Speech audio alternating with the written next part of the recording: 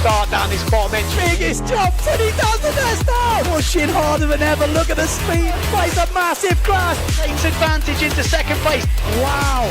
Nice drive. So tasty. Look at this. Super close. It's a massive A crash. great comeback in this Keep one. on that top two battle. That's the one we want to see. Welcome. Excuse me, my voice has already gone. We've not even started day number 4, but I hope you are ready for an action-packed day today. We are going to be finishing the women's Slalom-X today, so we will be crowning a world champion in Slalom-X for the women, and the men will still be going on today and into tomorrow. Did you check out yesterday? We had some absolutely crazy action, full fleet racing.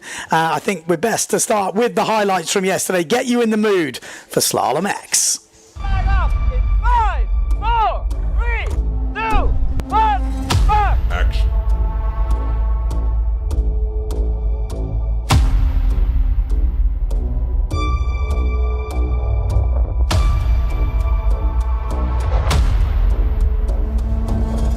Day number 3 here in Fuerteventura for the Slalom-X World Cup. And the big news this morning was the sausage was out and long distance full fleet racing was in. Yeah, pay attention, it's reaching 50 knots now. We have all the rescue team on duty. They are overlooking more than ever.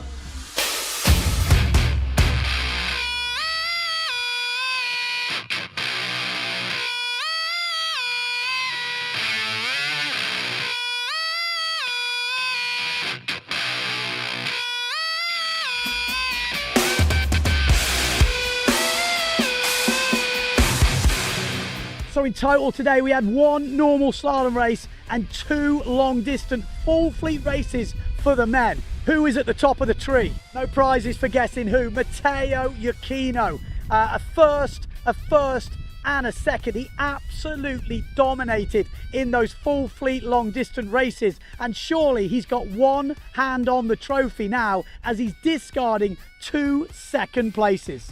In second place, Pierre Mortefon. Not his best day on the water, solid as ever, but if he was going to catch Matteo Iuchino, he really needed to put a run together, and he hasn't quite done that yet, but solid in second.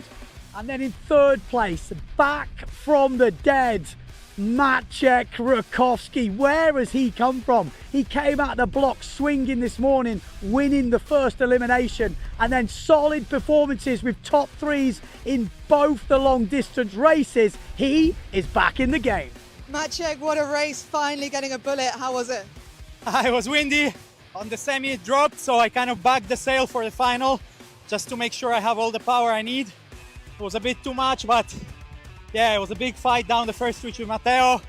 Nico Preen, not a bad day on the water for him. It keeps him in 4th place behind Maciek, and Tati Franz in 5th. We've got to mention Tati Franz though and Amado Vreeswijk. These guys were racing head to head all the way round and then are coming together at the last mark, and it was Amado who came off worse.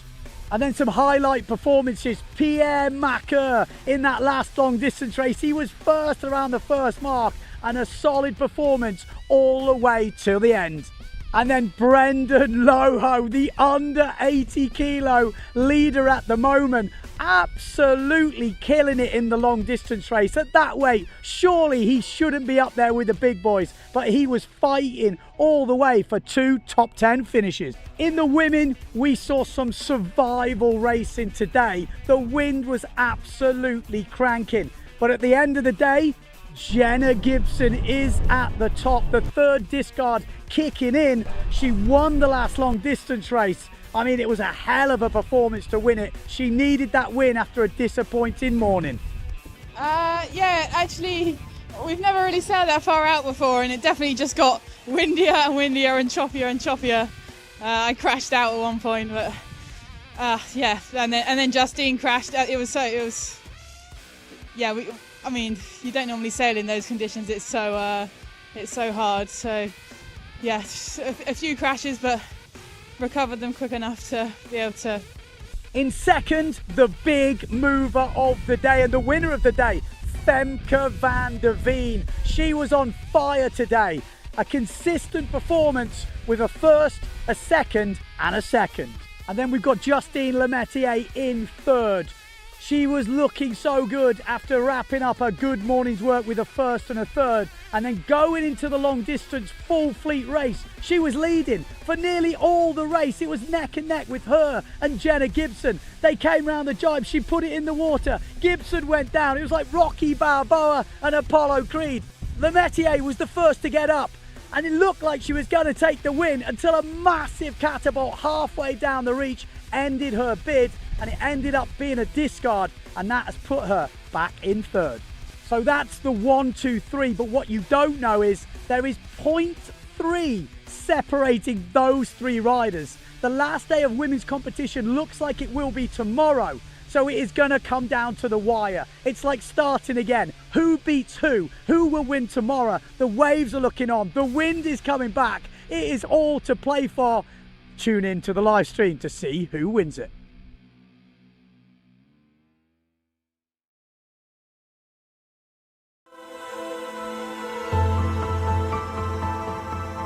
"22 million years ago, this island rose from the ocean floor, and it has been rising ever since.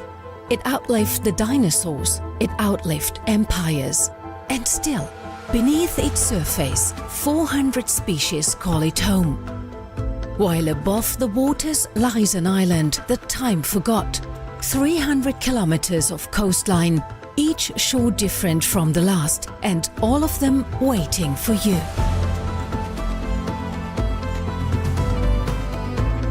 This is where the world comes to fly. 36 years of world championships have been written on these waves, because here the trade winds never stop, and neither do the athletes who chase them. The ocean is always open. But the island gives more than wind and water.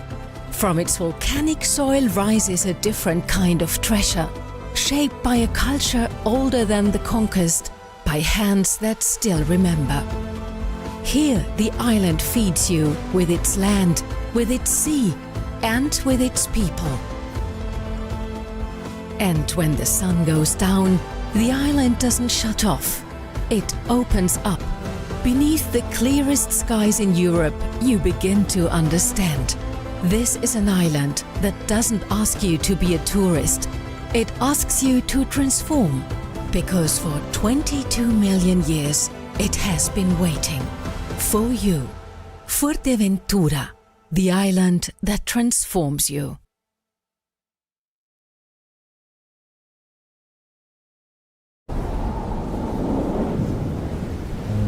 Aquí el tiempo se alarga.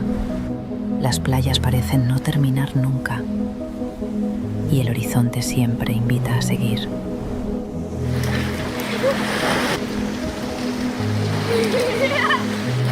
Un paisaje abierto donde el silencio y el viento forman parte de la experiencia.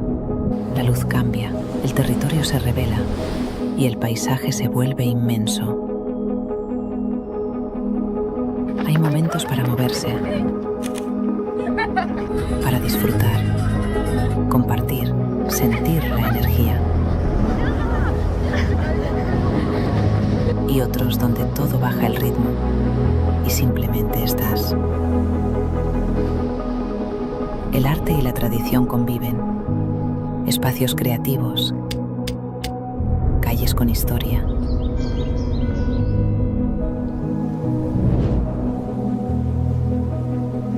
Sabores que hablan del lugar y de su manera de vivir. Y cuando crees que ya lo has visto todo, cuevas, roca, mar.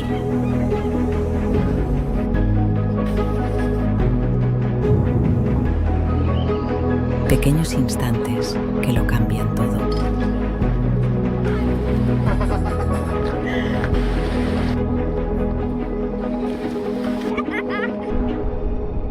Playas de Jandía no se explican. Se viven.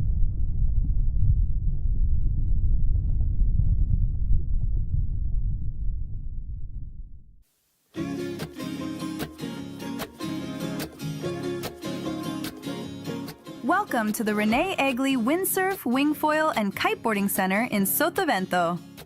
It's the ultimate water sports playground with loads of space for everybody. Fantastic conditions and all year-round warm temperatures make Sotavento a paradise for windsurfing, kiteboarding, and wingfoiling. In addition to the open sea, we also have a wonderful tidal lagoon. Check out our website to find out the best dates to enjoy this flat water paradise. Our rental equipment meets the highest standards, and we have ordered the latest gear for you.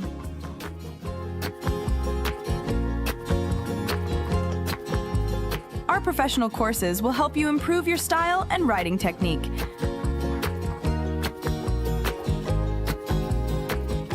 And with the Meliá hotels nearby, it's only a few meters from the bed to the board. Come and enjoy our water sports paradise.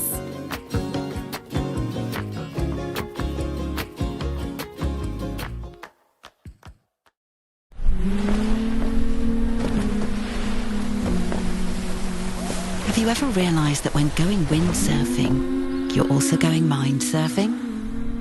Is this family so relaxed because they're on vacation? Or is it because visiting the volcano is also included in their vacation? If you feel at ease while being in contact with nature, imagine being in contact with this biosphere reserve.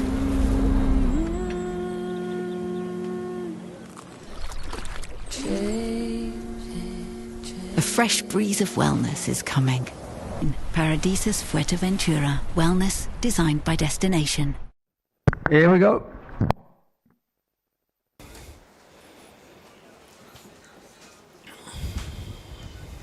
We're live. Okay, we're back. We are back for action. We are getting ready. We've got about, 15, 20 minutes until we're kicking off with live action. But I did go round the pits this morning. I'm not sure if I introduced today as day number 3, but we are on day number 4, obviously. So we're going to go and have a look around the pits. We have, like I said, hit behind the scenes, see what the riders are thinking. Let's see what they had to say.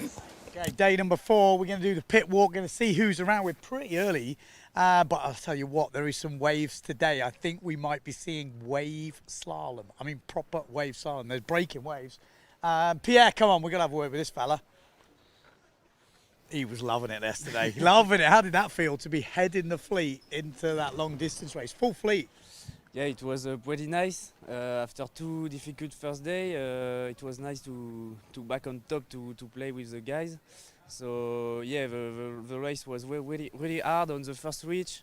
Big swell, very windy. Well, how are you going quicker on that first reach? Because obviously every start we usually see is on starboard tack. It's a little bit different down the swell. Obviously that full fleet race yesterday is into the swell, yeah. And so we don't get to see who's quick there. So you're obviously one of the quicker guys going out.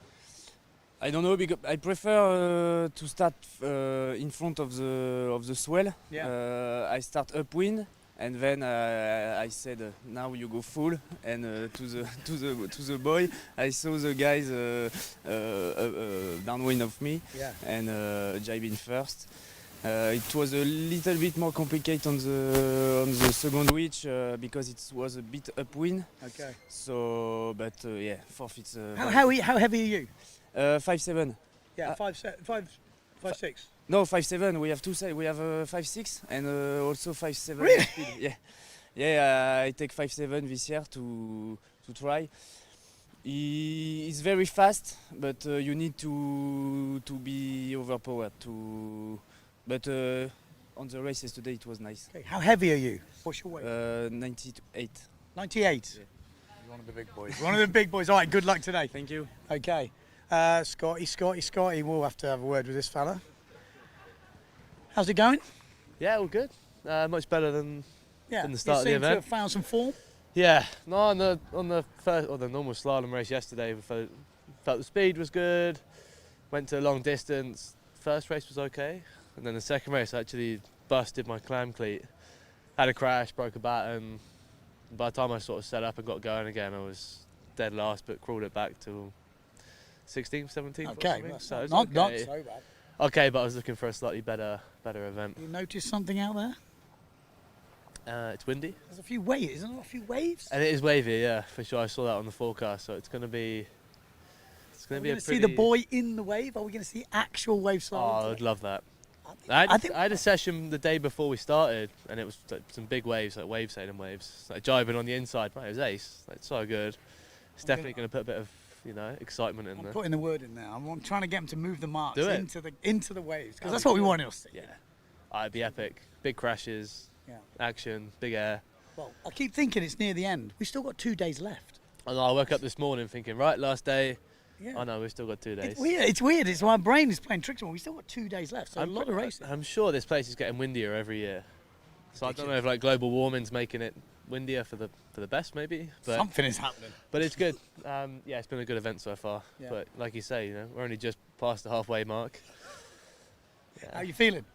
Yeah, all right, not too bad. Every morning I wake up, I'm a bit like, but you get up, have a coffee, and get to Ready it. to So, go. yeah. Right, let's go. Let's go and see who else is around. We're going to try and find Mr. Brendan Loho. He is in there somewhere. Before we go there, we can just see this fella, Mr. Pierre Mortefont. Obviously, we're just saying to Scotty, we're far from the end. We've still got 2 days to go. Yes, exactly. It's a marathon, not a sprint, as they say. Yeah, and I think everybody now start to feel it a little bit, especially after the 2 races yesterday afternoon. So yeah, it's time to go. Okay. Good luck. Let's let him get prepared for today. He's got a big one trying to chase down Matteo Iachino. We're going to have a quick wander through here. Hey man, let's have a. We're going into the depths of the tent here. I don't know where we're going to lead us. Word with the girls. Here come the girls, girls. It's close at the top. Couldn't be closer.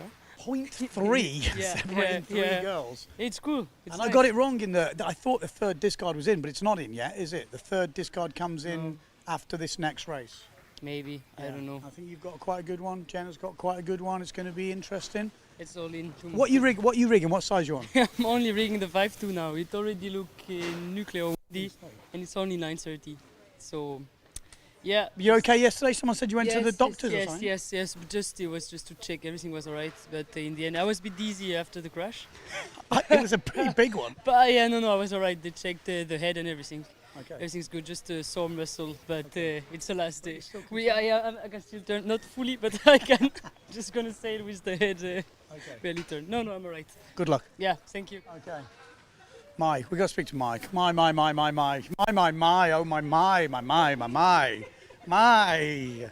So close the other day. Yeah. I was so close to win a race every day, so. It's coming. Yeah, I hope today. Today's the day. Yeah, I hope. I'm going to do all my best to win the race today. Okay, good luck. Thank you. Okay, she's going to do it. I feel it. Hey, hang on. What are you? You're not in this event, are you? I'm way down. Sorry. The young boy, he's 15 years old. Yes, that's it. 15. How's he getting on? Getting on. How's he doing out there? He was good on the long distance, which was not unexpected. And yes, we guess he's now on the podium under the 80s. Under the 80s, yes. Wow, and he's way under 80. Yeah. 66. 66. You said it's the devil. Come on, the lightweights. All right, good luck, mate. Right, where are we going now? Where are we going? We've lost him. I found him. He's all the way at the back. That's why we never find some of these people. Look at him. Here he is. That's what sail size he was on. A few people were asking me, you're quite tall. I'm quite short, actually. Yeah. How are you going so fast? Still works really good. I managed to tune it good. I have the markings and everything on the sail. Did it surprise you how well you were doing in the long distance? Yeah. It surprised me. Yeah, it surprised. I don't know. I just had a good start, and then I was just trying to not fly away, basically, because the chop is insane out there. And then, I just really try to just keep a constant speed throughout the whole race. And I think I'm missing a few kilos to keep up with the big boys on the reach back. I was going to say, on the way out into the swell, into the chop, yeah, you look like you're freaking just so comfortable. Yeah, no, it was actually pretty nice. Then I was trying to lose. I think in one reach I had like 4 jumps, but that's also just because I can't keep the board down with the weight. But then on the way back, all the like bigger guys like Maciek, I know he rolled me over. He rolled me, Pierre as well, and yeah. What size board you on? The 88. 88. How wide? 61. 61. 61 wide, yeah. Pretty impressive. Well, not pretty impressive. Very impressive. Have you heard what they're going to do today? No. I heard they're going to put the. I'm making a rumor here, but I heard they're going to put the boy in the waves. Those massive waves. That's interesting. Just shouldn't miss the jibe then. That's about it. Yeah, exactly. Don't do that. All right. Good luck. Thank you. All right, man. Where else have we going? Jenna Gibson. We found her. See, that's when you go to the back end of the tent. You find all these people. You're back in the front. Yeah, somehow. Yeah. It's been a tough week in the women's thing. We've seen some races that look like pure survival. Yeah, pretty much every race though. Yeah.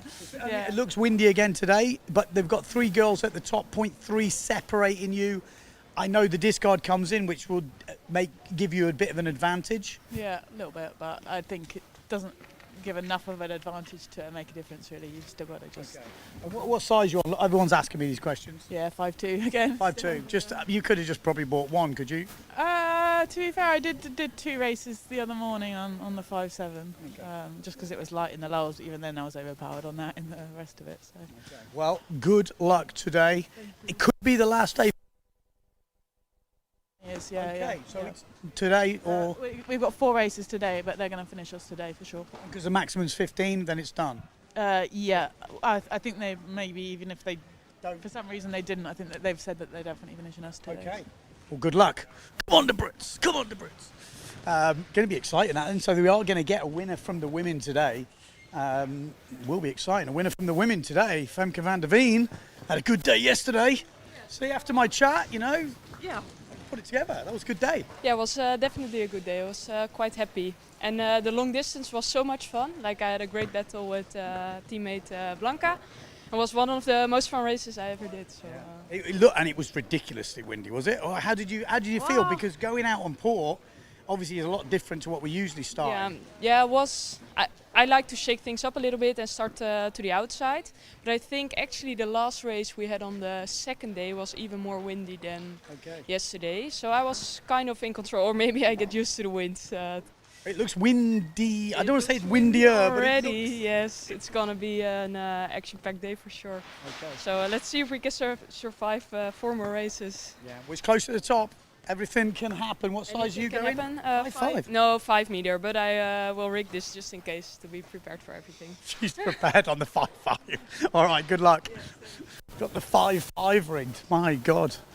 There's some of the boys ain't got that bigger rigging. Jimmy, another good day? Another good day? I hope. Yeah, no, you had a good day yesterday as well? Yesterday, yeah, well, it was good, Yeah? was good. I just fall on the first long distance at the jibe, but I finished 9 and 7 after. Solid, yeah, it's good. More wind today? I think, yeah.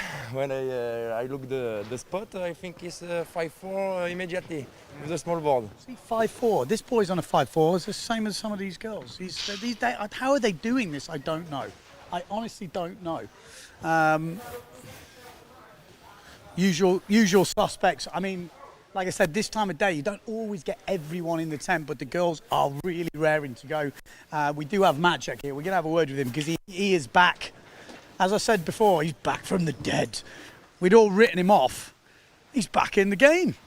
Yes, let's talk about it. In the zone. I'm just saying, you're back in the game. It's still a long way to go.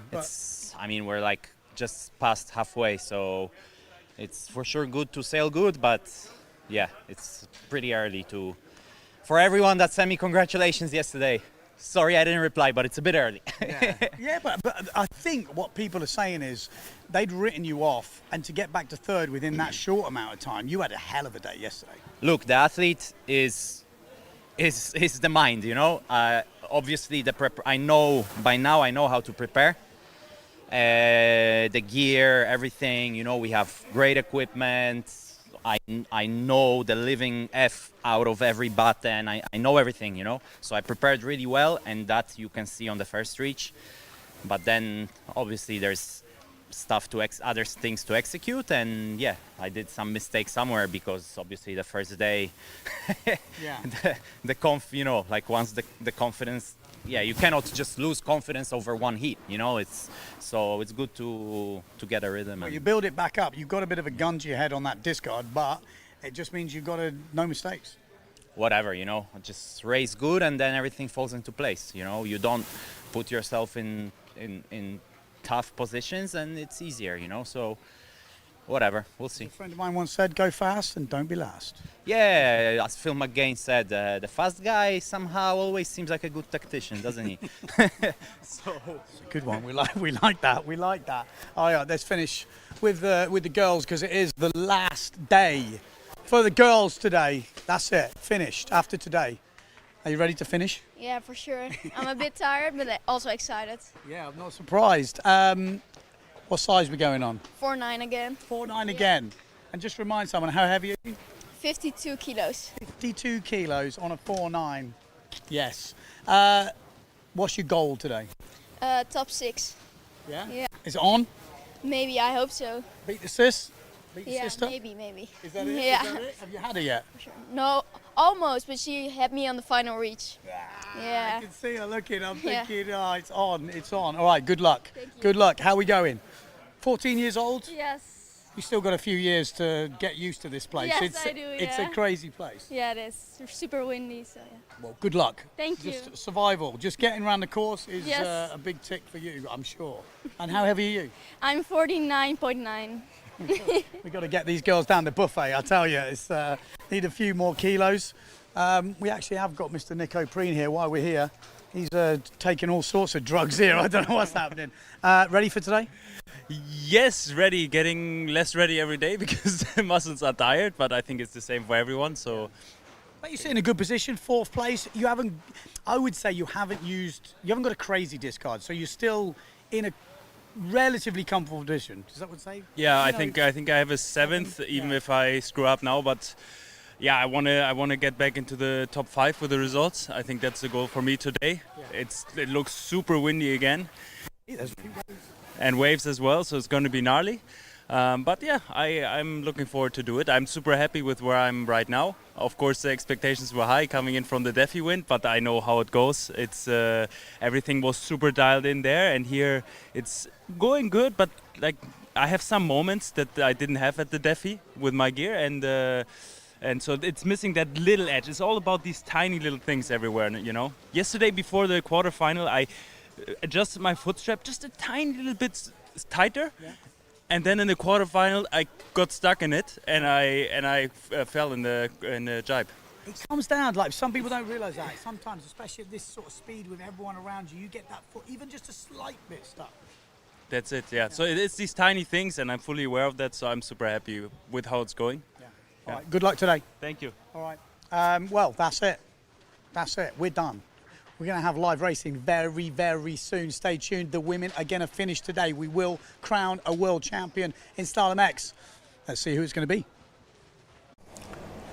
Yep, there we go. That was the walk around. We are ready for action. Well, I say we're ready for action. Are we ready for action? We pretty much are. There's the boys on the grandstand.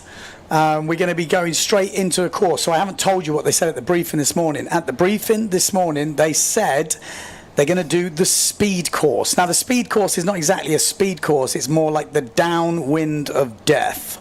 And it's like the super choppy one. So because of this course, I think Tristan Algre has decided he's not going out today. And he sat with me in the commentary booth. Tristan Algre, why are you not out there? Man, I want to stay alive. I have a lot of work next week, and yesterday I crashed so many times already. I think a lot of people saw the crash, and yeah, the speed run is probably the worst idea. It was gnarly, that crash. I mean, it was tricky, yeah. You know what? We didn't see it live. We saw it in the highlights, but what I did hear was I heard it from here. So they changed the camera angle, and then I heard, oh, and I was like, oh no, he's gone, and then we went back to you, and you were I was on the water almost doing a speed loop, but I was fighting with Sasha, who is actually coming from Guadeloupe. Yeah, you're both live in France now, and he was pushing so hard. We had a nice battle during all the heat. I was dead at the end, and he was a little bit downwind, and I think it's the best trajectory to go to the finish line. And I was fully downwind on the chop, and it was crazy windy. I could see your board giving a bit like, whoa, and it was, It's tricky, like come back in this condition. I was talking with Amado and Tati before, and I'm not doing any gym anymore, and I think the gym is really useful to keep the body alive and protect all the muscles and stuff, and I'm not doing this since 5 years. Yeah, well, it's good to have you here in the commentary booth, and obviously we're going to talk a bit more about that in a bit. We've got the qualifying round coming up first. We've got, we've even got a French-speaking man next to me, so maybe he can help me out with these French names, because apparently I butcher them all. So you can read me through the names who's in this heat. Abel first. Abel is a young guy from the south of France. Lambeau. Lambeau, exactly. I was doing IQ foil, and he's young. I think it's his first event. And there's a lot of kids here. I think it's tricky for them, but it's a good lessons, let's say. Yeah. So there's Theo, Dilelo. I'm pretty bad too, huh? Oh, I'm going to say, I'm already feeling better, so that's okay. No, yeah, pretty good actually.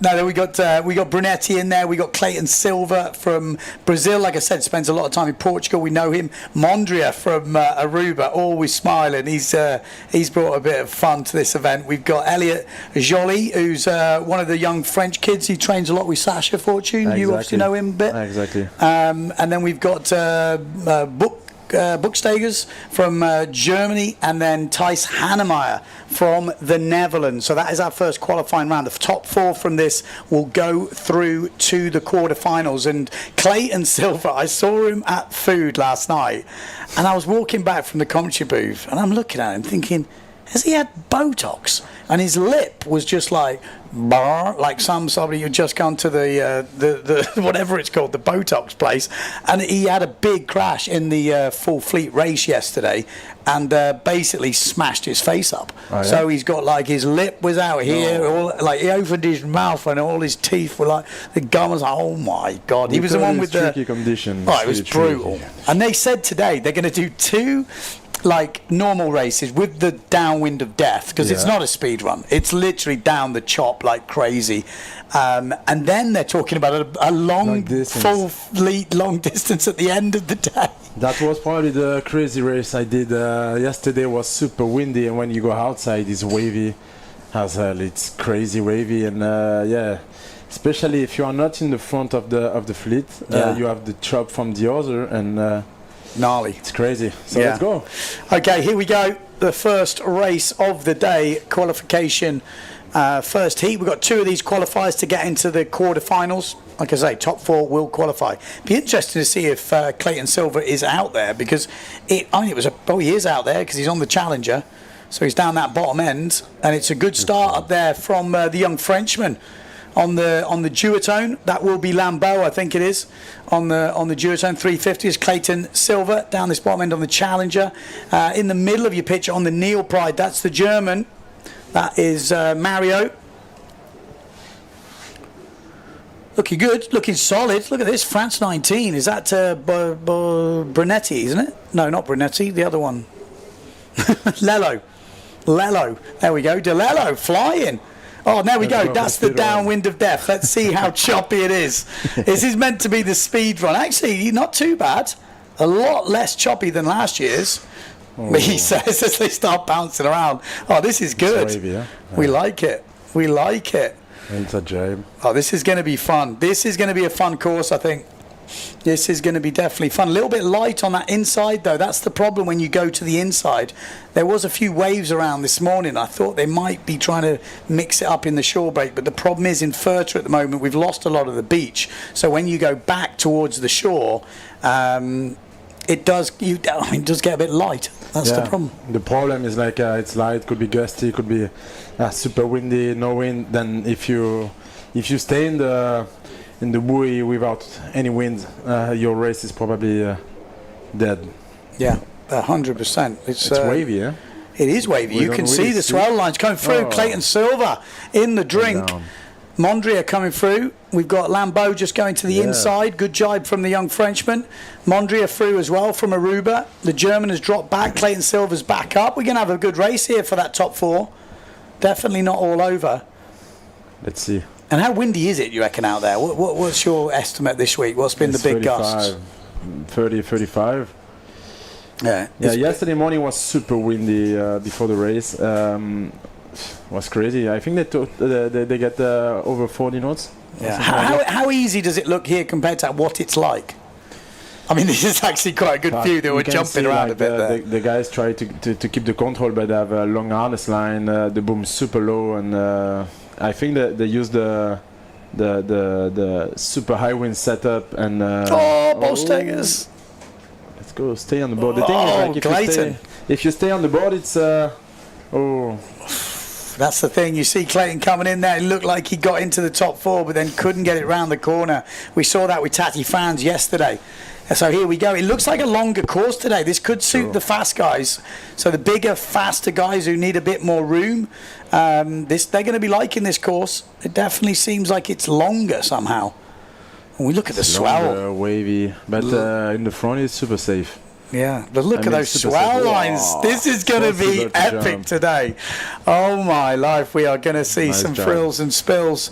So looks like Delello round already.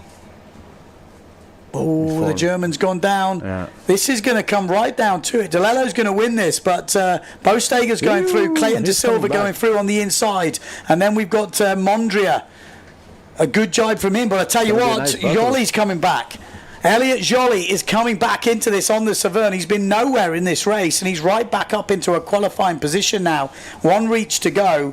We've got Delello right out in the lead on the duotone. Then we've got Lambeau. Oh no, the German stayed on. Yep. The Neil Pride is still going. Yeah, the Neil Pride Bostegers is looking all right here. No, he's looking solid. Elliot Joly, though, has been the comeback kid here. He didn't have it all his own way. Mondria's not giving up. This is right on the edge here. Both of the riders on the edge. Oh, and Clayton De Silva down the bottom end. Clayton Silva's not giving up. This is going to go all the way to the line.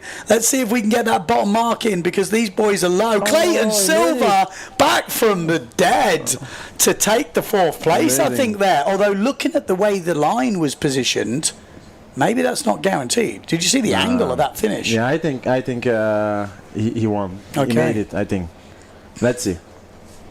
Well, that was a good race. I mean, this is just a qualifier. You can imagine when we kick it into that main quarterfinals, we're going to have some absolute action. And obviously, as I said earlier, the world champion in the women's division will get crowned today. So whatever happens, the women will finish.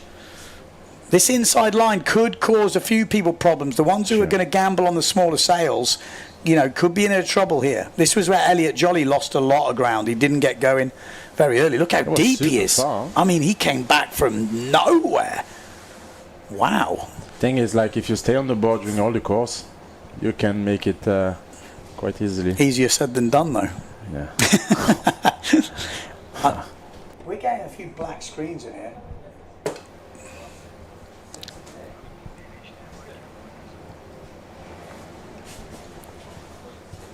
Yeah, so this is just a highlight of the race. Clayton Silva there, you thought he'd absolutely messed it up and it was good night, but as we saw at the end, he came back from that. He went down 2 times and managed to qualify. Yeah, impressive stuff. Impressive stuff. Like, at this point, you're thinking, no chance. There was a bit of wobble from those boys. It's happening about now. It's getting worse. Oh, that was it now. Oh, Mondria. He was going. He really was. And Clayton seemed to just hold it together here. The thing is, like, if you are low, the low one, the last reach, it's like you have a kind of an advantage, let's say. And it's helped a lot because you don't have the chop coming from the back. Yeah. That's helped. You can push a little bit more. So I tell you what, we have to keep an eye on that finish line, though. It's really that will be that won't be as simple crazy. as you think, because they're going to be finishing right on the run, and sometimes the lower guy can actually go over the line first. We've seen it before. I can't remember where it was. There was somewhere ridiculous, maybe Silt one year. It was causing all sorts of problems. People who thought they were already through, and then people were coming down the bottom end. Full French, almost full French. Yeah, we got so we've got Ginoli in this. We've got Francis, the young Jean-Luc. We've got Fasquel. We've got Leemans from the Netherlands. We've got David as well, and Tristan Algray's in this. Good luck, mate. I gave up. And then we've got Bosselli as well. Any of those guys you want to talk about? You know any of those? Yeah, the French guy. They arrived when I left the tour, and I don't know much of them, but they are super nice. I talked with them on the tent. I saw them in the Defi win, and they were super nice. There's a super nice French group, and with good mindset. So it's really friendly guy. There's a good young scene coming through. Yeah. It feels like there's another push, which is always good to see. And there's still a lot of French guy on tour, especially here. I was really surprised when I saw the first elimination with a lot of French. Yeah. And I think they're still motivated, and I think they are doing a great job in the sailing club in France. They keep running the French tour, and that's helped a lot. So let's go. Yeah, let's go. I don't miss this one, huh? No. To be honest. It looks pretty wild out there. We got a few issues with our monitor, so if the commentary does go, there we go. Easy start for the Patrick boys there, or were they? Were they good? It looks like Fasquel up in first place. We've also got the very young Francis. Jean-Luc Francis. Super solid. 16 years old. Super solid. Took out Jordi Vonk in the quarterfinals yesterday. I mean, that's a good scout, isn't it? That is a good scalp. Who else we got in there? Let's see the one. Let's go. Ginoli as well, down the speed run. So we got Ginoli, we got Fasquel going down there, we got Jean-Luc Francis. This is your top three. Look at this. Love to see it. Whoa, Jean-Luc Francis. We are going to have some fun today with this. Jean-Luc. Oh, my life. He was nose down there, and he did well to save that. Let's go, boys. Wow. So there we go. That's what we've got. If you are just tuning in, we've got the downwind of death. You just saw the spray. That's Ginoli. Now you have to go downwind, and that's the tricky part of the race. Yeah, fourth place still up for grabs. Obviously, four guys go through. Scott Fasquel leading, Jean-Luc Francis and Ginoli in second and third. These guys can kind of cruise now. Cruise, if you can cruise in these type of conditions. But some long reaches. This is almost as long as it's super long, huh? Yeah, really long. It's going to really suit certain riders, I think. Thing is, you see on the screen there's a windy part on the course, and the starting area could be super light sometimes. For example, Bruno Martini, for example, yesterday. Bruno Martini yesterday stopped on the starting line, and it's a tricky condition. Well, 851, he's in the game here, isn't he? He's in fourth place, Bosselli. So we got Bosselli and Leemans. Huh? Yeah, Leemans as well. So we got the Dutch versus the French for that fourth place at the moment. Fasquel up in the front, Jean-Luc Francis as well, right up there. He's flying, isn't he? 16 years old. He's an animal, man. He was a 5'7", so. Really? Yeah. A 5'7"? That's insane. Wow, look at the speed. Like I say, took out Jordi Vonk yesterday in the quarterfinals. Obviously, Jordi went down, but to hold him off, he was there or thereabouts. It's crazy. Here we go. This is Bosselli staying in fourth place. He's got Lemons behind him. Oh, Bosselli, that didn't look great. No, it's not great. He's in the water. He's in the drink. Look at this, Jean-Luc Francis, 16 years old, holding it on here, leading this qualification round. Round the outside. Oh, nosedive does well to hold it. Or does he? With Froze. He has made it. Fasquel, I think it is, who just dropped in behind him. Lehman's coming through. Oh, man, it is carnage out there. This is just a qualifier. We are Can't in wait for to a see good day. The big boys. It's still not all Look over. the wave. Oh. Lehman's just can't even get the rail in. It's so crazy. windy. Is this fourth? No idea, actually. This is fourth, I think. It is fourth. Boselli's Hey. back in the game. It's not over. not finished, huh? It's not finished. We've seen that on this last reach. Anything can happen. John-Luke Francis, what a race from the 16-year-old. He is going to qualify there really cleanly. We've got Fasquale and Ginoli look like they've got it. And then Lehman's here, looks overpowered. Boselli looks too far back on this shot. Thing is, like when you finish this race, you have to go straight to the starting line again. And broken. you're already dead. Yeah. That extra one is hardcore, isn't it? And then you're going against the seeded guys who are in theory better. So you've got to push even harder. They are fresh. The guy there, they are fresh, and you are dead. And yeah, fight against the guy. But at the end, this could be a warm-up. Depend the way you take it.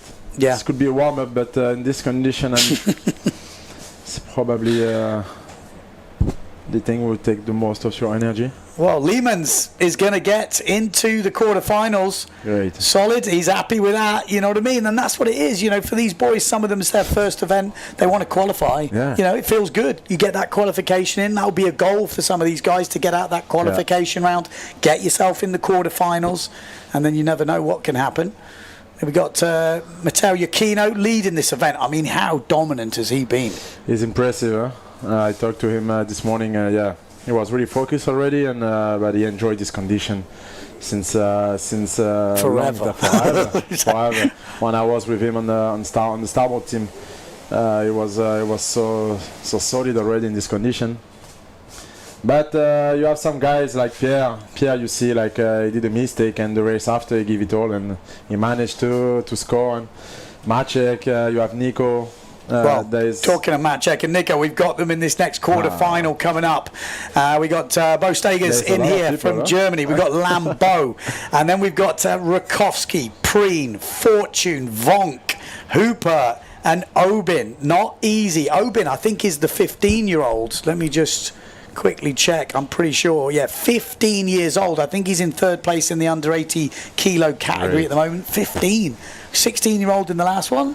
It's cool to see, man. Cool to see. There's a young generation coming. Hey, Lohan Jules. So he's from Guadeloupe? He's from Guadeloupe. I saw him grow up. And honestly, he's a beast. You saw the body of the guy. Yeah. And also his mindset, he gave it all. And yeah, he really want to perform here. This is also the only event of the year, and he want to show that he have the potential. Unfortunately, we don't have a condition like this in Guadeloupe, so he have to travel a lot and also spend a lot of time in south of France with the French team. Yeah. But yeah, I think find this kind of condition, train in this kind of condition, is difficult for everybody. You have to go to the Canaries or Tarifa or whatever. And what he's doing here, especially in the second day, he had a pretty nice day. Is that his best result? I think third. I think he was in one race, which is his best result on the seven. Solid. Yeah. He's got the speed, man. He's definitely got it, and he's still young, isn't he? He feels like 23, something like this. Yeah, you know, young. And he's motivated. That's the thing. He's the teammate from Heavy and S2. So yeah, we spend a lot of time together, discuss, and he's also super active in Guadeloupe with the event we organize. So he's a good guy, and yeah, he's super friendly. The guy he just enjoy what he's doing. And let's see in this condition. I know it could be really fast. I think if we take a good start, he could do something nice. Let's see. Yeah, let's see. Yellow flag is up, so less than 2 minutes to go until the start. There's Leemans. He's probably going to get back out there. He's in later quarterfinals. So yeah, in this one, hang on, I've got the wrong one up here. I think people don't realize the condition. No, they definitely don't. It's crazy. They don't. It's so hard to comprehend it when you look at the screen like this, because it just doesn't do it justice for how gnarly it is. It looks cool, looks epic, looks great, but it's much harder than it looks. That is, I posted something yesterday on Instagram, and you see the difference between the pro and the amateurs. And the pro, they are ready for this. They do a lot of gym. They do they train in this kind of condition. Like the random guys can hold the gear in this condition. Yeah, it's brutal. It's brutal. Crazy. Okay, getting close to the race. All eyes on Maciej Rakowski. Can't really afford a mistake. He's really got himself back into this. As I've been saying, he come back from the dead, really. I really thought his event was over. I thought he'd done it, but he came back so strong yesterday. But he hasn't got any room to real wriggle. He's got no discard. His first discard's a 16. So if he's anything outside, or whatever he will count inside the top 16, will be a counting result for him. People like Preen, who's just behind him, has got a 7th. So if Nico's 8th, he will actually count a 7th. Whereas if... it's light, huh? Yeah, I was going to say, it looks not what we used to see. And maybe there's a big bit of swell as well. They got stuck behind the swell. Ooh, that was close from Maciej, wasn't it? Maciej Rakowski pumping off the line like an RSX race. My God, Preen was just behind him. We got down the bottom end is Jordi Vonk. We got Clayton Silva. We've got really problems with our monitor at the moment. Yeah, William on the back.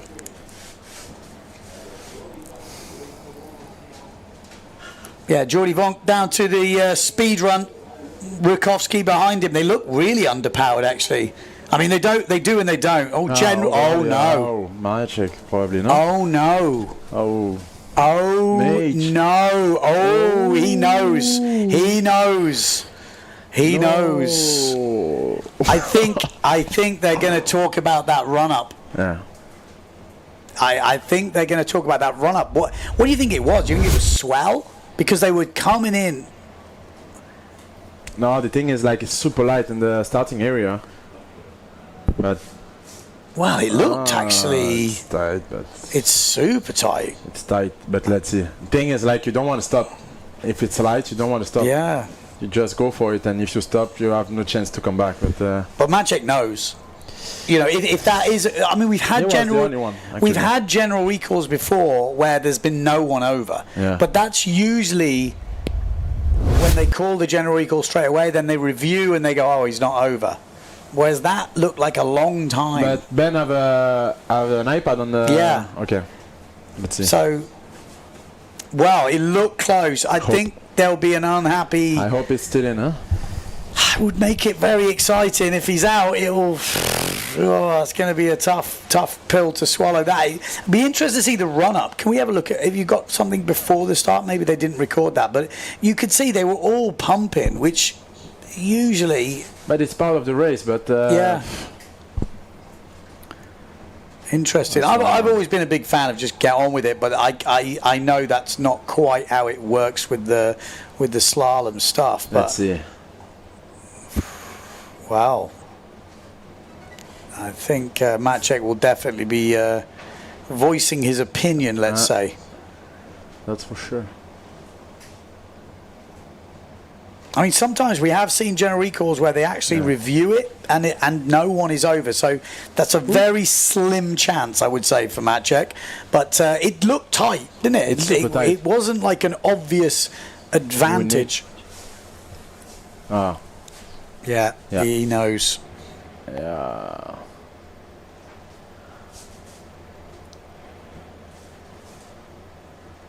Yeah. Well, like I said this morning, it's with that 16th place as a discard, it's like a gun to your head. Like, you cannot afford any mistakes, let alone... Ooh. It's Pierre. No? Yes, it's Pierre. Ooh. Pierre broke the mast. Wow. Well, better to break it now than in the heat.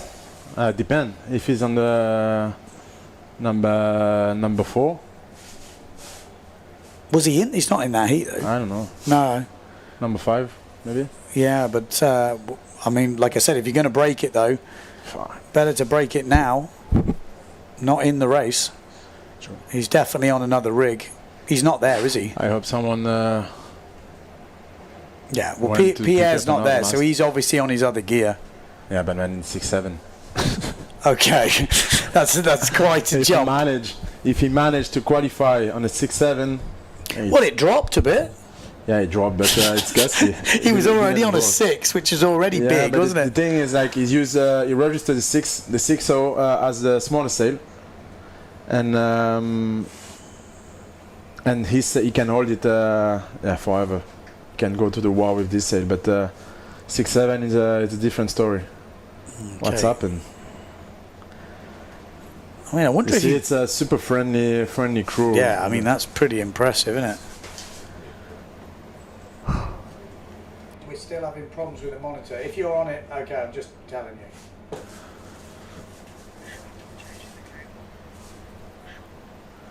Ah.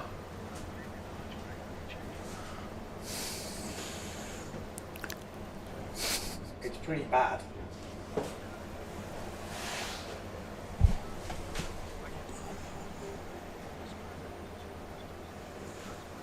Oh.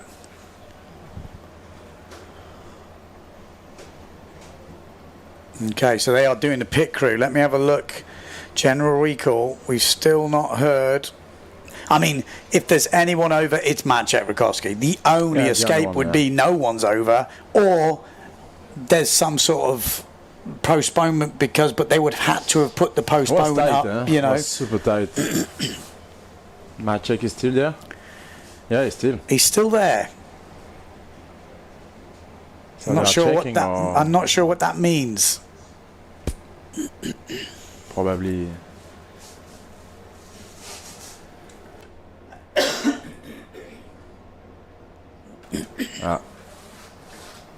I saw him jibe.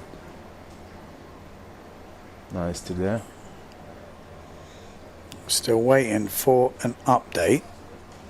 I mean, like I said, if I had to call it on what we saw, it looked okay. Yeah. But, you know, they've got the iPad, they're looking down the line. They have a different vision on the boat. It was tight. Actually, it's a bit like offside, you know. It's you're either offside or you're not. It doesn't matter if you're offside by a millimetre in theory in the football, but it is a bit like that. Well, it's Pierre. He went with the 6-7 for sure. Man. I'd always feel weird someone rigging my sail. I don't know why. Yeah. It's, you know what I mean. I don't trust. No, I'm always like, oh no, I don't know. I'm not quite. Like the sail is full of sand. Yeah. They do what they can actually. Yeah, no, they're doing a good job, but it's just one of those things, isn't it? I mean, he obviously pretty impressive. He's got the full pit team. It's Formula One. Yeah, pretty much is. Well, there's no no update just yet. Just says general recall. I don't know what's happened, if the mass break or alone. Oh. Hang on, we've got a few things here. Brazil 777, which is Clayton Silver, disqualified for sailing in the wrong heat. And pole 23, PMS. So premature start for Maciej Rakowski. Crazy, the guy.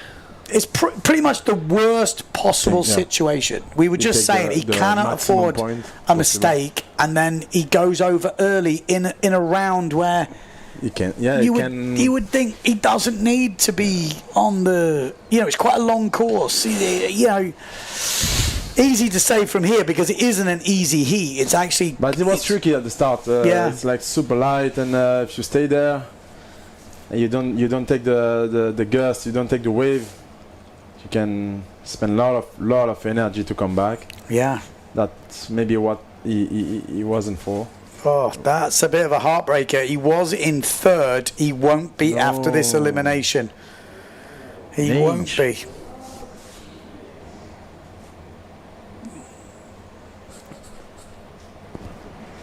Can we have another look at the replay just while we're sitting here? You know, just if it's handy, we may as well have a little look.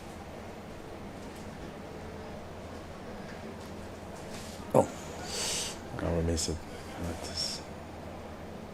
I mean, he was a good bit ahead of everyone else.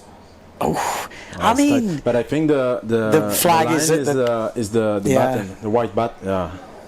Yeah, it's not much, is it? I mean, it's one of them. If your team scored an offside goal, you're like, come on, it's only his toe. Like, it's just his toe.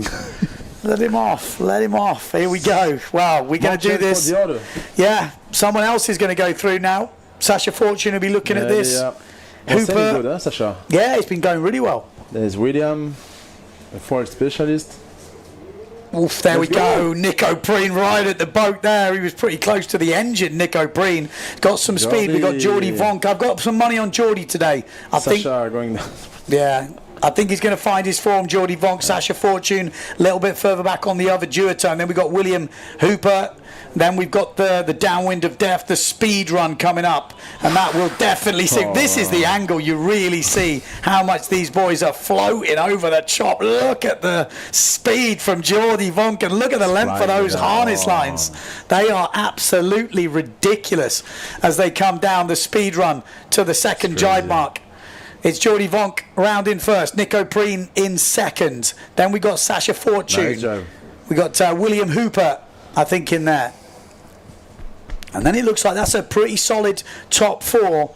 And we got one of the other long outside one. Yeah, well, look at that. What's one of the loft ones, which is 1001, which is Obin. That's the 15-year-old. So he's still in the game here. Obviously, Hooper looking good in fourth place. At the front, though, Nico Preen now overtaking Jordi Vonk. He loves to go on the way out, Nico Preen. Nice jibe board goes. You could see that swell as he jibed down. It manages to hold it. Jordi Vonk as well. It's going to prove very difficult on that outside line. Then we got Bostagers and Obin. Great jibe from the 15-year-old, and then another good jibe from Lambeau there. Another young ripper. So we've got plenty of young Frenchies throwing it down. Like I said, 15 years old, and he's fifth place at the moment. Any mistake from the top four and he will be in a qualifying spot. This is the first of the quarterfinals, but Nico Preen leading this one at the moment, and he could be jumping up to third place after this elimination if he can throw down a good result. Maciej Rakowski already out in the first round. It's a disaster for the Polish rider. Nico Preen is safely round. Then Sasha Fortune, Jordi Vonk, all in there. Obin, will he get a chance? Will William Hooper give him an opportunity? Come on. Goes a little bit wide here. Oh, and the German goes inside. Bostagers comes through. Lambeau comes through. Good jibing from Lambeau. Look at that on the duotone.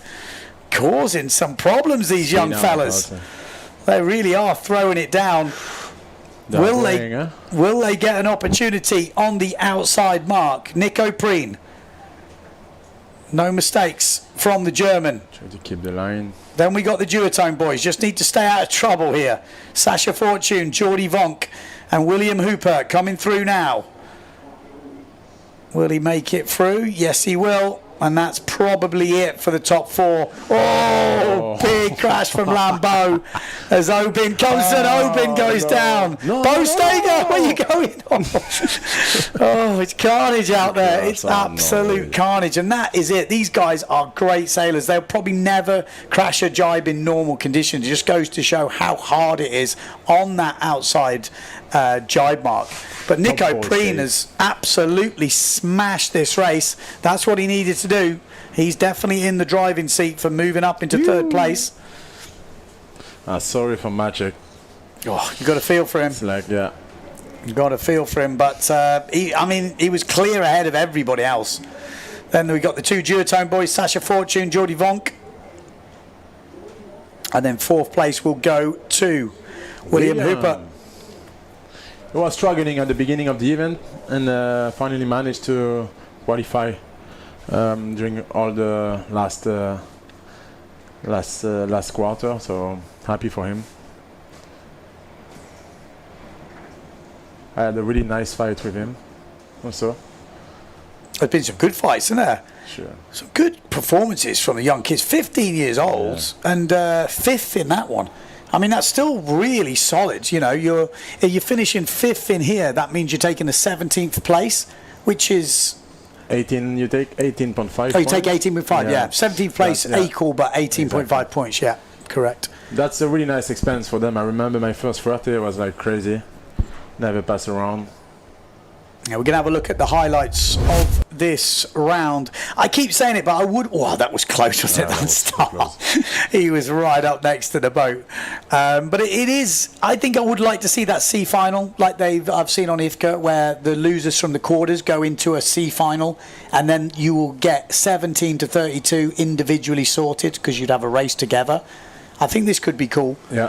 Yeah, true. Especially for the weight categories, you know, they'd go against each other, which I think would be great. We're going to see some great racing and some big changes, I think, today. You can see the way that swell is. Nice. The drive are super nice from the kids. Yeah, that swell is. Someone saying, "Why is Tristan not racing?" I'm tired. I'm not prepared for this. It's war, guys. You don't realize. Exactly. Look, the guy. This is more what it's like. This is the realistic view of it. No, the thing is, like, I need to work next week, and honestly, the first speed run is probably the worst thing can happen for me. I already crashed 2 times yesterday, pretty hardly, and yeah, I'm tired. It was a super nice experience. Let's see if I go on the water later, but it's maybe that's the tactic. Have a rest and come in fresh. Yeah, go for it. Then I take the plane and go back to work. No, but it's crazy out there, and yeah, it's honestly I'm not ready for this. Ludo said he wants his money back. No, I'm joking. Okay, quarter-final number 2. Pierre Mortefon is in this, so probably a good job there was a bit of a stall with that general recall. It might have helped Pierre Mortefon get back into it. Does he have the 6.7? Does he have the 6.0? We're about to find out. Jimmy Tieme in this. We've got Ingmar Daldorf, Alexis Mattis. We've got Pierre Bonney. We've got DiLello. Clayton Silva, we're hearing, has been disqualified because he sailed in the wrong heat earlier. And we've also got Tati Franz in this. So not an easy heat by any stretch. So yeah, let's see how it plays out. Quarterfinal number 2, and we've got the downwind of death. The speed run is ready to go. Does that look like a 6.7? It looks big, I have to say. Pierre Mortefon's sail looks big. 6.7. Let's see.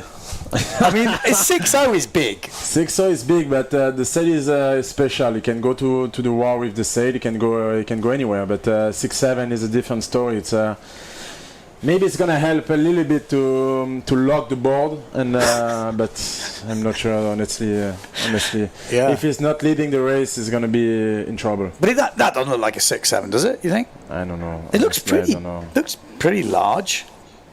I don't know. Yeah. Well, we'll soon find out, I guess. He managed to come in. It's quite a long way up, though, isn't it? Unless someone sailed it up. Well, I guess we'll find out. We've got Pierre Bonney in this, one of the bigger riders in this competition. 106, 107 kilos. What did you weigh in at? Me? Yeah. Just checking. 103. It's yeah. Is that the heaviest you've been? You know, yeah. I know. Probably. But I didn't jump on the scale since a long time, so I had no idea. For me, I was around 93. Did you have a shock? What did you used to race at? No. In fact, when I was racing, I was like 96, something like 97. Okay. But yeah, probably I'm eating too much. Aren't we all, man? Aren't we all? Okay, quarterfinal number 2 coming up. Like I say, we got some big guns in this race. Pierre Mortefon doesn't get much bigger than that. Needs to get his run on because we've still got 2 days left. Could have 5 eliminations. If he gets his run on, it's not beyond the realms of possibility. I mean, Matteo Iachino is really owning this place at the moment. But let's see how today goes. I'm calling Pierre Mortefon to get back in the game. Probably on 6-0. Managed to. This looks... Ooh, there's a few tight ones in there. Pierre Mortefon goes to the front. He took the sailor from Amado. Ah, there we go. Okay, well, there we go. He's actually had the best start I've seen him have all week. He's not really been nailing the starts. He's going to kill Jimmy. Yeah, first time I've seen him nail the start. So Pierre Mortefon out in the lead. Jimmy Tieme in second place. We've got Pierre Bonney down this bottom end. Tati Franz on the black sail up the top end as we come into the speed course. Pierre Mortefon, what sort of speeds do you think they're racking up down here? Can they touch high 30s? I'm pretty sure they can. Pierre Mortefon, look at this. It's such a great angle from the beach. You really get a sense of what these guys are dealing with as they bouncing down this. Tati Franz what a move from Tati, going to the inside there, letting it all hang out. The the GA boys coming through. The GA boys are going for it. Daldorf in this and Alexis Mattis, Jimmy Tieme all fighting it out at the moment for 3rd and 4th and 5th. But at the front, Tati Franz gets a bit of air on the way out here. Jimmy Tieme's been flying the last couple of days. He's really moved up the rankings. And look at the swell lines. They're only going to get bigger, I think, as the day goes on. But at the moment, it's Tati Franz on the outside. He was like a bouncing bomb yesterday when he took out Amado Vrieswijk totally by accident. Just couldn't control the chop. What a jibe from the GA boys. Oh, it's close. Oh, no. That was Alexis Mattis, I think, going down. And Daldorf manages to control it. Jimmy's back up to full speed as well to keep his great run going. Second place at the moment, Pierre Mortefond. Doesn't need to do anything more than that. These guys just control. Yeah, just control this. They don't want to need any heroics. But I think taking it easy in these conditions is also not easy. Thing is, like, you have to go. You have to pass the chop. You have to go full. Otherwise, you just get smashed from the waves. Yeah, but, it controls you rather than you control it. You're not under control. And Igmar had a pretty good week too. Huh? Yeah, he made he's solid. The final. Yeah, he's been solid. He managed to pass Jimmy. Yeah, I think Jimmy and these boys will be looking at this. They're quite clear ahead in 4th. Pierre Bonny coming through in the back. But you never know what's happened. Yeah, that last jibe is. There's no guarantees you make that last jibe. It must be a horrible feeling. Look at the air time. We're going to see some height from these guys today. Keep Ryan Tati Franz. He does love a big jump as we coming into the last jibe mark of the race. This is when we've seen a lot of problems for a lot of riders. Going really wide. Look. Yeah, just trying to pick that nice line, make it as easy as possible. Yeah, Pierre Mortefond inside. Daldorf, great jibe from Daldorf. And then Jimmy Tieme, does he make it? Looked like he made it. Yeah, he's cleanly round. Pierre Bonny coming through. Alexis Mattis doing his best to catch up. But from this position, Jimmy Tieme would have to do a Tristan Algray. We don't want to see that. Could it be known as the Algray? But obviously sitting with Tristan here, if you just tuned in, had a massive catapult on the last reach yesterday. It's been the loudest ooh we've heard from the crowd here in the commentary booth. We don't really hear the crowd because there isn't one, but it went. I heard it yesterday.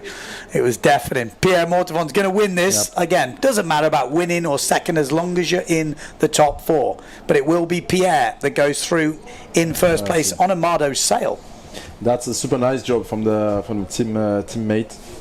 Yeah, Daldorf and Tieme. Look at the swell there. This will cause some bigger problems when we get in those closer races, when all the seeds are going together in the semi-finals and the finals. It's going to be bigger and bigger. Yeah, I think we're going to see some. We're going to see some. I'm so gutted for Maciek, actually. I really wanted that to be the fight, you know. Him with Preen, both on the same team. It's like, it's like it would have been a great fight. And obviously, Amado could come back into this today. Tati Franz is not far behind as well. So it's a shame. I know why he took his sail. Amado is on a 5-4. And Amado registered a smaller sail. Okay, gotcha. So he managed to take the. Good point. So for people who don't know, you have to register sails, and Pierre registered his smallest sail, a 6-0. Crazy that.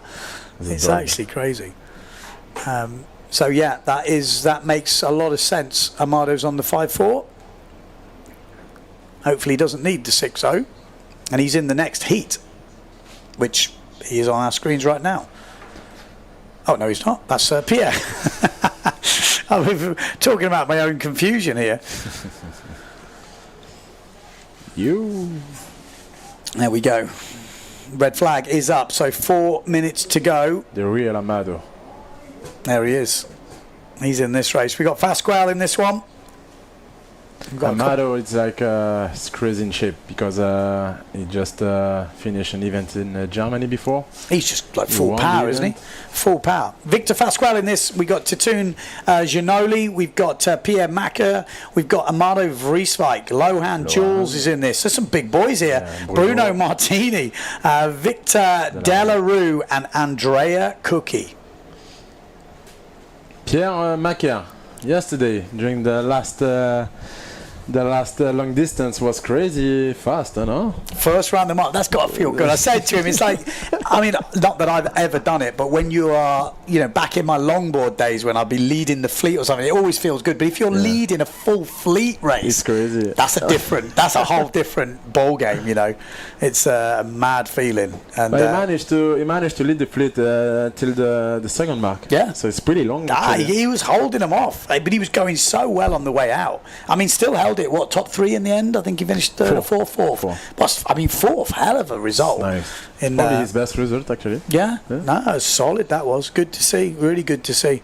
And you know, that's what it's like. It's a bit like if you play other sports. Sometimes, even if you're having a bad week, if you get that one moment of glory, that can keep you going. True. That one shot in golf, that one whatever shot in football. I don't know what it is, but sometimes whatever you're doing, that one thing can make your whole week.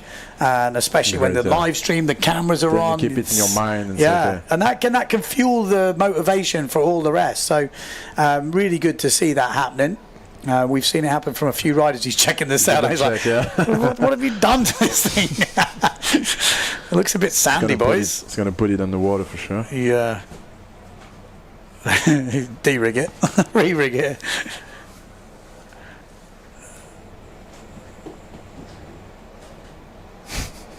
Or maybe because of the mast snap, maybe it's stretched a bit. You know, like you can see he's looking at something because it did snap. So the mast pocket. Yeah, maybe it's pushed it or something. I guess you're gonna have to try. There's the De Jongs. That's I think Lone De Jong. I'm trying to work out the helmets these days. I never. Oh, it's Bobby. I don't think. I thought she had a bright green helmet. Oh, it is. She's the older one. Yeah.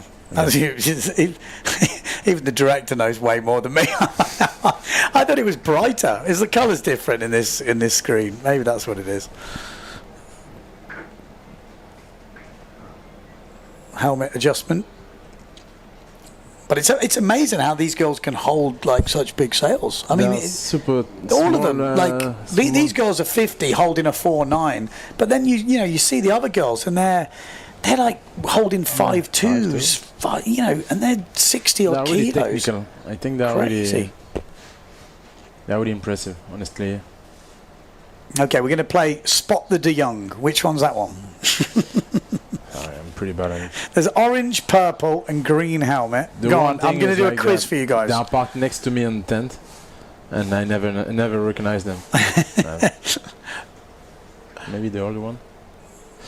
Okay. Let's go. Quarterfinal number 3 coming up.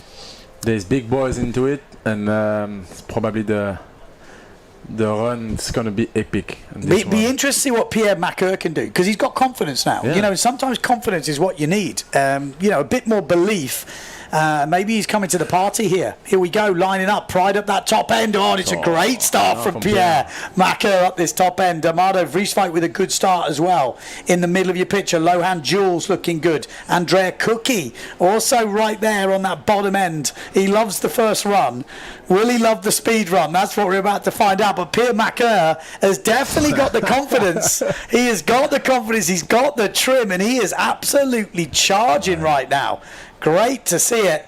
It's got a whole new leaf of life. Pierre Maqueur as they come down the downwind of death. Down to the second jibe mark. You got Amado Vrieswijk there. Lohan Jules not going to back off. Pierre Maqueur's got a really straight line down here. I think it's going to work out for him. So Pierre Maqueur round in first. Amado Vrieswijk in second. Then Lohan Jules in third. Andrea Cookie a little bit further round. A little bit of a moment. A jibe on the inside from Pasquale. Oh, come on, Bruno. Pasquale looking good. We've got also Francis, is it? Pierre is going really, really, really good. Looking solid when at the front. Like Amado on your back, it's like stressful. Yeah, Pierre looking really good. That long distance race has done him all the world of good here. So Pierre Maqueur in the lead. Amado Vrieswijk jibes to the inside. Great jibe from Amado. That was really stylish on the inside under a bit of pressure. Lohan Jules, good jibe from him as well. Maybe Ginoli. I can't quite tell who it is. It's not finished yet, huh? I'm trying to work out, is Francis meant to be in this heat? Am I getting this wrong?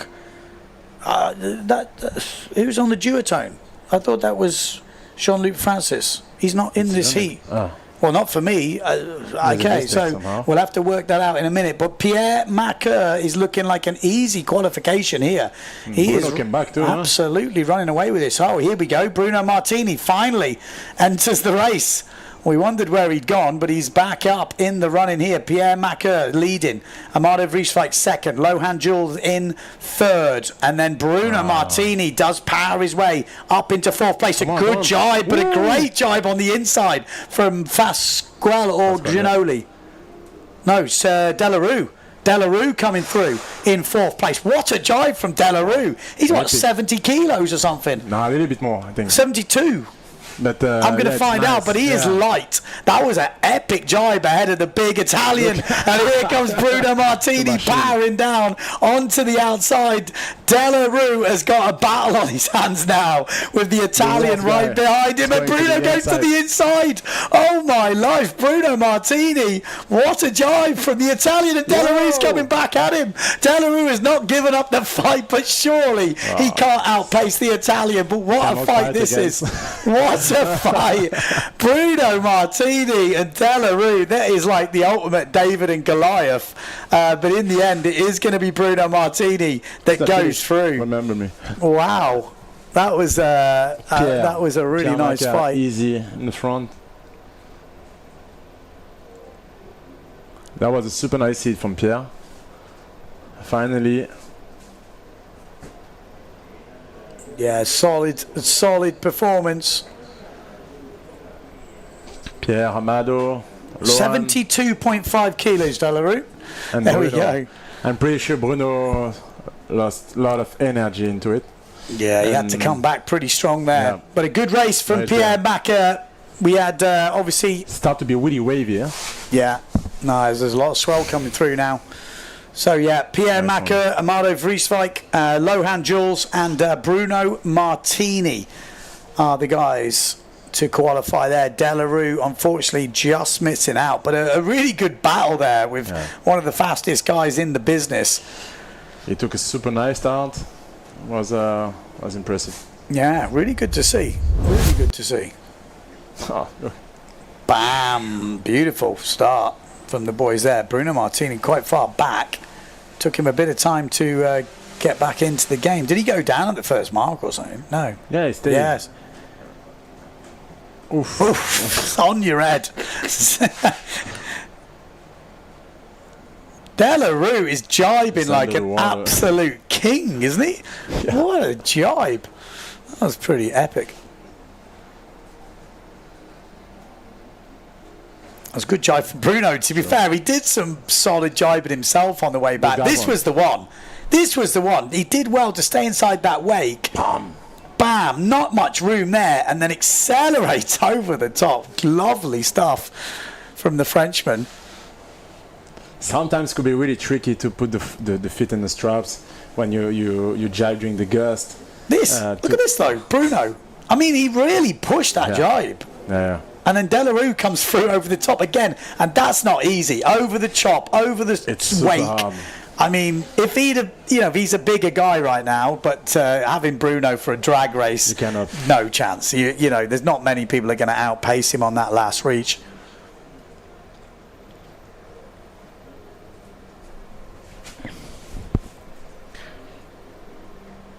Number 6, right? No, 5. We are on quarterfinal number 4 next. It's 5. Right. Yeah, quarterfinal number 4. See, I've got Jean-Luc Francis in this heat, so I'm pretty sure he sailed in the wrong heat there. We'll have to have a look at that, but I have a feeling maybe we might hear something.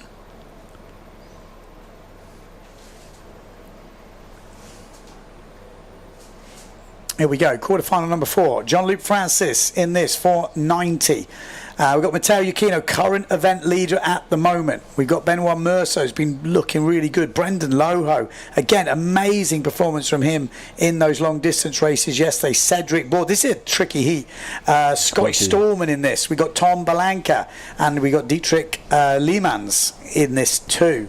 So not an easy heat there. We're going to lose one of the sort of, let's say, seeded bigger guns in this, like Storman, Board, Loho, Mercer and Giacchino. They can't all get through. Someone has to miss out. So Brandon was amazing yesterday. Ridiculous. Was amazing yesterday. I mean, I was blown away. I know he's quick, but I thought in the long distance race, going for it. Yeah, but he was having it, and he was on a 5.6, a 5.6, 88 boards, and was really stable. I saw him on the water. He's super stable. It just looked locked. Yeah, it's locked, and it's over the chop all the time. It was really impressive. Yeah, no, I was think really impressed. he had the experience also from the speed. Yeah. When it's super windy, you have to go downwind. You have to go for it. 70, what was he, 79 kilos? It's like it's impressive. It's really impressive to be holding it on with some big names. Like, it was great to see, actually. I think it gives a lot of hope for the lighter riders out there. And like we're seeing with the 16-year-olds, Jean-Luc Francis giving a really good account of himself as well, and plenty of others, to be honest. And So how heavy Benoit is? Mercer, Benoit, he's put on more weight. He's 90 kilos now, Okay. 91 or 90, which I think last year was like 85. Okay. So he's definitely put on a bit of weight.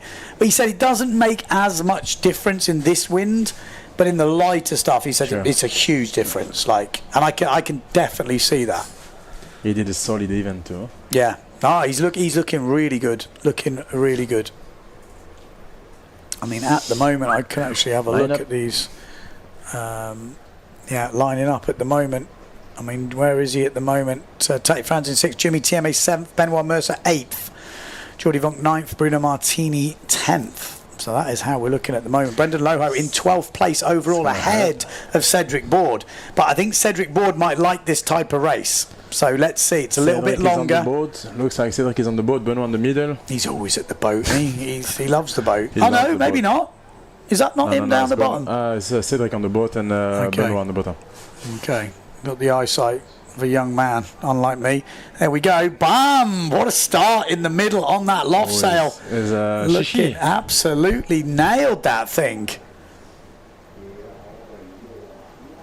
Matteo on the top. Oh, look, Matteo, man. Absolutely flying on the top. And we've got Brendan Loho here on the S2 Maui sails. We've got Cedric Board in the middle. So you can see Loho just behind with the yellow helmet.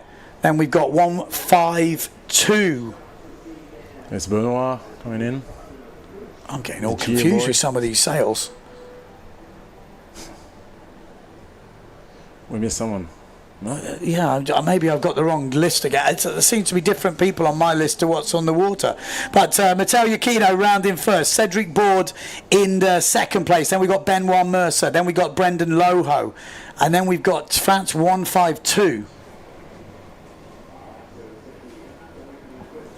There's a mistake or what? I don't know. I don't have him on my list.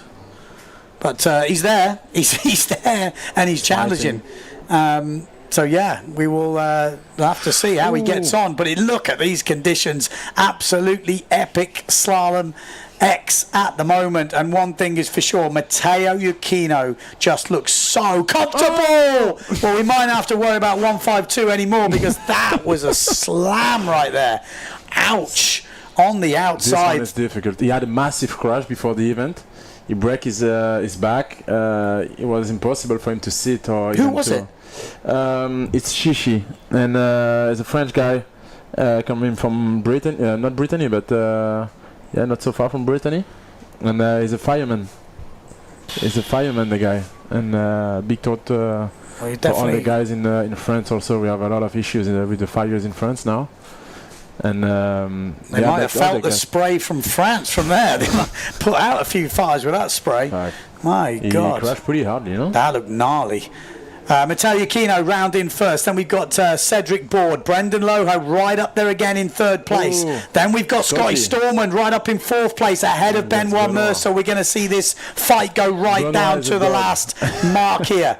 Benoit Mercer is going to chase Scotty Storman down. Storman's found some form as we come late into this competition. As we've gone day by day, Brendan Loho ahead of them. 79 kilos. Two of them are going to try and chase him down. One jibe mark to go go. Benoit Mercer making a move here.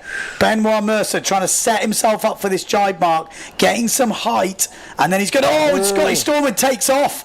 Oh, that's going to cost him. That could cost him. Brendan goes through. Good jibe from Brendan. Scotty is all over the place after that jump, and Benoit Mercer's got his feet together. He's all over the place, but he is going to get away from it. It is going to be a drag race down to the final reach. You never know what can happen here.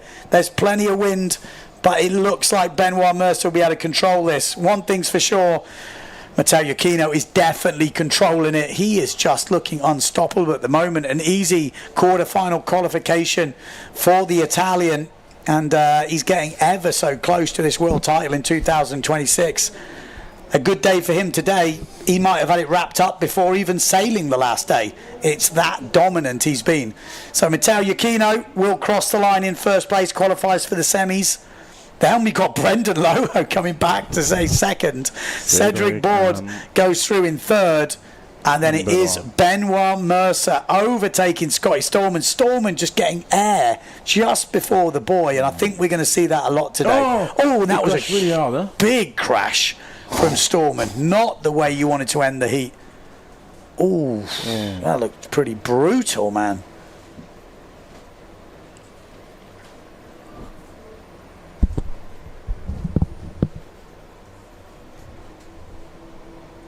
Okay, let's have another look at this semi-final.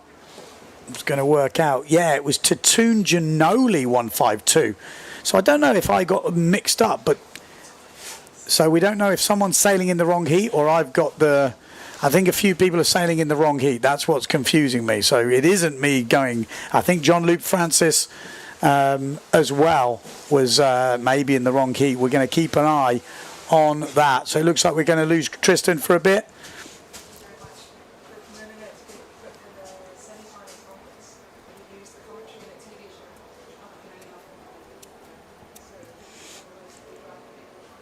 Okay, right. Let's have a look. We're going to go semi-final number one. Sorry, I'm just we're just sorting a few things out. We've got the recap on at the moment, obviously. Matteo Iachino just cruised this one in the end. I mean, again, another great result for Brendan Loho. Really is powering down. Keep your eye on that loft sail from Ginoli. Oh, that was gnarly, man. He went down super hard when that nose plugged. Takes off this. Gets a bit loose and then comes down, and then the edge just catches and he goes through the rig. Oof. And to top it off, I think he'd be disqualified as well for not being in the right heat. Look at that lay down there from Storman. That was pretty epic. It's a shame that wasn't enough to get him through, because as he's coming into this one here, he takes off and then lands on that bit of chop, and that kind of set it up much easier for Benoit. There we go. That takeoff there. Oh, and Scotty then had to try and recover it. He actually recovered pretty well, but just got a little bit of a pull there, and then he's already struggling. Benoit Mercer did also pretty well to hold his jibe. There's some massive gusts on that outside jibe mark.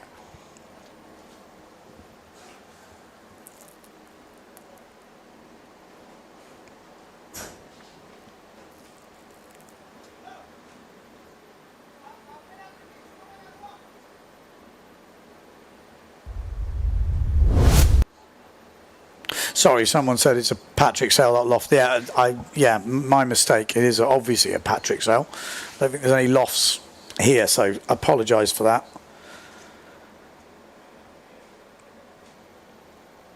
Okay, semi-final number one. Let's hope my mic isn't too loud, because this is probably going to be a bit louder than usual, because the tempo is going to step up. Semi-final number one. Nico Preen in this. We've got Pierre Mortefon, Tati Franz, Ingmar Daudorf, Jordi Vonk, Sasha Fortune, William Hooper and Jimmy TMA.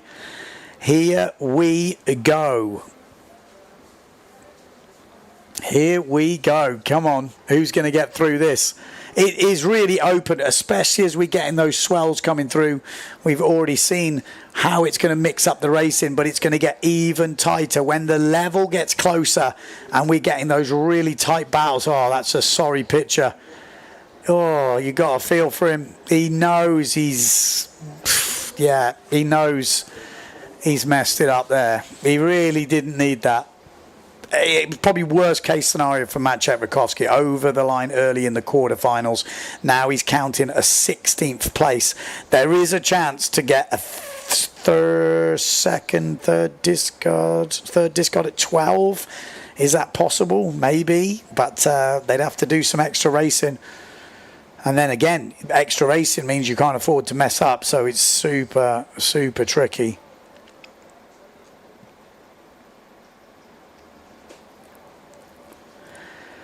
Okay, here we go. Like I said, semi-final number 1 coming up. Nico Preen will want to make this final. He's got he's thrown away a 7th at the moment, so it wouldn't be a disaster if he didn't, but he's not going to want to use it. If he can get inside 7th, that would be best case scenario for Nico Preen. If you might imagine could win this, why not? He's going quick enough. Preen, Mortefon, Franz, Daldorf, Vonk, Fortune, Hooper, TMA. Here we go, lining up.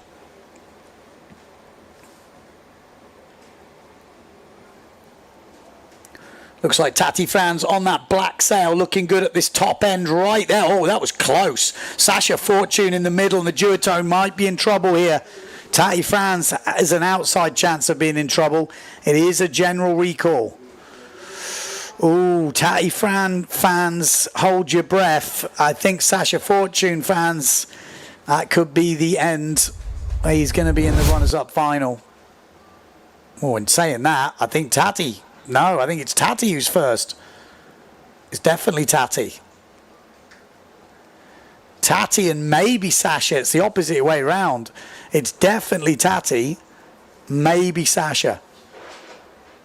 Looking at how we saw Match X, it looks like Sasha's gone as well. Oh, Tati Franz, and Sasha Fortune. They're both in my fantasy team. No, boys. No, what are you doing?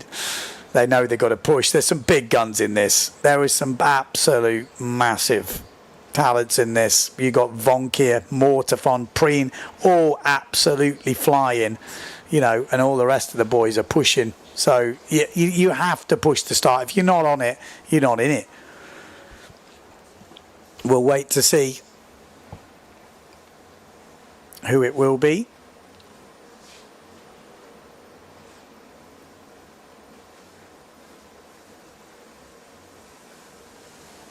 Let's see. It's Tati, isn't it? I mean, it seemed pretty clear on the replay.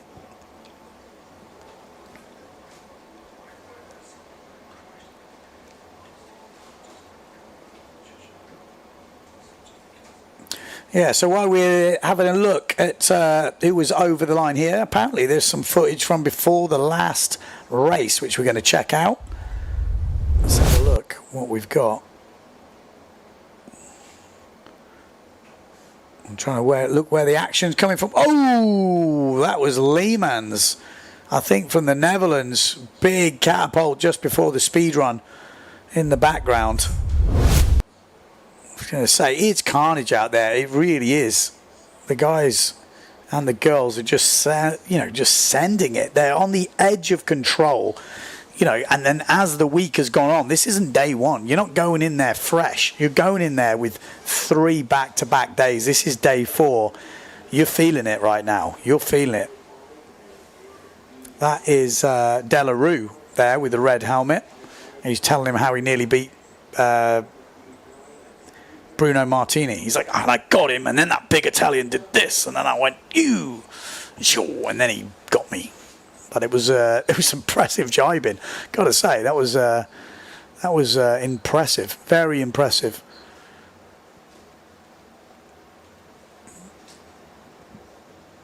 Bosselli, is it Bosselli in the background as well? We've getting to know him a bit better as this week goes on. There's Matteo Iachino and his caddy,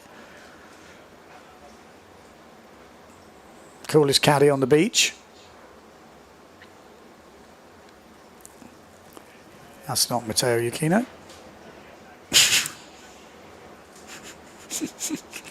That's definitely not Matteo Yukino.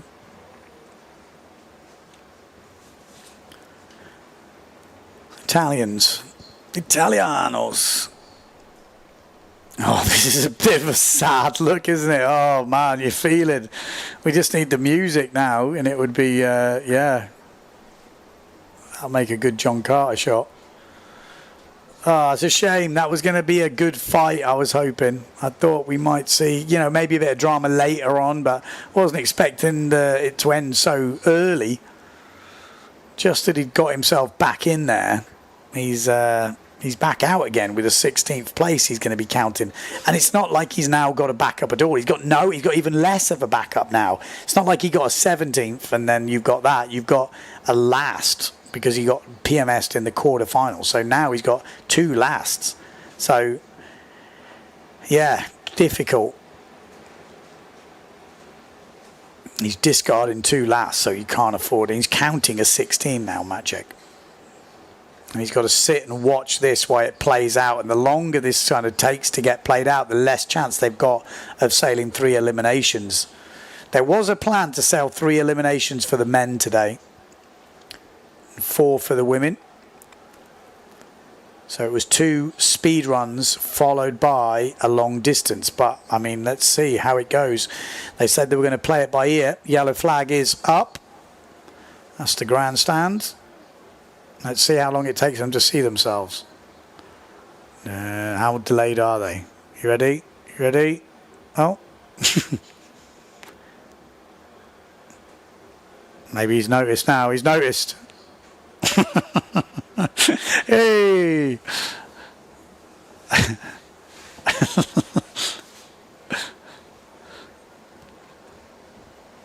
Okay. So, restart of, well, who's over? Who's over, Ben? I hear you asking. Who's over? Tell us, please. I will tell you. Well, you now saying General Recall, Fortune and Franz both go over the line early. Ouch, ouch, ouch, ouch. Over the line early. We're seeing them dropping. So, Mr. Franz, not good news for Franz fans or Sasha Fortune fans or fantasy fans. Boys, come on. I'm backing you here. It's going to be easier for the guys that are still in, though.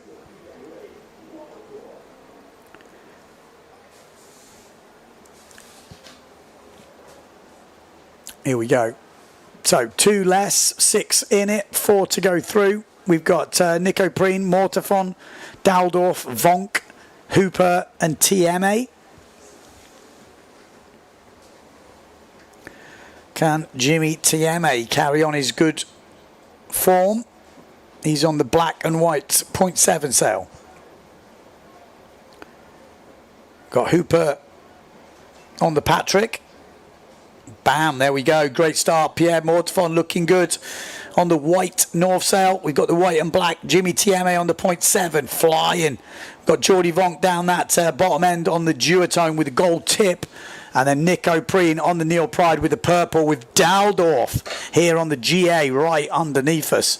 And here we go, flying down this first reach. But Jordy Vonk is the one pushing through underneath as we come into the downwind of death, the speed run. Jordy Vonk, I love this shot. You just really get to see exactly what's happening out there as they're skimming over the chop, over the swell lines, driving through from Jordy Vonk. Pierre Mortafon, great jibe from him in second place, goes up into first and just parks Jordy Vonk. Then we've got Nico Preen, Jimmy TMA, William Hooper, Daldorf, they're all in the mix here. Top 4 qualify for the final.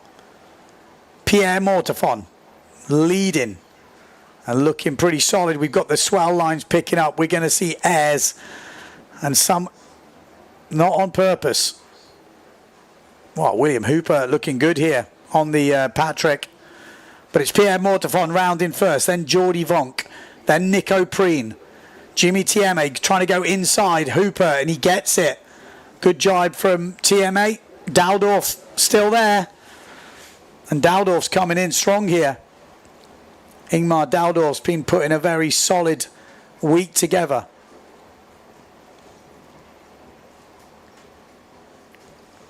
But there we go, out in front, Pierre Mortefont on the white North Sail in control of this semi-final heat. He's got such a lead. Look at this. The real fight is for 4th place, though. Nico Preen on the Neil Pride leading this pack at the moment. The fight for 2nd, 3rd and 4th. And here's Jordi Vonk has actually lost out into 4th place here. So it's Nico round in 1st. Then we've got Jimmy TMA. Oh, and Jordi Vonk's parked it at the mark, and Daldorf's coming through underneath. So Daldorf moves up into 4th place now. There he is on the GA. 4 riders will qualify for this final. Could Jordi Vonk actually miss out here? That would be a bit of a disaster for the Dutchman. It's not exactly going his way here in Fuerteventura in 2026. He's got 1 jibe mark to go, 1 reach to go. It's going to be Nico Preen who goes around the outside jibe mark at leading this pack in 2nd place. Then Jimmy TMA and Jordi Vonk comes through, hooks in a little bit. Daldorf's there. Daldorf's going to get away. We're going to have a drag race here between the 2 Dutchmen. Daldorf's got a little bit of a head start here. We know how fast Jordi is, but is he that fast? We're about to find out. Let's stay on that race because Pierre Mortefont has got this wrapped up. This is the fight. Jordi Vonk trying to reel in Ingmar Daldorf, the 2 Dutchmen. And Jordi Vonk is closing in. Look at the speed of the big Dutchman here as he closes in on his fellow countrymen. Look at the speed of Vonk. Vonk is absolutely in Terminator mode. What a run from Jordi Vonk. Pierre Mortefont will win it. Nico Preen in 2nd. Jimmy TMA in 3rd. And it's Jordi Vonk who does it. Wow. What a run from Vonk. I thought he was out there. Daldorf can't believe it. He had a head start, but Jordi Vonk just showed how quick he can be when he gets the power down.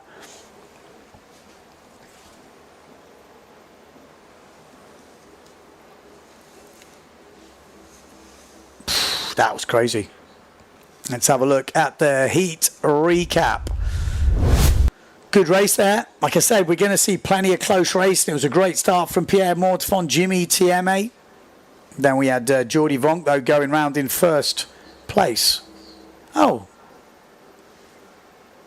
Did they take the speed run out? Ah, maybe it just wasn't in the highlight. Okay. So it was climbing. It was really close all the way to here. Daldorf was maybe a little bit out of it. Came back in pretty strong there with a decent jibe. And then Jordi Vonk, not quite sure what happened. Put him back into 4th place here with that dodgy jibe on the inside and just parked it. Daldorf went underneath and you were thinking, oh, hello. This is going to come down to the wire. Jordi Vonk at this point in 5th place. Preen went round. TMA. Daldorf leaves that big gap and Vonk says, thank you very much. I'll go in there. But got a little stuck. But in the end, gets on that swell line, you can see. And then just look at this. Throws the hammer down here. Wow. Just look at the acceleration. It still wasn't all over. It went all the way to the line. But Vonk was not given an inch there. You can see it going on in the background, that race. Yeah, it really wasn't over till he just sat on him. Great stuff. Great stuff from the boys.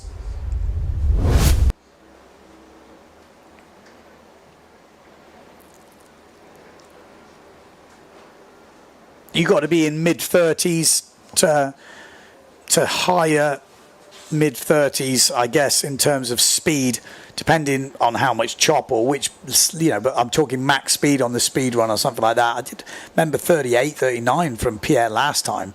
So I guess it will be similar. That's super high, though. Semi-final number 2, Lohan Jules in this one. We got Matteo Yuchino, current event leader, Brendan Loho, Cedric Board. We got Bruno Martini, Pierre Macker, Benoit Mercer, and Amado Vrieswijk. Really not an easy semi-final. I mean, there isn't any easy semi-finals That's for sure. It's the top 16 in the world in this Slalom-X discipline. And they will be getting lined up here. Amado Vrieswijk, I think he's been, not saying unlucky, but he's had moments that have not gone his way. But that's kind of racing. But you kind of feel if the day goes well for him, he could make a charge.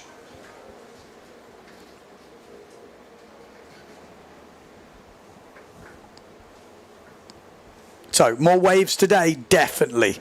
Is there less wind? I'm not so sure. I mean, it's been windy every day. There's no two ways about that. But it doesn't look light. It's not like it's a lot less windy if it is less windy. I mean, it's been pretty much carnage. Oh, and Maciek is still there, you know, with his thoughts.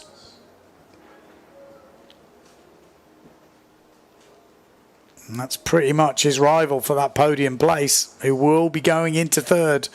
He's in the final already.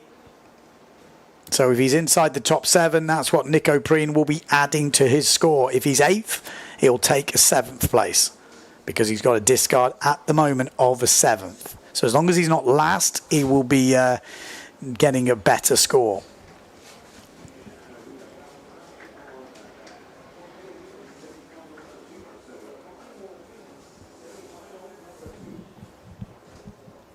Semi-final number 2. Anyone want to bet against Matteo Iuchino making it?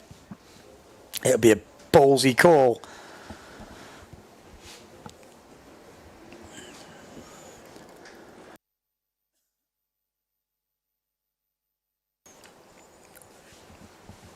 Okay, let's see him pick him out. Brendan Loho, yellow helmet, far end, blue and orange sail. We've got, looks like Cedric Board up the top left on the red Severn sail. Then we got the two S2 Maori sails, blue and orange on the far right. We got Bruno Martini and Lohan Jules. We got Benoit Mercer, it looks like, down that right-hand side. Matteo Iuchino in the middle with the Pride. Pierre Macker as well. Ooh, he's gone. He's gone, surely. I think we've just lost Cedric Board and Lohan Jules. That's maybe the way the wind is, or the angle is changing, because we're having a lot of guys going over at that starboard end. Maybe it's quite starboard end bias, you know, boat end bias, which means it's a shorter route. So they're all pushing to be at the top. But yeah, I mean, he's gone, isn't he? Both gone. Yeah, Jules and Cedric Board are out of here. Yeah, the other boys look safe. Matteo Iuchino, Amado, Bruno looking solid, Brendan, yeah, everyone else is good. I think we've got, it's definitely boat end bias. Everyone's getting squeezed up towards the boat. Sometimes the wind does that when it's, also if it's lifting, if that wind's moving to the right a little bit, it kind of gets you there quicker than you would like to. Maciek looks like he's just not there, doesn't he? He's checked out. He's like, I'm here, but I'm not here. Here in body, brain is somewhere else.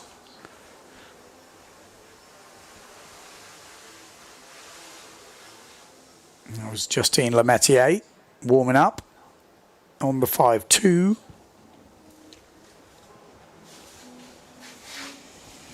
It's hard to get the momentum going today, isn't it? It feels a bit stop-start.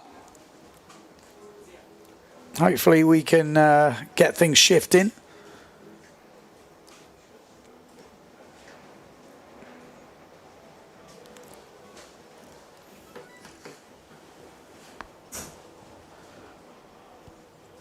That's the way it looks from the beach. Breezy place, Fuerteventura. If you want wind, this is a great time of the year to come to Fuerteventura. I mean, it is literally a wind machine, and there is no off switch. It's just on. There's Lohan Jules over the line early. He will be going into the runners-up final. That's a shame. Would have been good to see him on the race course.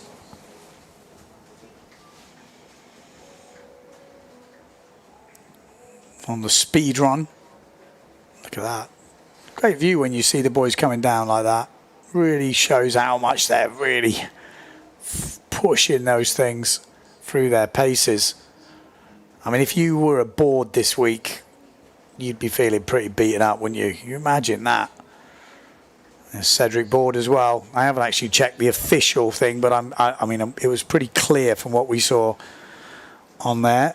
Jules and Board both crossed the line early. They are out of the semi-finals. Yes, gone.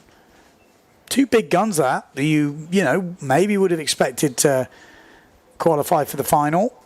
So that's a bit of positivity for the guys still left in the heat.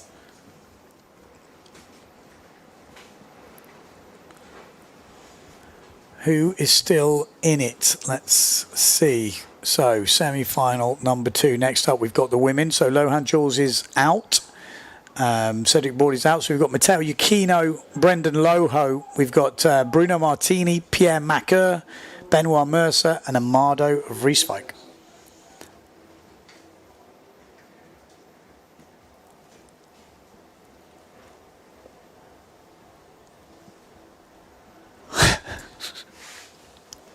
Trying to find out what heat is in, maybe. No. Talking to the missus.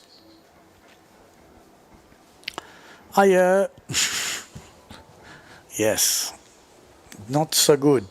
Actually, not so good. What I'm on about? He was good. He's in the final. In that comeback. That was what am I talking about? Great comeback. There's Lohan Jules. Right, let's come on. Let's keep it clean, boys and girls. Let's keep it clean. Let's get things moving. Bruno Martini. There's Cedric Board.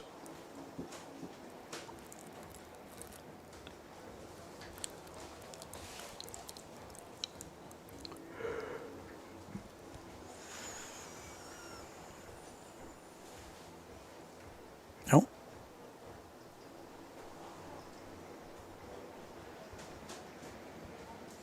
Yeah, you would have liked to have been in this. He's quick. There's no sausage. He's not a big fan of the sausage. In fact, I think he's calling for a death to the sausage. He's leading with the pickaxes, or the pitchforks, whatever it's called. We'll have to see how that plays out next year, whether the sausage will ever return. A yellow flag is up on the boat.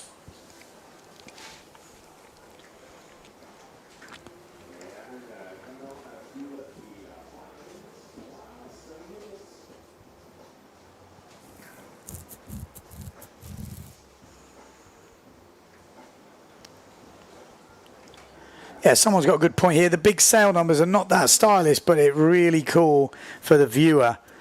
And you can see who's who.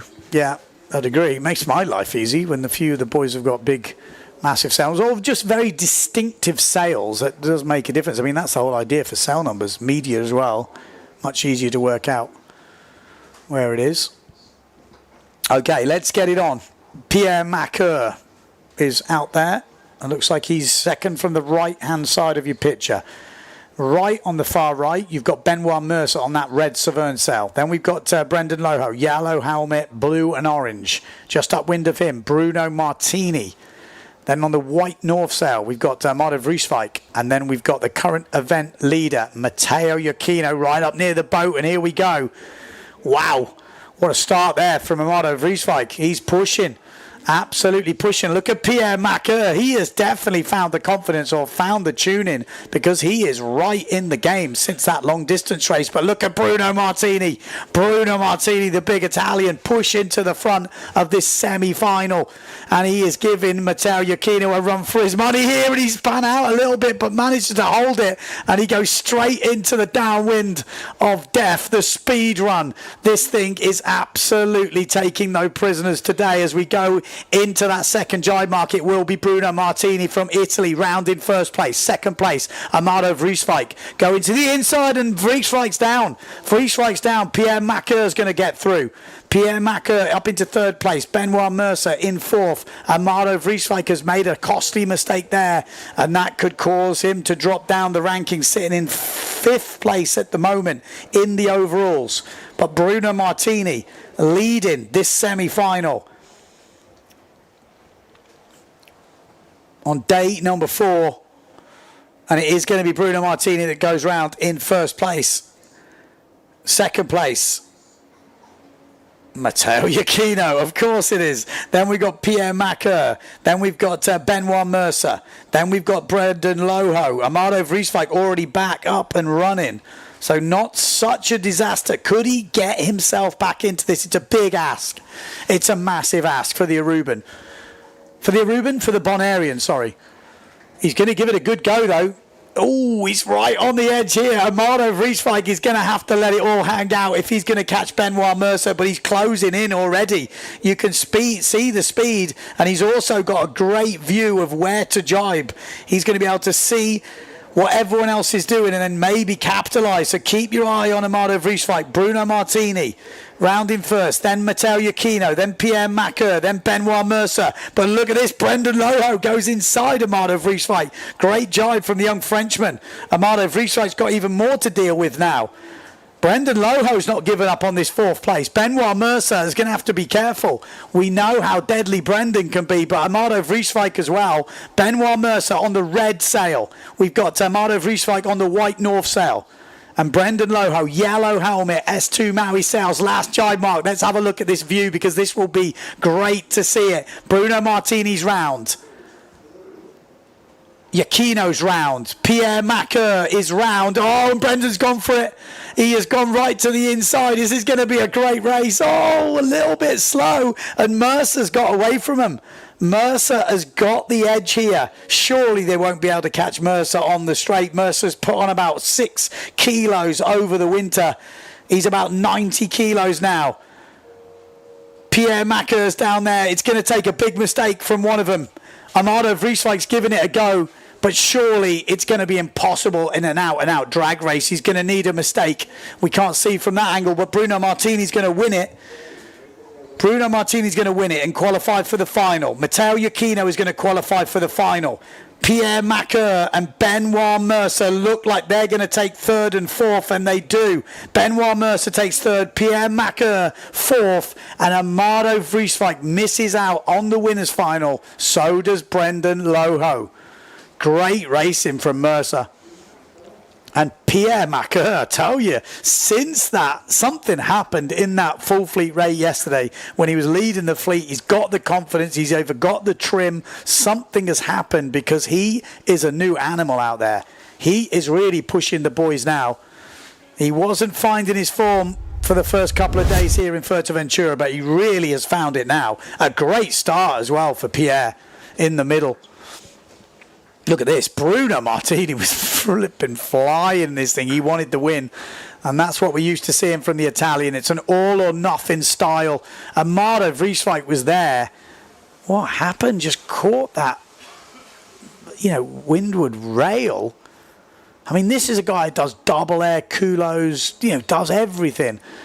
He doesn't, do freestyle as much now, but he's still got it. Brendan Loho here. This was a great jibe. Look at this. We've seen the lightweights really turning on the good jibing. Bruno Martini around the outside. Matteo Iachino solid as ever. Benoit Mercer. Brendan goes for the inside. But Benoit just did such a good jibe. Didn't really give any opportunity away. A little mistake from Benoit would have let someone in. But in the end, no mistakes from Benoit. Puts him in that final once again. And he has been so good this week. Good win from Bruno. Give him confidence going into that final. Matteo Iachino doing what he needs to do. And then Benoit Mercer and Pierre Maker.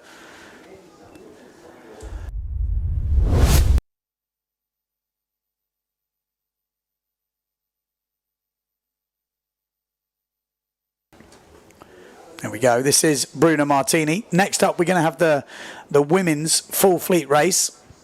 We're going to crown a Slalom-X female world champion today as well. Red flag is up for the first elimination of the day for the women. The plan is to do 4, and a lot can happen. There's just 0.3 separating the top 3 riders. Jenna Gibson at the moment leading. Second place, Femke van der Veen. And in third place, it's Lemaitre. Only separated by 0.3. But after this one, contrary to what I said in the highlights video, the discard will come in after this elimination. This is elimination 12, and that's when 3 discards come in. The better discard is with Jenna Gibson, if she has a good one here. 1 point less a discard will be Lemaitre. And then we've got Femke van der Veen, who's been very consistent. So she can afford maybe not a great result, and she would count a discard, but it doesn't help her if they all do well. She will lose points on the other riders. You know, Blanca Alabau, we've got to keep an eye on her. Marion Mortefen, Mai Davico going for her first win. We've got the De Jong sisters with...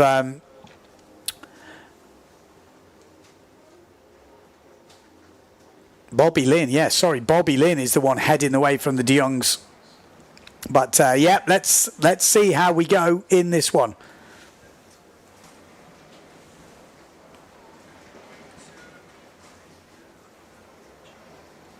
Okay, well, we've got a couple of minutes left. Let's have a listen to the riders at who they think is going to win the women's world title. Who's going to win the women's world title? Justine. I'm going to go with Femke. Justine. Justin. Jenna. Jenna. Femke. Yeah. But I would also really like to see Jenna on top. So it's like a fair 50-50. I would like to see them both win. Yeah. To be honest, you're a compatriot. I don't know if this word is good in English. She's super fast. She's a really good girl, and she's the one, I think, depending on the race, if there's a sausage or not. But yes, after it's a good fight. Femke, she improved a lot the level. She's fast, she's good, and there is always Justine, so it's super tricky. I think Jenna. I think so. I mean, she has so much more speed than all the other girls, but so I think she gets a bit excited in the jives, but if she slows down a bit the jives, she can win easy. No sausage, Jenna Gibson. There we go. That's what those guys think. Let's see what happens. 4 eliminations today. This is just the start. Can Jenna Gibson get off to a good one? Could it be Justine Lemaitre, or will it be Femke van der Veen who puts it together? She's been getting better and better every day, Femke. But this could suit Jenna today. It's a longer course. There is some swell around, which sometimes can make the jibes easier if you're on the right side of it. We've got the speed course as well. Well, we will have to find out, or we will be finding out very soon. Jenna Gibson, far right-hand side of your screen on that gold duotone.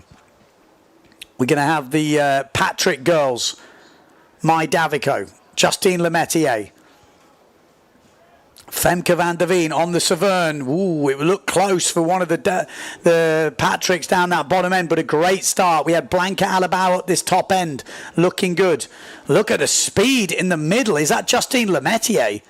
Someone is absolutely flying in the middle. Davico also just below her, and Jenna Gibson down this bottom end. Jenna Gibson trying to put the power down here as they get through this reach. Lemaitre looks like she means business. That's France 171. Keep your eye on Lemaitre. Davico is France 203, and then Jenna Gibson from the UK is first around the mark as we go into the speed course here, into the second jibe. Lemaitr's gone to the inside. Will it help her? Can she get inside the Brit? It looks like she's going to get inside Davico, and Jenna Gibson does go round in first place. Keeping it nice and steady from the Brit. Jenna Gibson dropping off the plane a little bit, and it's going to be Lemaitre that comes through to take the lead. Lemaitre has taken an early lead here in elimination 12. Jenna Gibson gets a little bit of air there. This is what it's going to come down to. Who can keep it on the water? Lemaitre is looking quick today. She is pumped up. He is really ready to go. She wants that world title. It will get decided today. This looks like Bobby Lynn, De Jong. But out in front, it's Lemaitre round in first place. Jenna Gibson in second. Then it's got Oh, a little bit of a slow jibe there. It looks like Femke van der Veen or Blanca Alabau, followed by Davico. But Lemaitre is pulling out on Jenna Gibson as Bobby Lynn goes down on this outside jibe mark. Lemaitre looks fired up right now. She had a huge crash yesterday, but she has come back swinging. She was in the doctors to get checked out, but she has really got the hammer down and got the speed. But Jenna Gibson, the fastest woman in the world, is behind her, and she is chasing her down. 2 jibe marks to go. Has a little look. Oh, and Jenna's gone down on the reach. Wow. We didn't quite see exactly what happened there, but something happened. And Lemaitre makes it round safely. Can't quite see who's in second place. So that's Jenna Gibson behind. Looked, oh, just had a bit of a nosedive and then has to try and save it. Did well to save it. Look at the Lemaitre go. She has got such a lead now, and I can't see Gibson. This is amazing news for the French.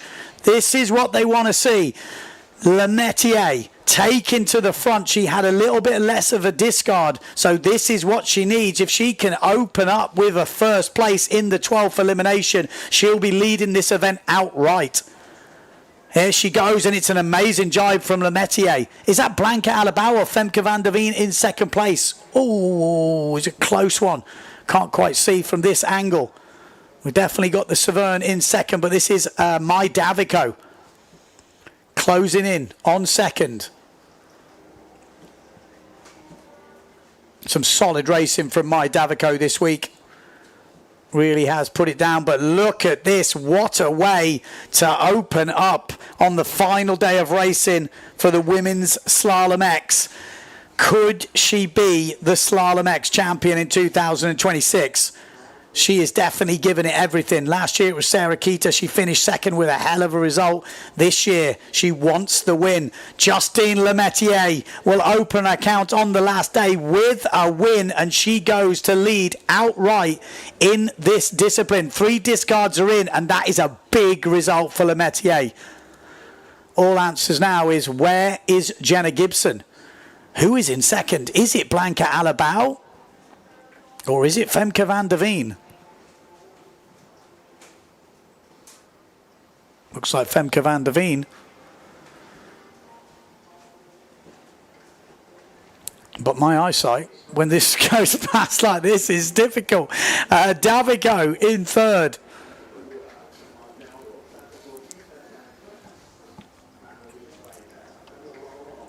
Oh, look at this. Big race coming up here. Oh, it looks like we've got a new name here. We got Bobby Lynn just ahead of the RRD coming through.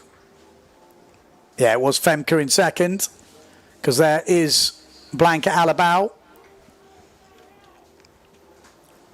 Wow. Well, there you go. That is already thrown the cat amongst the pigeons, because I didn't even see Jenna Gibson there.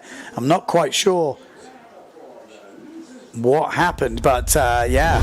That's huge for Lemaitre. A great way to start this final day. And look at it. I mean, she did come out the blocks really fast here, but Jenna Gibson at this point was looking in great shape. Nicely round in first place. Took it pretty easy on the way out, and then Justine Lemaitre, as she hit that swell, kind of accelerated through. Yeah, there you can clearly see it's Femke van der Veen in fourth place. This is Bobby Lynn.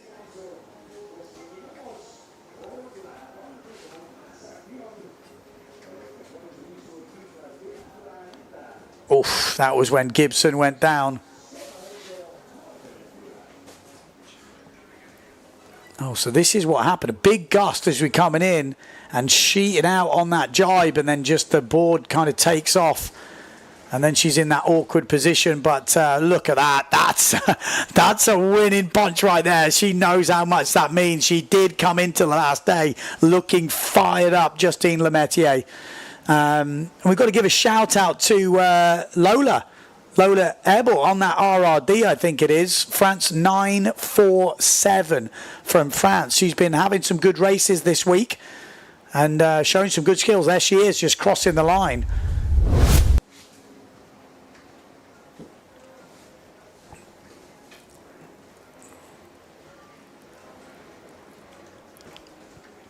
Okay, well, that's one down of the women's eliminations. 3 to go to crown the world title.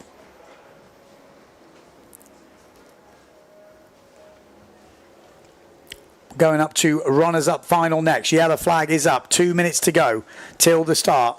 Losers final, Ingmar Daldorf.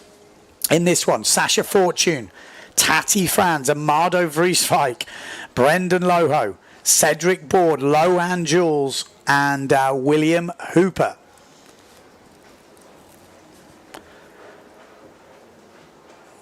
Should be good. A few Dutchies and a few French in this, mixing it up. Good news for Nico Preen fans. He's in the final. He's going to move up back into the top 3 here, whatever happens, because Amado and Tati are already in this runners-up final. Jimmy Tieme, if he won it, maybe. No, he still couldn't overtake Preen. He'd have to win it and Preen be 8th, and then he would count his discard, so he'd still be ahead of him. But it's Jimmy can close the gap on Preen with a good final, which will be coming up after this runners-up final. But yeah, well, depends until they get to 12 eliminations. They're not there yet. And the 3rd discard kicks in.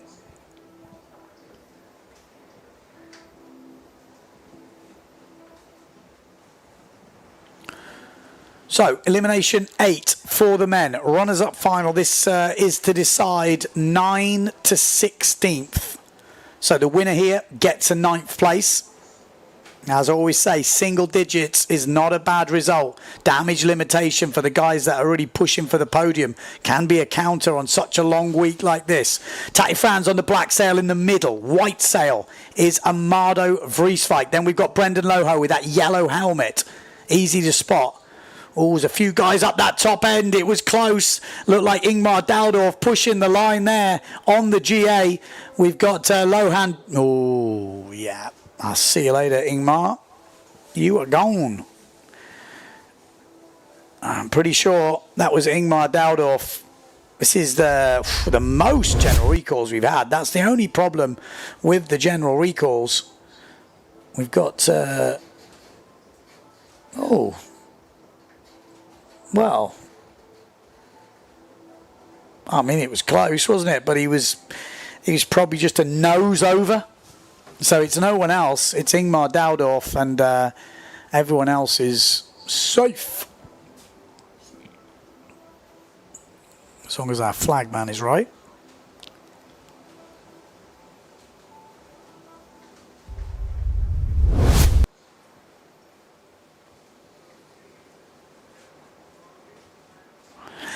A few people have been asking for this. I have asked for this, I have to be honest. An official ranking after the final, just to see the list. We are working on it behind the scenes, so it would put context to everything so you could understand it rather than me just coming out with numbers.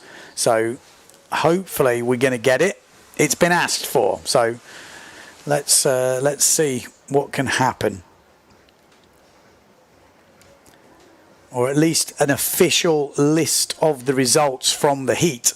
Maybe we've got an official list they could add up from the women's final. I'm not sure. Again, it's a new system, so everything is possible.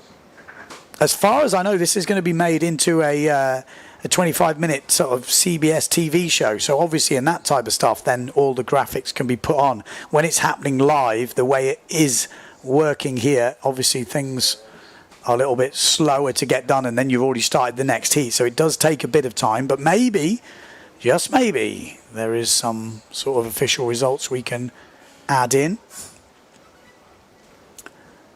Let me have a look at my scoring system just to see.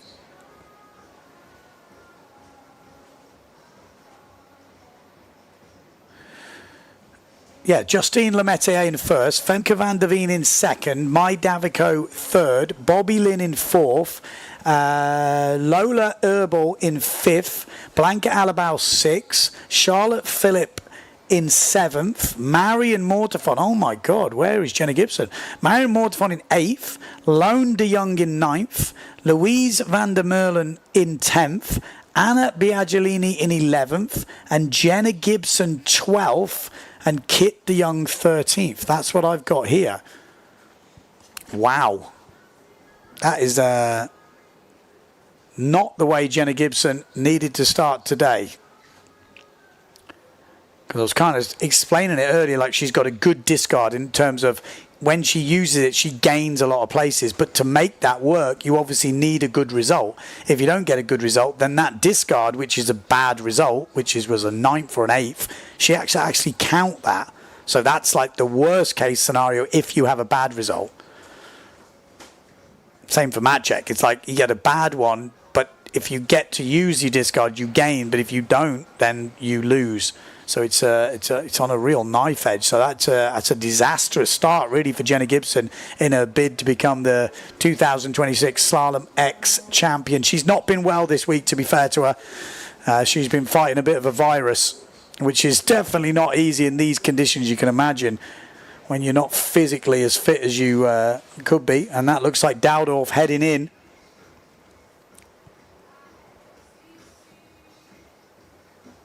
Dowdorf goes a little too early. He's out. So he will finish in 16th place in this elimination. Still not a bad result, but he wanted to be fighting for it, no doubt about it.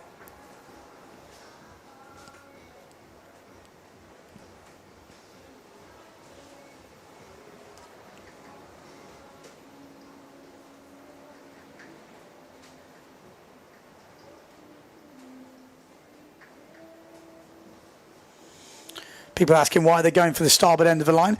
It's obviously the way the wind is. They're a lot higher up today, and the way the course is set up, so the pin end is just not biased. In theory, it should be. It helps even everything up, but obviously a few of the guys are favouring the starboard end of the line.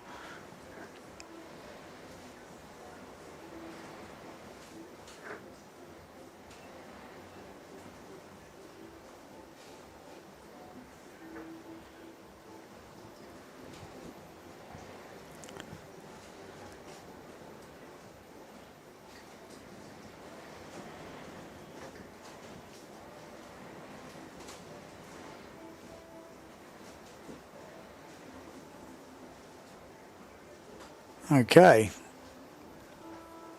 Having a bit of a... There's some waves coming in. Obviously we want to see a jibe mark in the wave, but it's obviously a bit light there for the jibe, but obviously that's where we want to see it when it's breaking. That would be proper wave slalom. That was the whole idea. Maybe of this... Oh, dear. That doesn't look good from Blanca Alabau. She's got a final coming up, but that's gnarly. I've never seen that. Snap band, but it's gone. And that's not an easy sail downwind to sail back upwind. And what do? Do you change the band? Do you change your sail? Have you got a smaller sail? Probably not. Oh, this is going to be a bit of a tense pit stop. 5. Maybe she can get a 5, another sail. Not easy being a slalom racer, I tell you, in these crazy conditions.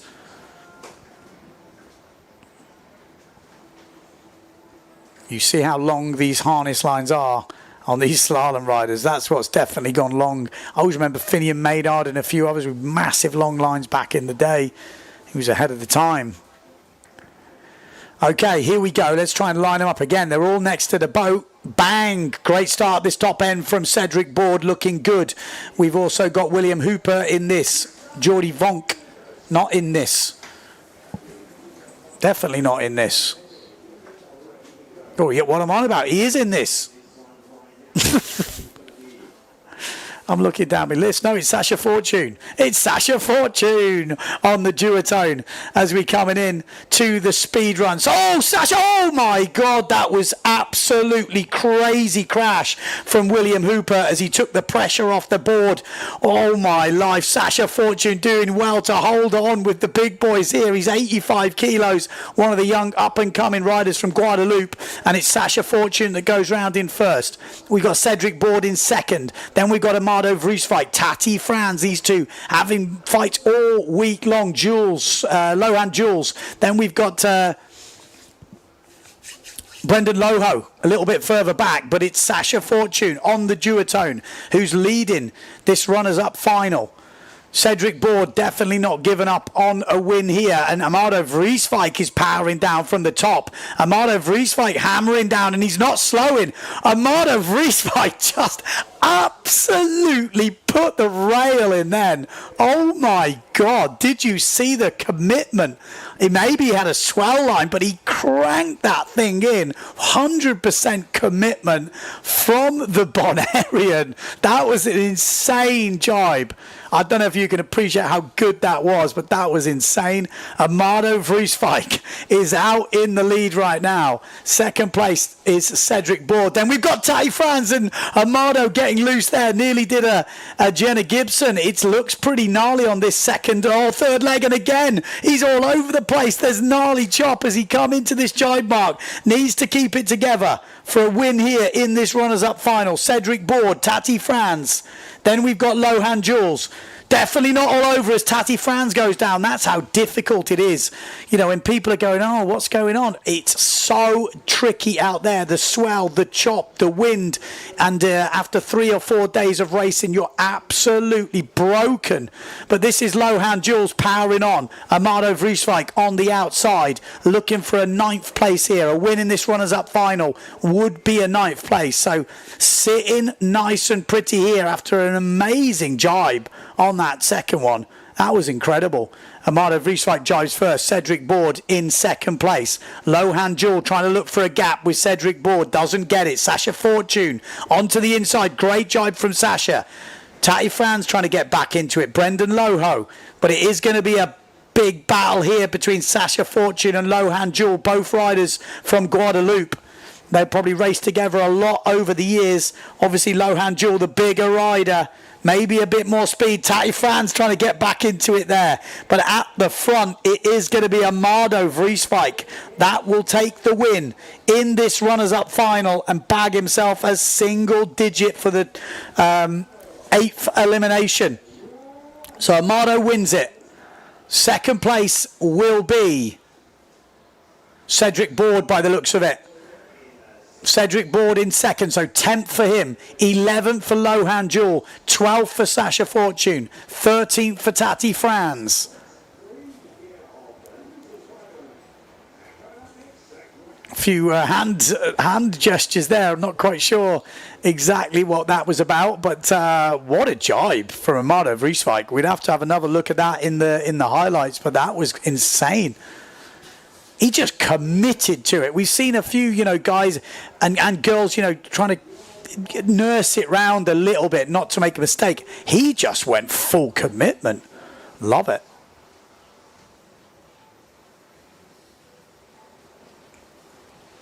It was a huge crash as well. Was it William Hooper on that first speed leg? Oh, look gnarly. Yeah. There we go. So it was Sasha round in first. Kept your eye on the left. Oh, it was like a grubby, full speed grubby from Hooper. That kind of gives you an idea of how choppy it is. Look at that. Oh my God. He got away with murder there. I mean, it nearly was murder, but he got away with it. It could have been way worse. Loving the speed course. Lovely views of Fuerteventura. It's kind of an iconic jibe shot with that background coming through. Oh, Sasha, what happened? Amado Vrieswijk is what happened. Watch this. Amado Vrieswijk, full speed, not slowing down, cranks it in.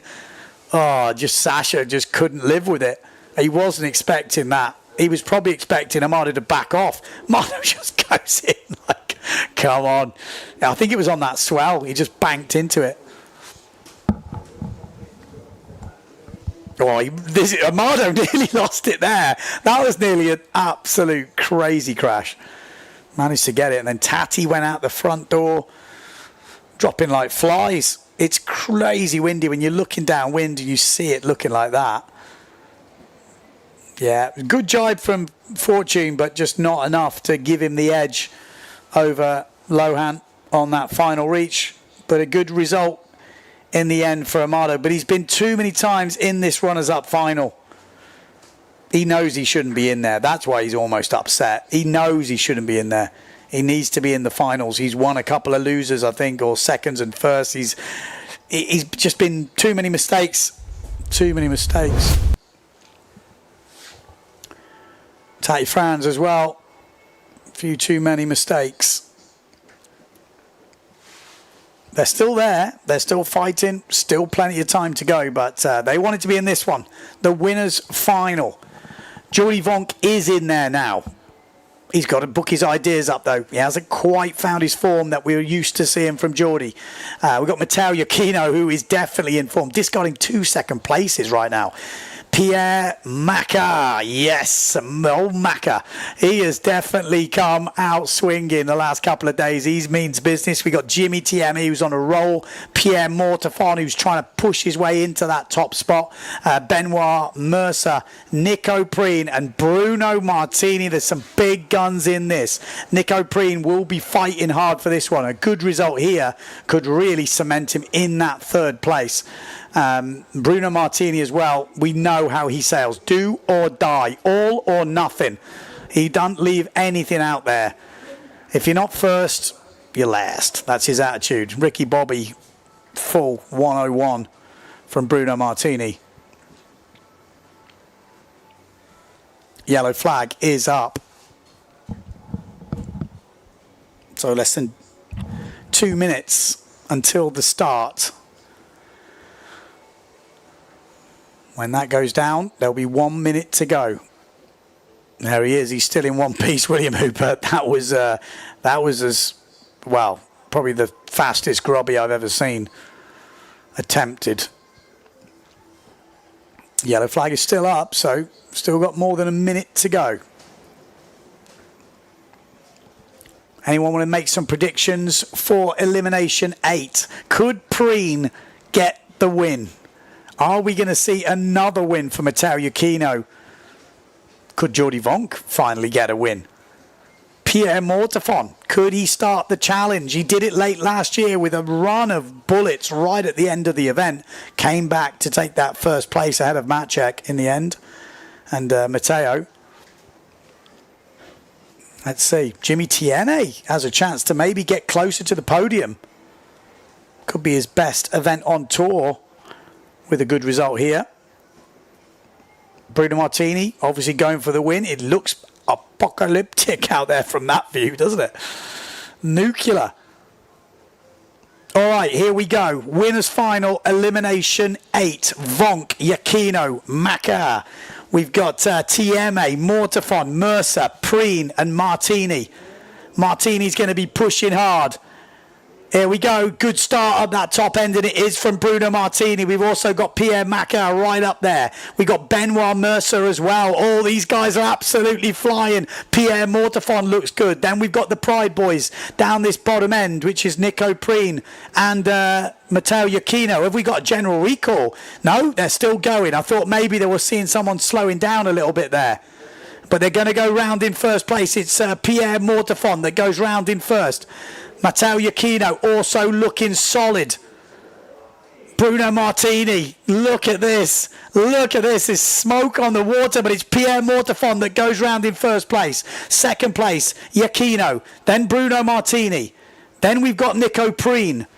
Then there's Jimmy Tieme. Jordi Vonk at the back. I thought he was slowing down for a general recall. That's what it looked like. But they are going now. Pierre Mortefon wants the win. Snapped to mast earlier. And he's coming back strong here on the white North Sail.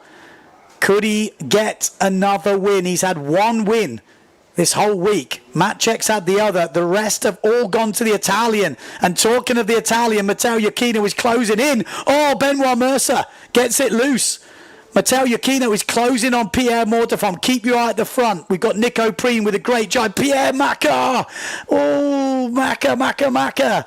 He tried to push it to the inside and it didn't come off. Jimmy Tieme still in the game here in about 5th place, pushing with Nico Preen. We've got Bruno Martini in 3rd. 2nd place, it's the Italian, an event leader. But out in front, Pierre Mortefon. Could this be the start of an unbelievable run? Oh, a little wobble there from Mortefon. It's difficult, this jibe, and he makes good work of it. Iachino just making it round. Bruno Martini right behind him. I mean, settling for a 2nd place here would not be bad for Iachino. But Pierre Mortefon needs the win 100%. And he is doing just that. He's actually pulled out more ground on the Italian. Pierre Mortefon, 1 jibe mark to go. And then that long reach all the way to the finish. All eyes on the Frenchman as we come into the final jibe mark. Will Matteo Iachino get a chance here? Or will Pierre Mortefon just seal it with a perfect jibe? And he does seal it with a perfect jibe. Matteo Iachino, a great jibe from the Italian to seal 2nd, I reckon. And Bruno Martini, solid in 3rd. Pierre Mortefon, is this the start of a run? He did it last year. He came back strong in the last 2 days. When everyone else was tired, he was smashing out win after win after win. Could he do the same thing in 2026? Pierre Mortefon from France will take Elimination 8 ahead of Matteo Iachino, ahead of Bruno Martini. Just needs to seal it now. A little bit of swell to navigate. And there it is. A win for Pierre Mortefon. That feels pretty big for Pierre. Is this the start? Matteo Iachino in 2nd. He's had 3 2nd places. The rest have been 1st. Bruno Martini, good result for the other Italian there in 3rd. And Jimmy Tieme from France is going to lock in a 4th place. That's another great result for Jimmy. Oh, Nico Preen with a big fight with Benoit Mercer. And then Jordi Vonk a little bit further back. Oof, good racing.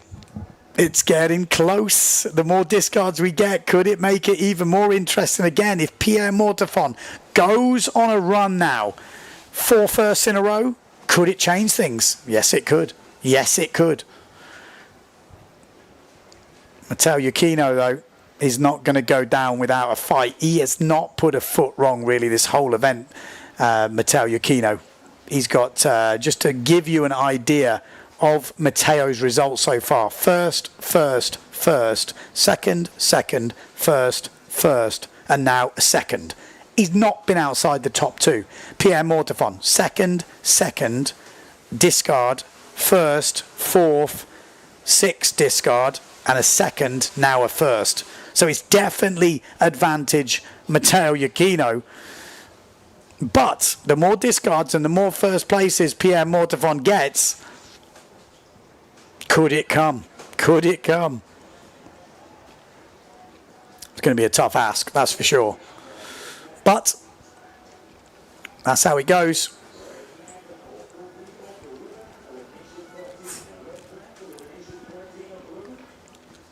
Pierre Mortefon obviously on North Sales on the Prisma project with Amado Vrieswijk. He's on FMX boards, Finian Maynard design.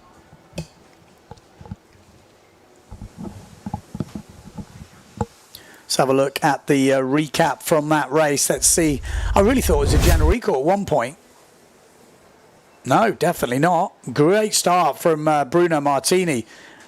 I was just looking at Vonk slowing down, but look at this. Pierre Mortefon absolutely hammered down this speed run. And then straight into that jibe. That speed run looked super nice. Jimmy Tieme just jibing in front. And Vonk just can't find the form at the moment.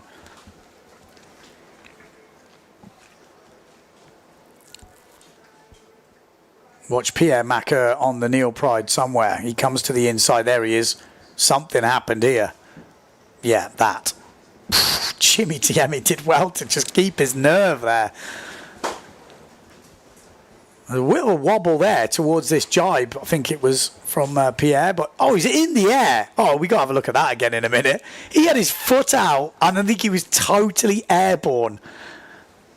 Jesus, that was intense. That would have been a big moment. I'm pretty sure he was totally 1 foot in the strap, totally in the air. Bam. That's the win. That's the win he's looking for.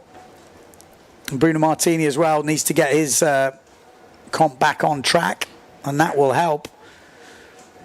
Maciek Rakowski will be gutted he wasn't in that one. Jimmy Tieme moving up. Jimmy, like Nico Preen, really just sailing down on top of Benoit Mercer there. Head of Jordi Vonk was a good finish. I don't know if we can have a look at that jibe again. Yeah, there's some fist clenching there. Okay, we've got Sarah on the beach with some interviews. So let's go down to the beach. Pierre Mortefon, what did you have for breakfast? Because you were absolutely flying out there. Yeah, I wanted more than the other, I think. The day didn't start super good, but I was lucky enough to did my quarter after a break on my sail, and then from this I passed it after it, and on the final I finally had a good start, a good way, a good first line, and then I know I can be in the front easy. And then I was sure Matteo was pushing, so I really concentrate on my jibes, and but the conditions are getting extreme now. Yeah, what's it like out there? I don't know. It's a bit gusty, like sometime going down to 28, but I think it's up to almost 40. But the wave are pumping too, and this is the hardest. Right before the finish line, I get like a big one from the back, which are the hardest to deal with. But it was okay. And your smallest sail is a 6.0 this week?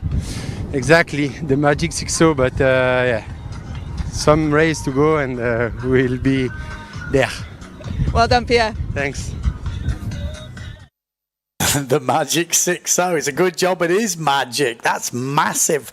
And when Pierre says it's windy and it's getting on the edge, that guy knows how to sail in wind. He's from down the windiest place in France. But we're straight into the women's final, Elimination 13. And it's a good start down that bottom end from the Patrick stuff again. Justine Lemaitre, Davico, Jenna Gibson, though, here she is, powering through. We're going to have a look at the overalls after this elimination. Jenna Gibson, we are hearing it's absolutely cranking from Pierre Mortefon. And look at this. This is a beautiful lineup, this, like the Red Arrows. Absolutely ready for action as they come to the speed run. It's Jenna Gibson from the UK who is first to enter the speed run. And she has got some speed. Second jibe mark. Well, it's the first kind of proper jibe mark coming up. And it's Jenna Gibson who will go round in first place. We've looked at the lead already just after one leg. If they can get to the inside, though, they can cut that lead quite a bit. Anyone who can go quite deep on that run. Oh, look at this from Bobby Lynn. Oh, yeah. That's the problem. That's the problem. Oh, Justine Lemaitre is still there, though. Justine Lemaitre is right on Jenna Gibson's heels. That's not what Jenna Gibson needs. She needs to be winning, and she needs Lemaitre to be further back. That's for sure. Lemaitre looks so hungry today. She looks pumped. She just looks like she's got that look. She is driving. She is absolutely driving that thing. She's not relaxing. She's not backing down. She is in full Terminator mode. Look at this, straight to the mark. And Lemaitre will get the jibe done. It's not the best jibe, but she's got it done, and she's away first. Jenna Gibson in second. We've got Femke van der Veen in third. Then Blanca Alabau. Then we've got Marion Mortefon. So the two Severn riders. But look at this, Lemaitre. She wants it. She obviously wants it. The world title is at stake today. 4 eliminations. We've already done 1. This is the second for the day. So 2 more to go after this. We saw how loose the big boys were getting down this reach. Jenna Gibson also lost it on this reach last time, but look at Femke van der Veen down that bottom end. She is leading this chasing pack in third place. Fourth place looks like Blanca Alabau. It's Lemaitre that goes round in first place.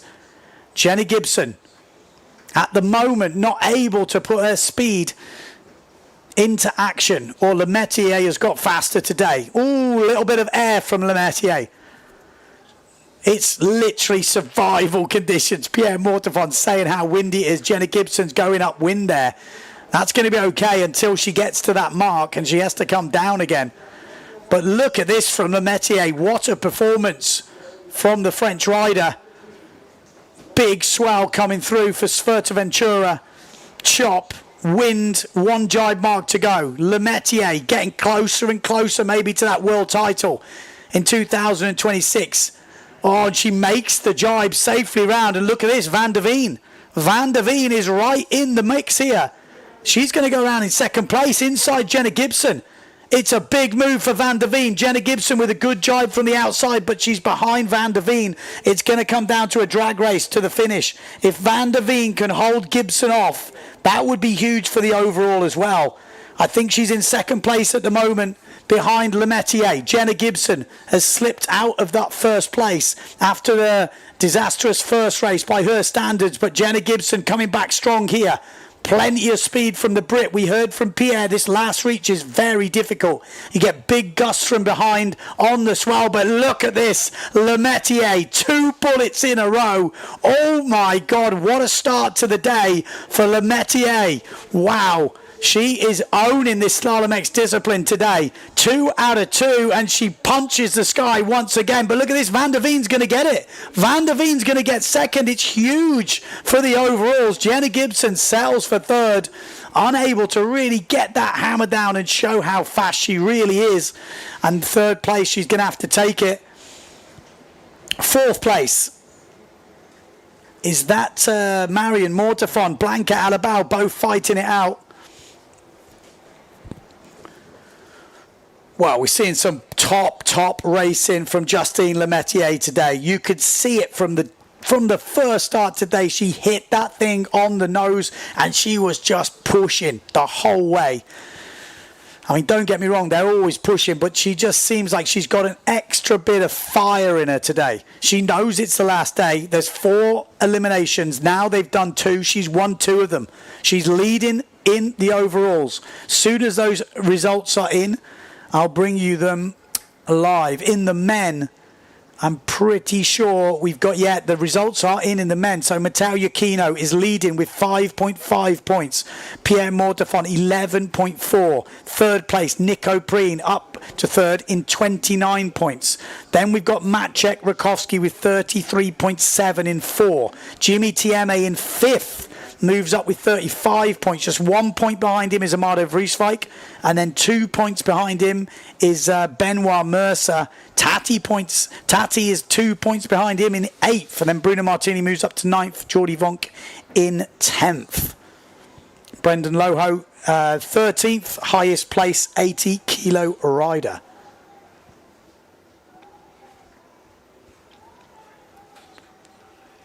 Yeah. Just finishing the end of this race. We'll give you those full results as they come in, and we're going to take a recap of that race.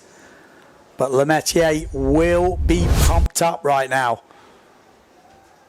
Just look at that. Just nails the start.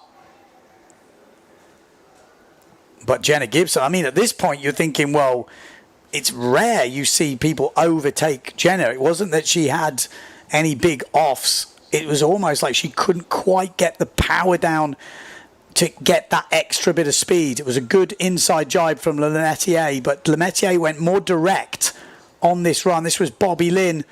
Oh, just into, was that My Davico that went down? And somehow Blanca Alabau just bulldozes her way through. Impressive stuff. Yeah, look, Lemaitre just looks a little bit more in control. Jenna Gibson looking like on the edge of control. And just that direct route just slams it in. Not the best jibe, but stays on. And she's just been holding it on. She's got the speed. It is looking almost survival. Well, not even almost. It is survival out there. Hardcore. This was a good battle as well going on for the third place. Oh, a little bit of air there for Lemaitre. This was the last jibe. Look at that. Lots of swell, lots of movement. And just takes it all in a stride. Femke van der Veen as well. This was a great move from her to cement that second place. Oof, and she manages to hold Jenna off on this reach. That just goes to show how quick Femke van der Veen is going. All the girls absolutely killing it this week. It's really impressive stuff. She knows how much that means. She's got the adrenaline. She's fighting super hard. Yeah, good race there for Van der Veen. Love it.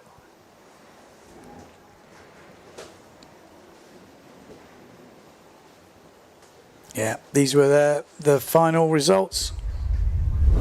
Okay, Lemaitre is on the beach for an interview, so let's go down to see what she's got to say. Justine, it couldn't have been a more perfect morning for you. What was the highlight? Oh, good question. I don't know. Everything is a highlight in those conditions. No, I'm happy. I had a correct start, like good start, and then I'm just trying to make it around the boys. It's not easy, but yeah, I like it. I'm feeling fresh compared to the past years. For last day in Fuerte, I'm feeling quite good physically, and now I feel it like I have some energy left in the tank. So, but yeah, everything is still to play for. So I'm happy, but I'm trying to keep the focus till the afternoon. It's an experience you've had before. You've fought for many world titles. Is that helping today? A lot, actually. I've never felt so good. Like really yesterday I felt, usually I can't sleep, I'm too excited or stressed. And yesterday night, no, it was all good. I slept really good. Usually I can't eat, I managed to eat. So I'm just feeling good, and I'm already super happy of my week, of how I'm battling with the girls. So I feel like I've already won my week. Now I'm just trying to finish it on a good note. It would be great. 2 races to go. Good luck. Yeah, thank you. Yeah, she seems relaxed, you know, and this is dangerous for the other competitors. She's relaxed, she's fresh, she says. That's going to be very hard to beat. She's got momentum as well. 2 first places out of 2. She is leading at the moment. She's got 18.2 points. Femke van der Veen, 23.7 points. And then Jenna Gibson will be on 26.5. So she's got a pretty decent lead here. Yeah, she's looking very good at the moment. Still, Femke's not far away, but on the form we've seen this morning, it's going to be very tough to beat Lemaitre today. We've got a bit of a replay, I think, from the men's jibe on by my request. Let's see if it's any good. I just sort of thought I saw it, so I think we're going to have a look at that. Pierre Mortefon getting a bit of air, 1 foot in the strap. I don't know if we can. Yeah, we can. Let's have a look.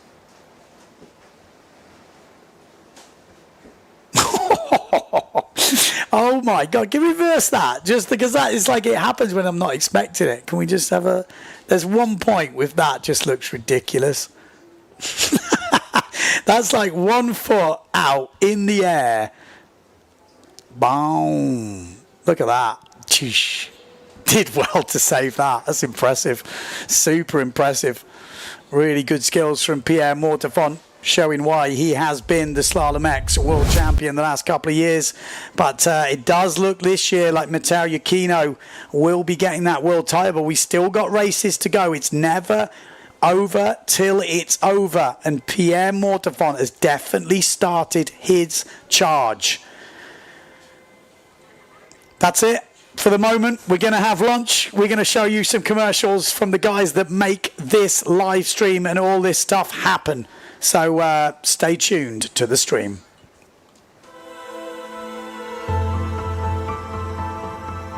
"22 million years ago, this island rose from the ocean floor, and it has been rising ever since. It outlived the dinosaurs, it outlived empires, and still, beneath its surface, 400 species call it home. While above the waters lies an island that time forgot. 300 kilometers of coastline, each shore different from the last, and all of them waiting for you.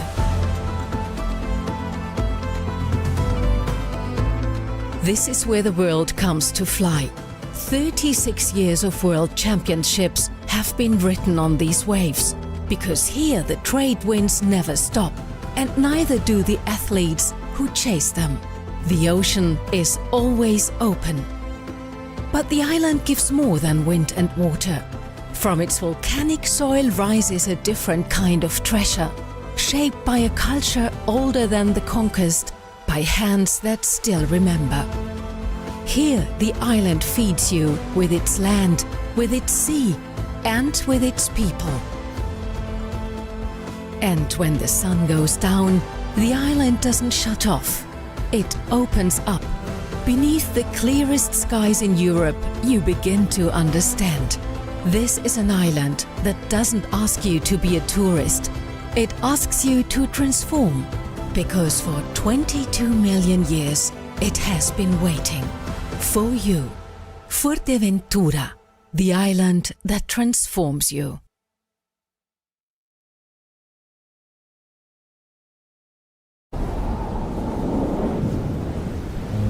Aquí el tiempo se alarga. Las playas parecen no terminar nunca. Y el horizonte siempre invita a seguir.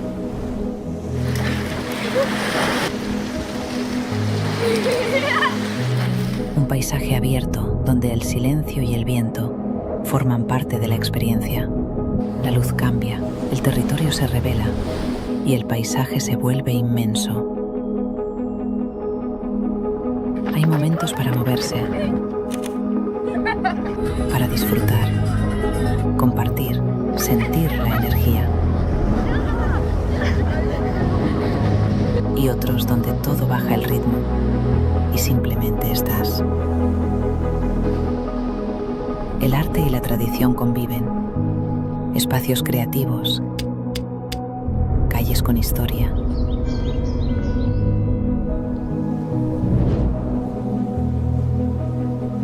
Sabores que hablan del lugar y de su manera de vivir. Y cuando crees que ya lo has visto todo, cuevas, roca, mar.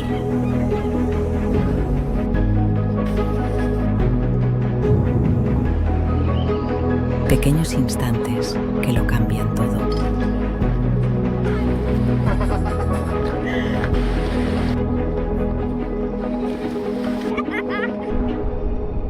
Playas de Jandía no se explican, se viven.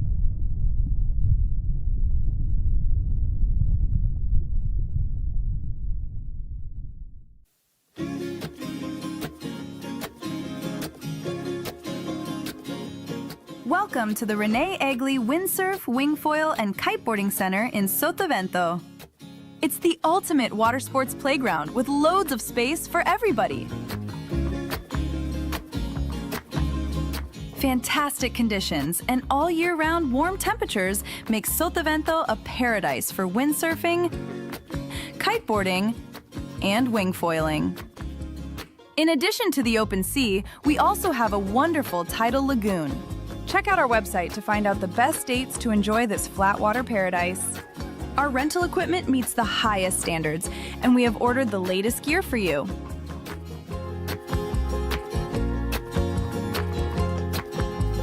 Our professional courses will help you improve your style and riding technique.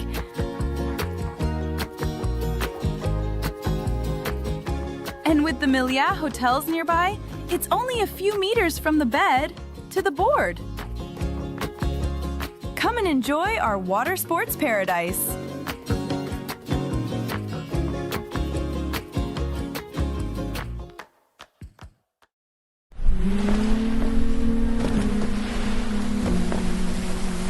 Have you ever realised that when going windsurfing, you're also going mind surfing? Is this family so relaxed because they're on vacation? Or is it because visiting the volcano is also included in their vacation? If you feel at ease while being in contact with nature, imagine being in contact with this biosphere reserve.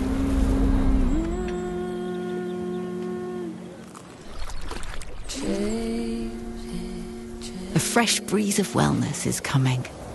Paradisus Fuerteventura, wellness designed by destination. Hi, I'm Sarakita Ofringa. I am 27 times world champion. I'm from Aruba and I'm sponsored by Neil Pride, Starboard and Maui Ultra Fins. Did I miss something? No. Okay. Can you do one with 28?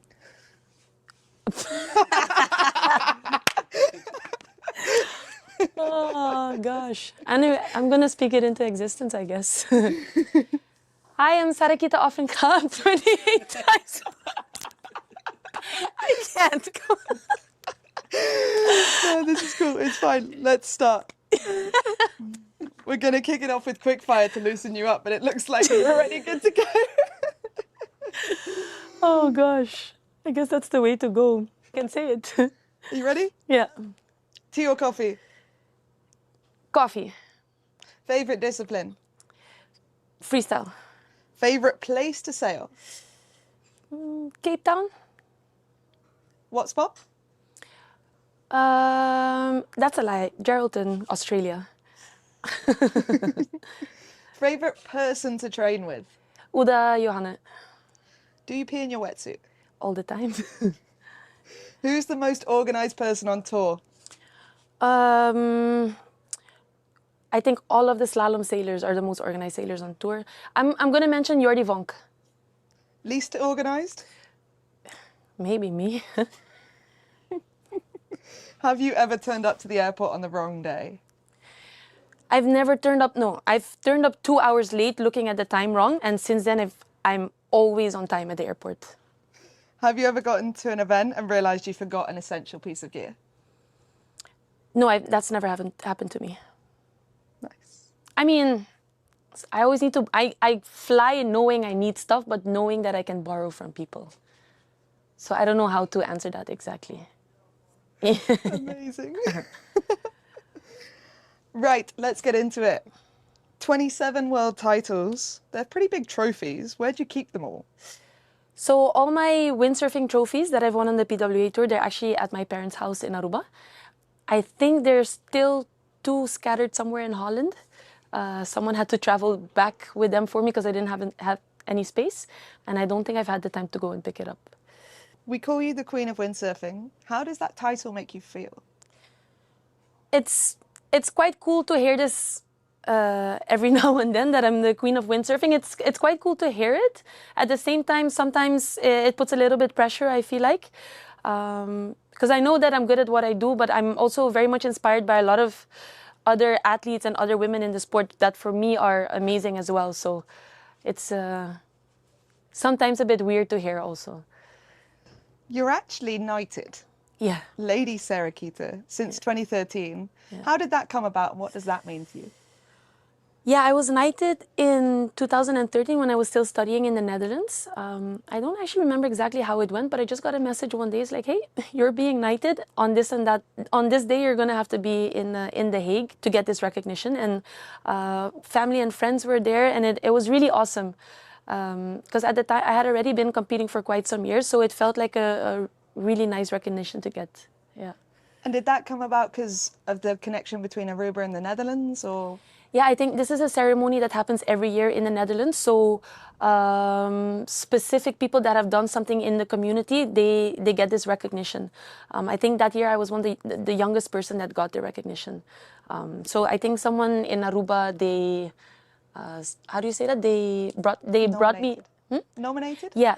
So I think someone in Aruba, they nominated me for it, and then they discussed. And I think it's the cool thing about it, it's the last year that the Queen of the Netherlands was still giving out this recognition. The year after she stepped down and her son took the throne. So it was the last year that the Queen was knighting people. From one queen to another. Yeah. Winning's become your life. But was it always that way when you were growing up? Were you super competitive as a kid? I've always done a lot of sports as a kid, and as far as I can remember, I've always done competition in every sport that I've done. In the end, what I competed mostly in was swimming and tennis, and I think the swimming has given me kind of the discipline of training, and I've competed a lot, so I feel like I've learned to deal with pressure because of my swimming background. And yeah, I think my best disciplines in swimming were like 50-meter freestyle, and I was funny to say that, 50-meter freestyle. And yeah, I had the record at the time when I was still competing. What did a normal day look like when you were growing up? So as I said, I did a lot of sports as a kid. I always had something every single day. I think my parents did that specifically for my brother and I because they wanted to keep us away from the television. And lucky for us, because we were allowed to try so many different sports. We always had to do, if we wanted to do something, you had to do it for at least a year because you couldn't just give up on it if you didn't like it. So basically I would just go to school, come home, have a nap because it's very hot, siesta time, and do homework. And then usually I'd be off to swim training around 4:30, come back home and yeah, go back to bed. I swam 7 times a week, so that was actually the schedule. And the other days I was playing tennis and windsurfing in the weekend. Yeah. You talk about school. You went on to actually go to university. Why was that so important to you? Yeah, talking about school, I think it's always been important to my parents that we pursued our education. But since I was young, it was always important to do. I mean, I did so many sports, but it was as important to finish school. Like I couldn't go to the beach if I didn't finish my homework. And then I was allowed to go on sabbatical after high school. So I took a year off, windsurfed all year long, but it was always the plan to go and study afterwards. I never really thought about it too much. It's just what we did. You know, you finish high school and then you go off to the Netherlands to study. I guess I have to say that maybe I was quite spoiled at the time with the conditions that I had in Aruba and maybe the life that I had with the amount of time that I could spend on the water. So I actually never calculated that once I moved to the Netherlands that I would have to do effort to go to the water. And I would dare say I might not even have missed it as much because I took it for granted. I was studying and that's just why I did what I did. I windsurfed maybe every 2 months I went to the water. So I barely windsurfed in the time that I was studying. Did you miss it? That's the thing. I missed it and I didn't miss it at the same time. It's as if my goal was there to study and was to be there and study, and that's what I did. And I did miss the good weather and stuff because it was pretty gray in the Netherlands. But luckily I had a friend that would pick me up at the train station and take me windsurfing. But again, I'd have to put on a wetsuit, I'd be cold, so I didn't always enjoy it. And this is one thing maybe that I regret from my studying time, that I didn't invest more time into going to the water and improving in those 3 years that I was studying. But I have to say that the windsurfing was my drive to study really well. So every time I had a semester, I made sure to pass everything so that I would have 10 days off and then I could travel somewhere to windsurf. So I would go on a trip 3 times a year, windsurf 10 days, and then come back to the Netherlands to study. Do you think it's important for the kids growing up that they also pursue academic stuff?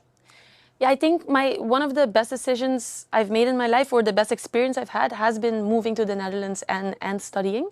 I think the academic part, for me, has been a super important development because you just... And living on your own and everything, you know, because you need to start managing everything by yourself.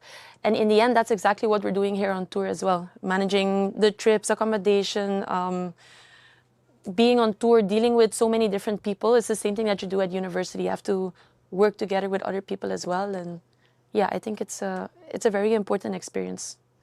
Talk to me about that. The fact that, you know, in other sports, they have agents sorting out their sponsorship. They have people that organize everything for them. Yeah. But actually, you're the person that does all your travel stuff. You have to manage your budget. You negotiate your contracts. Yeah. How is that? So managing my windsurfing career, I would say it's pretty challenging sometimes because you're actually on your own doing it. I assume that most people are doing it on their own. There might be a couple that have an agent. If I look at other sports and realize how other athletes have it, that everything is organized for them, I wish it would be a little bit more like that. At the same time, I've done the Olympic discipline for a little bit and everything was super strict and super structured and I just got goosebumps, you know? And then I was like, you know what, actually it's quite nice that I can organize everything myself, but it does add a little bit of pressure sometimes because sometimes I'm in the middle of a competition, especially in the Canaries, and I'm already thinking about the next trip that I need to do and how to organize everything logistically, because the main thing, for example, is traveling with all the equipment that you have, 4, 5, 6 bags. If they were like 4 tennis bags, no problem, you know, but you're carrying 30, 40 kilo windsurfing bags, and you need to figure out how to bring it from one spot to the next. But you know, that's part of the challenge, it's part of the fun, and it makes for really good stories afterwards. Do you have a favorite travel story? A favorite travel story? You know, I mean, definitely some of the best travel stories are right here in the Canary Islands, because we have 3 contests in a row, Gran Canaria, Fuerte, Tenerife, and you need to get from one island to the next. And usually what you see is like 4, 5, 6 board bags stacked on top of these tiny cars. And that's a challenge. I think my best story is that I squeezed my mom into the car with all my sails mast booms, and I saw on her face that she was like wondering what her daughter got herself into. I was like, Mom, it's fine. Then I put 4 bags on the top, and we're off to the ferry. And then all of a sudden I look around, and there's police behind me, so they pull me over, and the guy comes up to me and is like, hey, esto no es Africa. And I just had to keep myself from laughing, because it's like, technically Canaries is Spain, but we're right next to Africa, you know? So I thought it was quite funny that he told me that. Then Kai, the guy that I was staying at, he had to come with his big fan, pick my gear up, and my mom had a proper seat and took us to the ferry. And we made it. Have you ever used a trophy to try to get cheaper baggage? I use my trophy all the time at the check-in counter. I just put it there so that we have a talking point. And then I don't usually get cheaper baggage, but it's more like they don't look at the weight so much then. Or they're more friendly usually. So it does help to be a world champion. It pays to have a trophy to show off. Going back to Aruba, how is it being from such a small island? You know, they recently renamed the windsurfing spot Serikita Beach. Yeah. How is that environment in Aruba? Yeah, coming from Aruba, it's really nice. I've always felt a lot of support from the community. From the first year that I won the world title, people came and picked me up at the airport. And since then, I've always had massive support from the community. And that's really been amazing. The sport itself on the island is quite small. It's shrunk since the 2000s, I would say. But we're working on it to, you know, bring more kids into the sport and grow that again. So even though the sport might not be as big, I feel like I'm a sports role model on the island, or also maybe as a person, and they use me quite a lot for different things, and it just feels really nice to have that kind of support. You compete in 3 disciplines. You're on the road a lot. How do you manage that, and do you ever miss home? Competing in 3 disciplines can be very challenging. I think the hardest part is switching from one discipline to the next, especially if it's very soon after each other. You always need to get used to the gear, and that can be quite difficult. At the same time, I love the challenge. I love the variety of windsurfing. That's why I do all disciplines. I think my goal a few years ago was to just become the most complete windsurfer that I can be. I wanted to be able to be thrown in any type of conditions with any type of gear, and I would be able to perform or at least enjoy myself. When I finished studying, because you asked me before if I actually missed windsurfing, I said no, but actually I was dying because I was always watching people traveling, and that was my goal. The moment I finished studying, I went on a rampage of travels for, I think, 2014, 15, 16, 17, competing in every single discipline, because that's just all I wanted to do. And I think I ended up with a bit of a burnout somewhere in 2017 because it was just too much. I was away from home for 11 months of the year. So yeah, I always get pretty homesick. I've just learned to deal with that a little bit better, and I manage it better by actually going back home. Even if it's 3, 4, 5 days, it's always worth it to just touch base, have home-cooked dinner, wash my clothes, sleep in my own bed, and then travel out again. So that's one thing that I've learned along the way, to at least... yeah, just don't stay away for too long, because it gets worse. And if you can just recharge for a little bit, it's worth it. What do you miss the most about home? I just really miss my family. I really like spending time with my family when I'm home. For me, it's so nice to have breakfast together, go for a coffee together. I don't even windsurf as much when I'm back home in Aruba in between contests. It's just yeah, I really value the time that I can spend with my family. Windsurfing's pretty much all you've ever known. What would you do if you weren't competing on tour? It's a very good question, because really windsurfing is really all I've known. The first competition I did professionally was when I was 12 years old, and then from 14-year-old onwards, I just kind of rolled with it, and that's what I've been doing. So it's very hard for me to imagine something else. Again, I'm quite a competitive person, so maybe if I stuck with tennis, I probably would have been doing tennis contests. Lately, I've been kiting already also for many years. Maybe I would have done kiting competitions. I know that if you would ask me for the next life, I would love to be a professional surfer. First a professional surfer, because it looks really cool, and then the life after that, I want to be a professional free surfer. Just make content and go to awesome places. But maybe I can still do that with windsurfing now. If or when you eventually retire, what are you going to do? When I retire, I would like to keep on windsurfing, definitely. I think it's still my biggest passion. And more it's becoming wave sailing. It has already been for a couple of years, but I've set a couple of goals for myself in wave sailing that I still want to reach. And I can do that regardless of competition. I don't think my level... I think I can keep pushing my level without competing. So if I do stop competing, I think I would like to travel to more wave sailing spots, create more content. I think for women's windsurfing, at least that's missing online, to just have role models or have representation of female windsurfing in epic conditions. I'm not sure I can handle them, but it would be a good challenge. So I think I would just like to document these kind of trips more. So wave sailing, but also high-level freestyling. Yeah. We actually don't see that many big film projects in all of windsurfing these days. But if there was an unlimited budget, you could recreate one of the Minds Wide Open or a 4-dimension style film. Yeah. 3 locations, 5 riders. Where are you going? Who are you taking? Wow, some riders are going to feel left out here.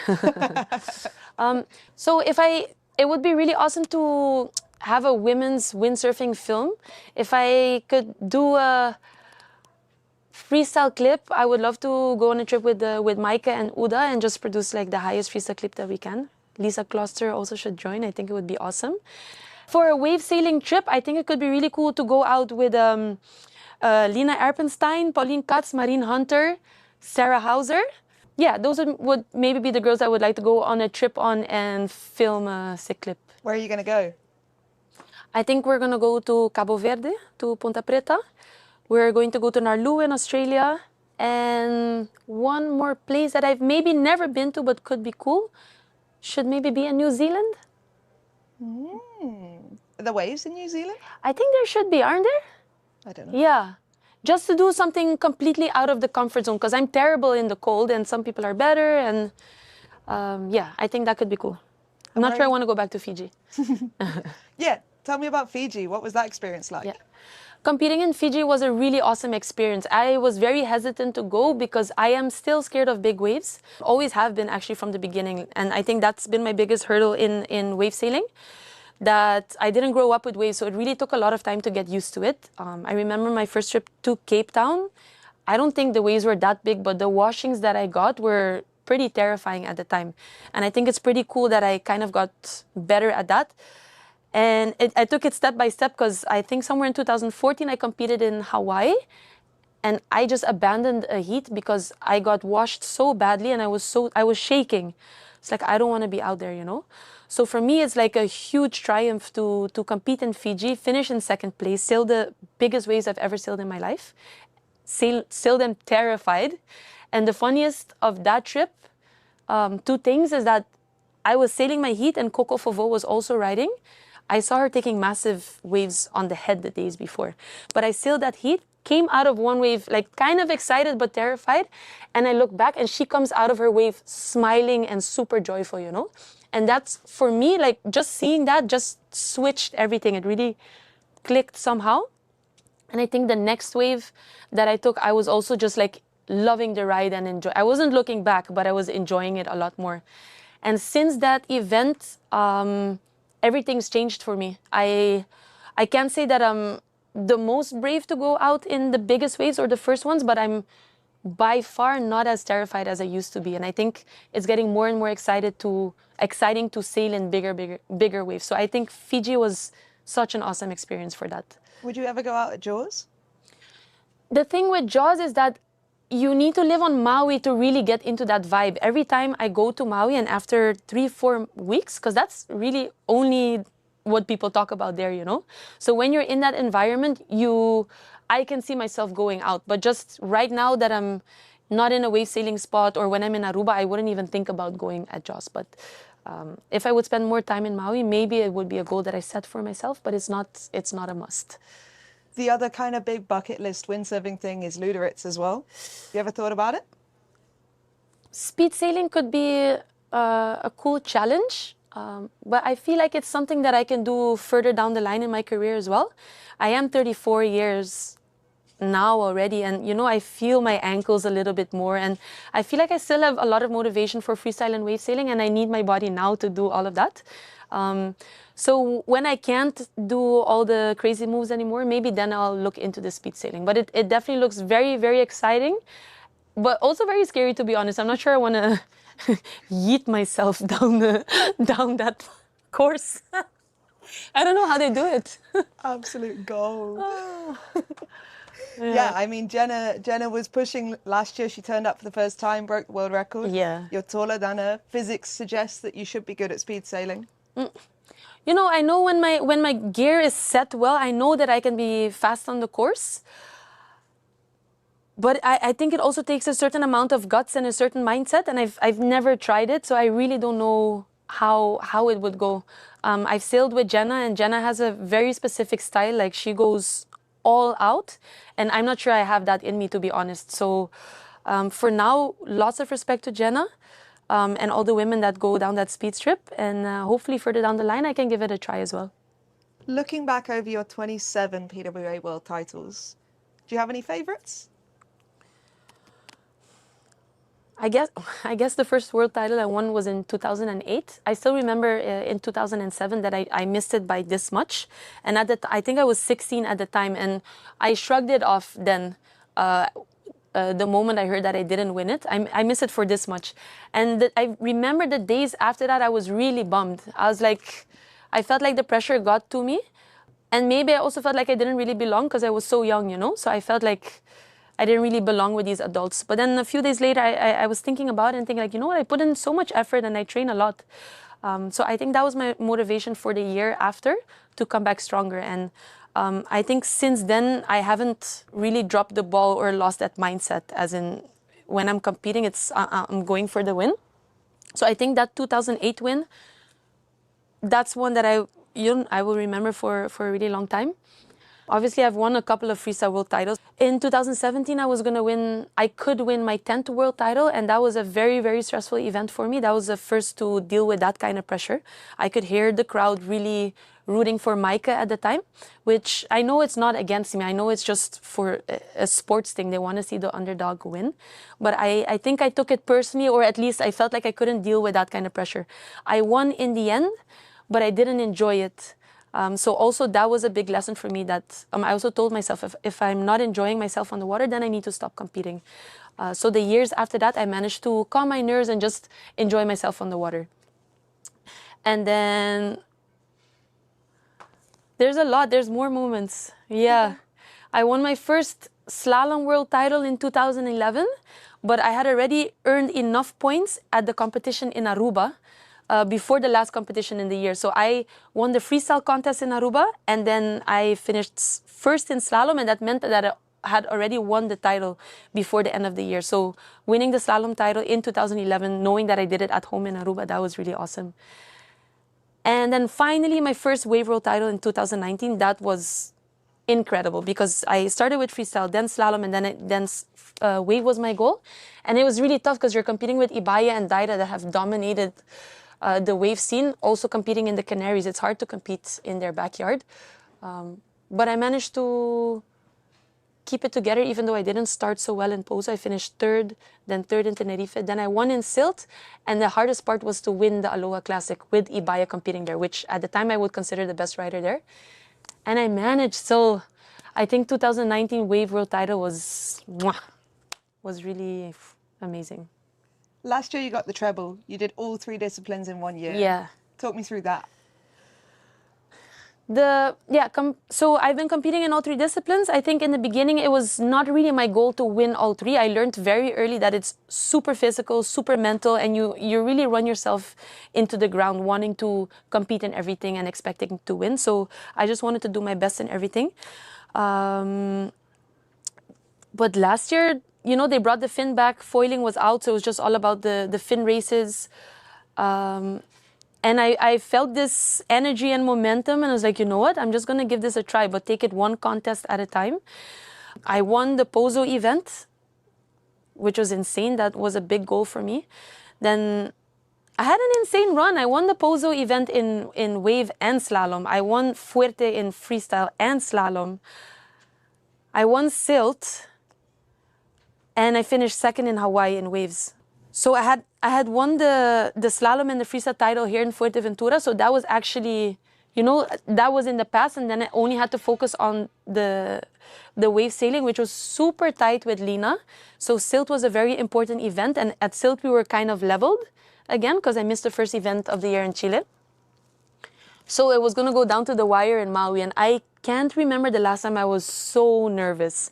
You know, even after so many world titles, you think you can control that, but maybe it meant more to me than I thought, you know. Just the idea that I could win all three disciplines was incredible. And I was in that position. So I'm just glad that I could hold the nerves down because I was extremely nervous. And we were staying in the same place also, Lina and I were really good friends, but we're competing against each other and we're in the same accommodation. But we managed to keep it cool. And yeah, taking that win felt really cool. It always feels a little bit two-sided for me because I'm also rooting for my competitors because I'm inspired by a lot of them, and I would have loved to have seen Lina take the win as well. So I was very happy but also emotional because I also know how it feels for Lina to maybe just not get it. But I think she could also be extremely proud of her performance. Let's talk freestyle. You've dominated the freestyle scene since 2008. You've actually only lost 2 heats in 18 years. Yeah. How? I don't really know. I almost think that in the beginning I was taking it a bit for granted. It's just things were just going so well, and I think I was very confident sailing, so I didn't really think about it. But looking back now and knowing how it goes at contests and seeing how other riders perform, like it doesn't always go their way, you know. You can have equipment malfunction, you can understand something wrong from the judges, you can forget some moves and then not fill your score. There's so many things that can happen. So I cannot tell you how I managed to do that. All I know is that once I'm competing, I go all in. I know that people see me as a bit chaotic, but I feel like when I'm competing, it's like full focus, and I do what I have to do, I guess. Talk me through this year's Fuerteventura and the battle with Micah. Yeah. This year I came to Fuerte and I saw that Micah was sailing a lot already. She was posting a lot to Instagram and stuff, and which was really cool to see. But already from those posts, I saw something different. I don't know what it was, but like some kind of determination was there. And I saw it immediately on her first sessions here in the water. She's always been super good. Very technical, but she was more powerful, more consistent. And again, there was this determination that I could just see, you know. So I felt that, and I kind of straight away took that as a challenge. I could feel it that I'd have to bring my best game.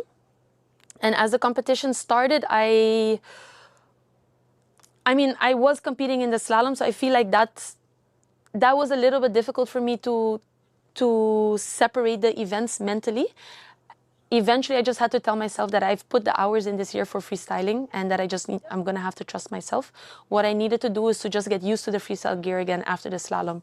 Right in the beginning, I regretted competing in slalom because in the end, all I really care about is the freestyle. But as I started competing in freestyle, in slalom, I told myself, whatever happens, happens. I'm happy that I competed in slalom, and now I'm just going to do my best in freestyling.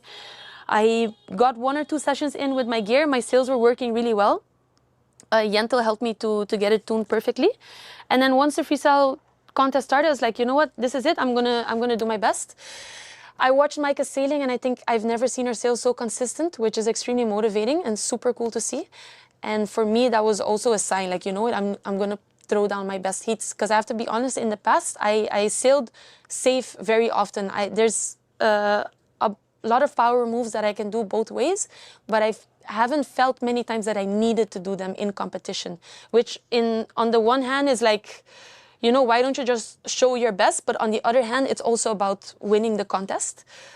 So it's been a trade-off for me. I feel like in this contest, there was no space for any safe moves. I just had to do the best moves that I could. And I think we showed the best freestyle ever in these heats. So yeah, Maika has been she's been in incredible form this year, and I'm stoked about it because I think I have pushed her to do better, and at the same time, it's pushed me to do better. You also got, for the first time ever, you got a heat win over Daida. Yeah. Can you relate your feeling of beating Daida to how Maika probably felt beating you? Yeah, that was incredible actually, because I had the exact same experience 2 weeks ago in Poso. My life goal in wave sailing has been to beat Daida in Poso, and I forced her into a super final. And I feel like I had the same determination when I sailed against her. It's like all or nothing, because you can't play safe against someone like that. You just have to do your best.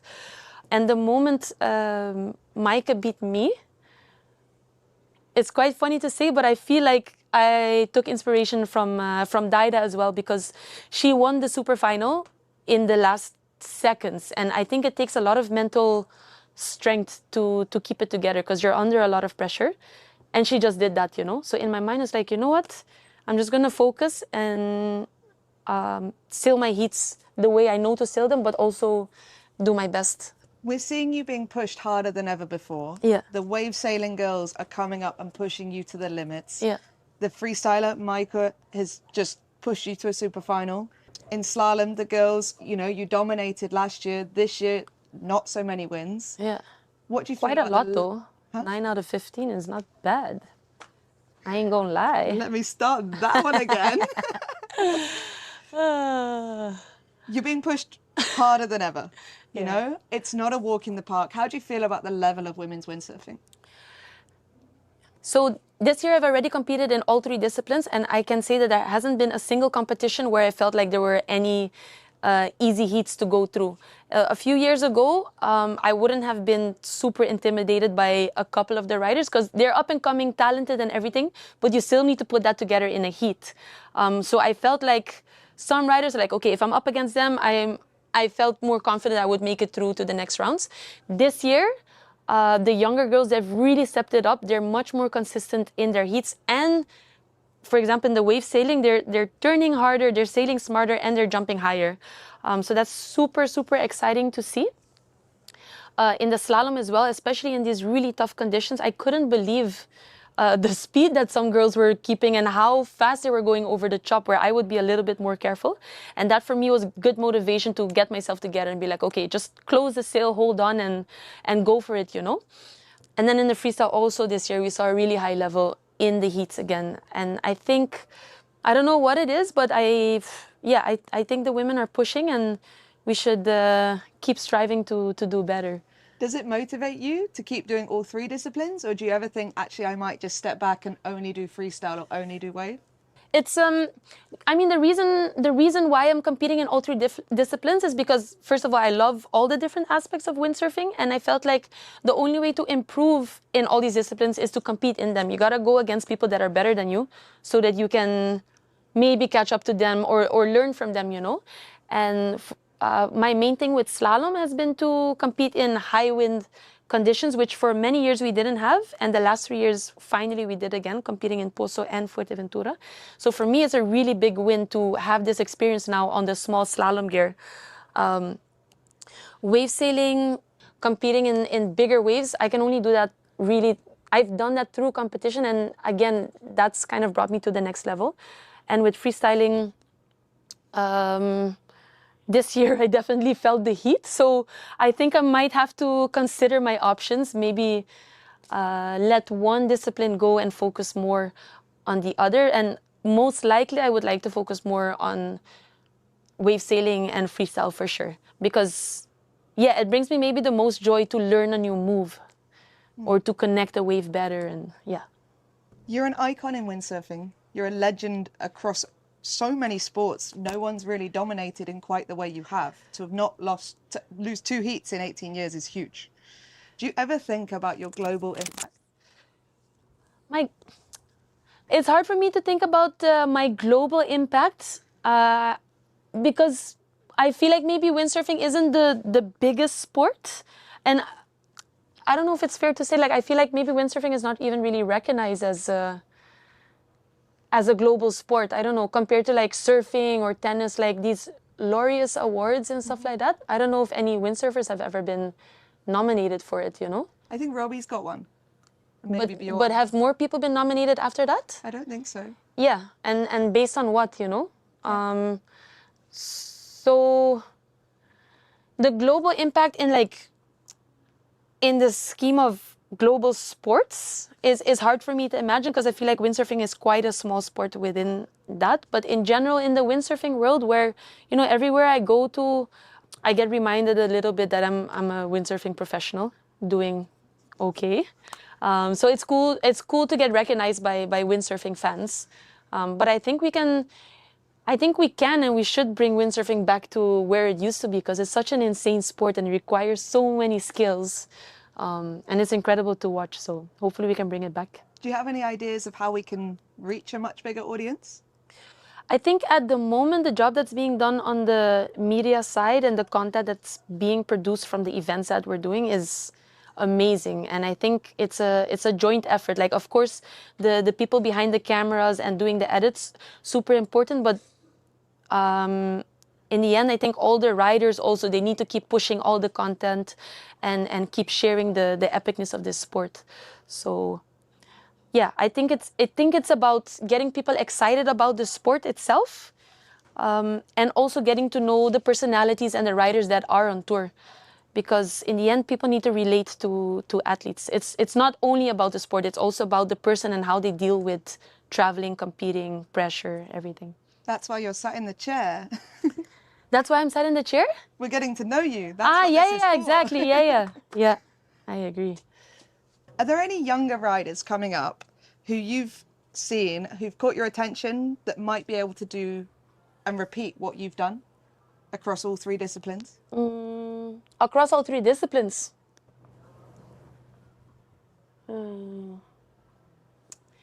I don't... Well, the thing is, I also try to figure out like how all of this happened, you know? And personally, I think from the beginning, I got lucky with the sponsorships that I got. And I've been supported enough to be able to do all the disciplines, right? I started with freestyling, then I got the boards and the gear for slalom, and then the gear for wave sailing. Of course, it's also some self-motivation and pushing yourself to do it. But I got the support, and I think this is the most important thing that maybe keeps certain riders from achieving certain things.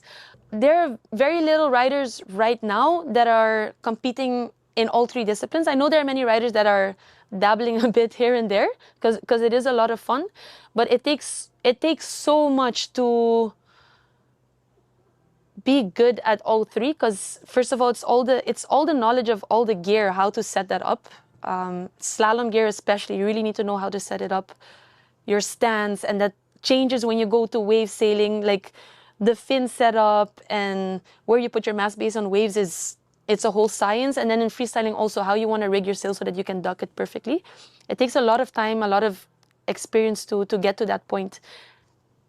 And then you need to bring it to competition as well, and have the mindset for it. So I think it's quite tough to do all 3 disciplines, because it's also getting more and more specialized.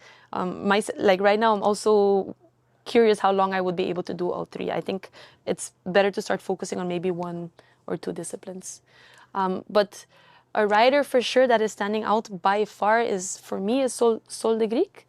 Because there are many other good women out there, but she's only 15. And the way she's sailing, the way she has improved from last year. Because last year I was thinking, that's cute, she's good.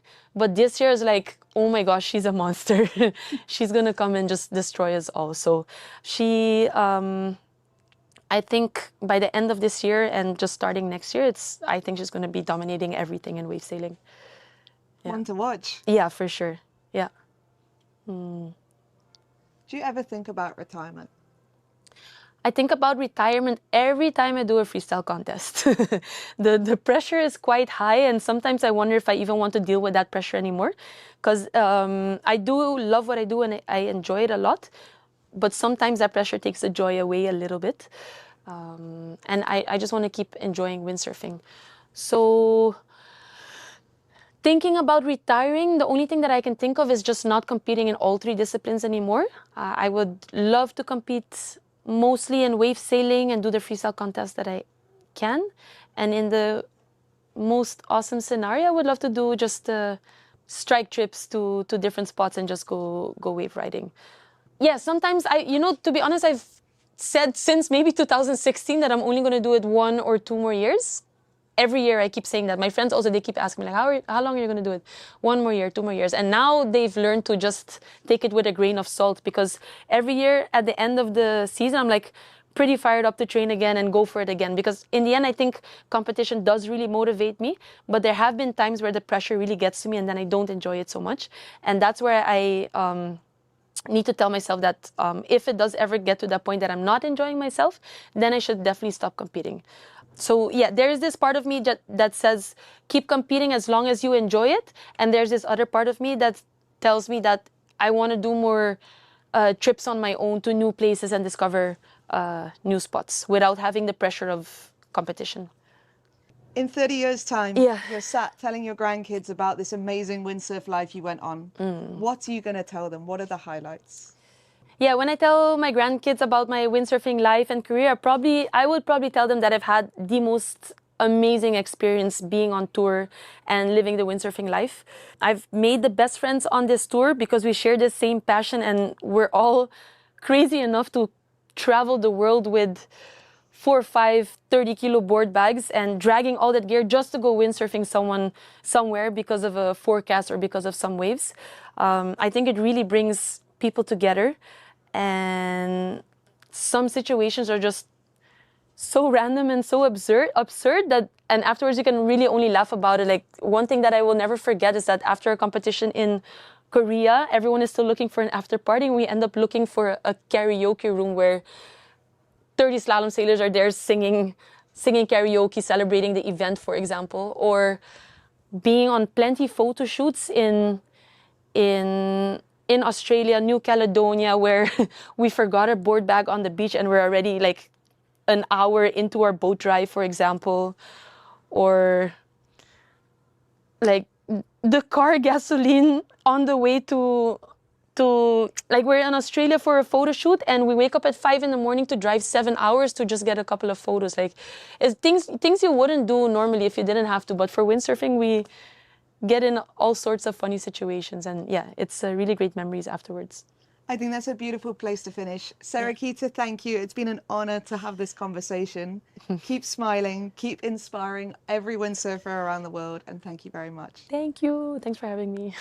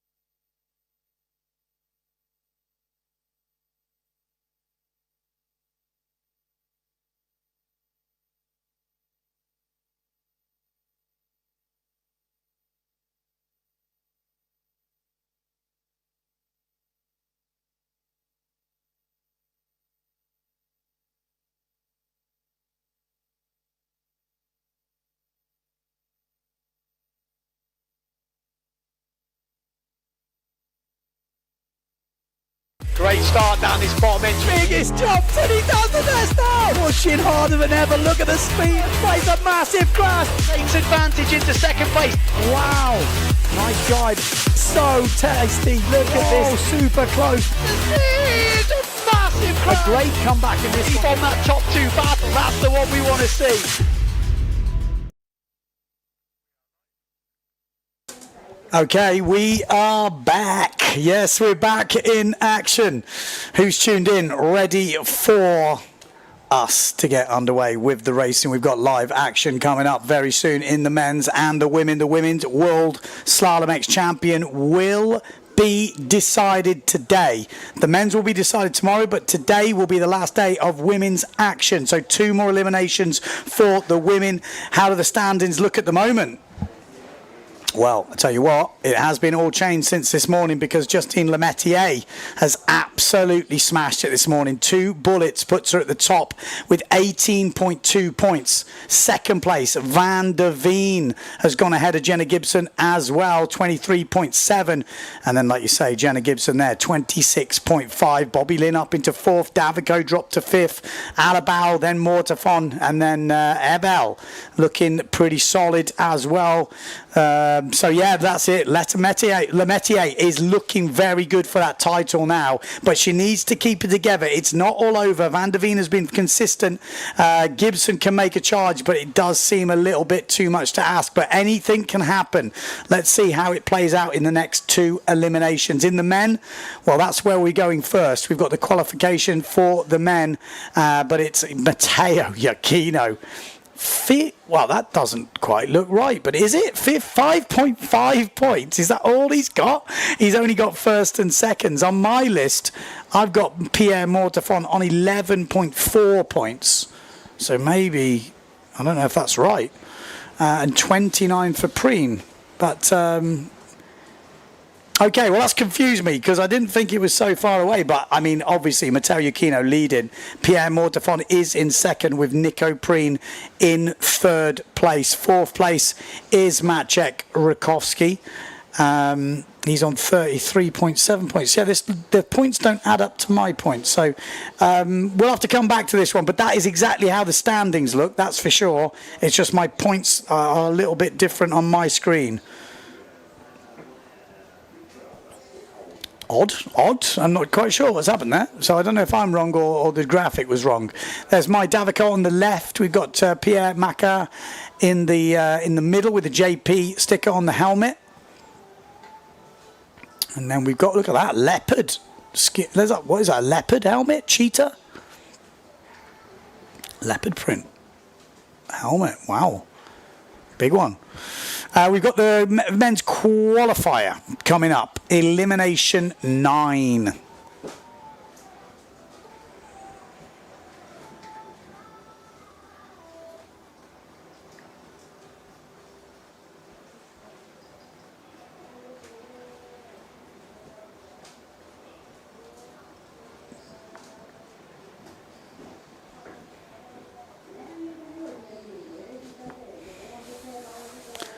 Okay, here we go, lining up for that qualifying round. We've got Tristan Algren in this. Will he make it out? He was here in the commentary booth earlier.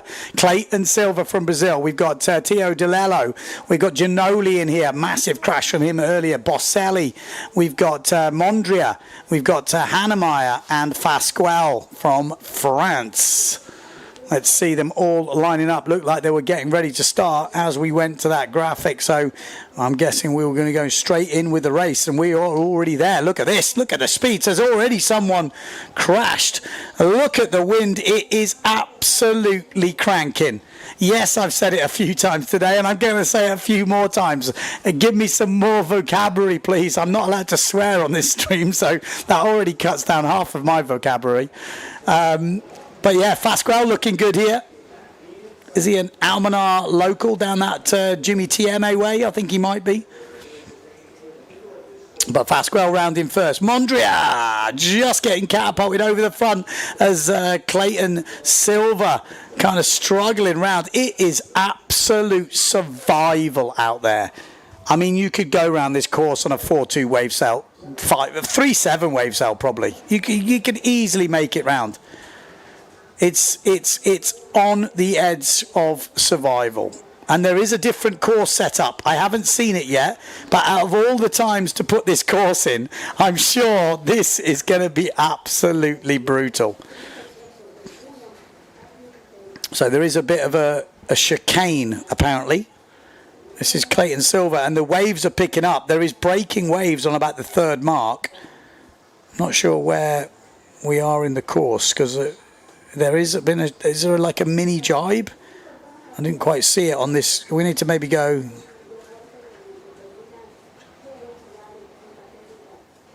Okay, well, where are we? We'll follow these guys around the course. We'll soon work it out. But he definitely jibed around pretty quickly there. Pasquale on the outside.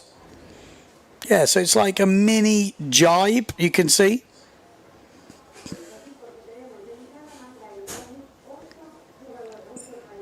So I think the drone boys, just to get an idea of exact, because we're going to have to follow this in.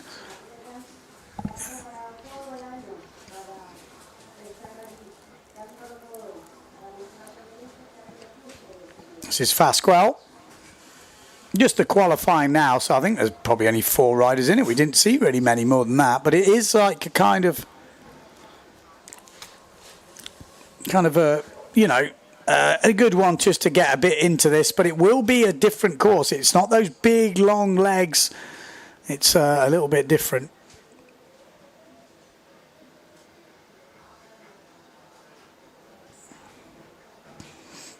Pasquale, you can see, oh my God, it's just surviving.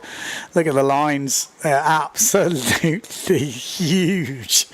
What, they're like nearly 40 or something. Oh, and he's gone down on this inside, and there is a few swell lines. Like when we were watching here, we were next to the tower, this mark had some breaking waves quite near it there. Pretty much that was breaking before, so I think we'll see some definite drama in this elimination. This is just the early stage. The tide is going out, so it will get shallower, and obviously then the wave will break. But at the moment, this is Lello, or France 19, on the duotone. Oh, massive! Absolutely huge jump there from Pasquale. That's the biggest jump we've had so far. He's sent that thing. Oh, beautiful. Yeah, we're gonna see some epic racing, I can tell you now, this afternoon. So strap in, get yourself a drink. I don't know what time it is where you are. Maybe a cup of tea if you're in England, cup of coffee if you're in Italy, beer if you're in Australia, Bundy and Coke if you're on the east coast of Australia. Lello. Oh, this is honestly, it is brutal out there. Absolute carnage to Silver. This is Clayton Silver. I'm so looking forward to this elimination. This is the qualifier. But I'm taking this quite relaxed because there's only really 4 guys in this. They're all going to qualify by the looks of it. Everyone else has kind of pulled out. But you can see what sort of racing we're going to be into when we get into the seeded rounds, the quarterfinals. It's going to be pretty epic.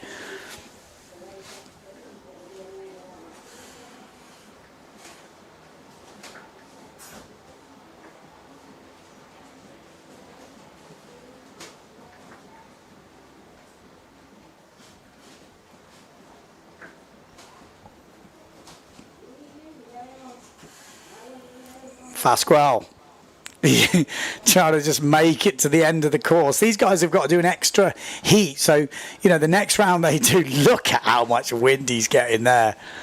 He is getting just ragdolled in a straight line. Oh, he's broke his harness line. Oh dear me, that can't be easy. Broken line. God, I've never seen so many broken lines as I have the last this event. Someone said we need more obstacles. Trust me, you're not going to need any obstacles in this. It's brutal. It is absolutely savage out there. Someone's asking in the comments, how fast is Jenna Gibson? taking the mickey at me, saying she's the fastest woman in the world. I mean, some people only tune in for a couple of heats. They might not know who she is. You know, you guys are not following everything. You got to know this. Some of you hardcore guys will know, but look at the wind. It's like not even able to, you know, keep it going in the shore break. I like to give context to why someone is so quick. You know, you've got to give context because some people don't follow everything. This is Mondria coming through. Tama. Mondria from Aruba. Just like Aruba, this, he said. No, he didn't. He didn't say that. He looks so scary, isn't it? Just going along in a reach and you're just on the edge of your seat thinking, is he going to make it? Look at the wind coming in. And there's some big waves every so often when the swell comes through towards the end of that finish. There's been a breaking wave right next to the finish. So that's what you're going to see. And you're going to see the guys when they're neck and neck. Someone's going to have to kind of jump off the back to accelerate through like that. You see with Clayton Silver, but you know, if you're neck and neck, you can't back off like you did then. You're gonna have to go. It's gonna be very, very exciting. So make sure you put your phone on silent, call off all the meetings. It's gonna be a great afternoon of racing. Here we go. This is qualifier number 2.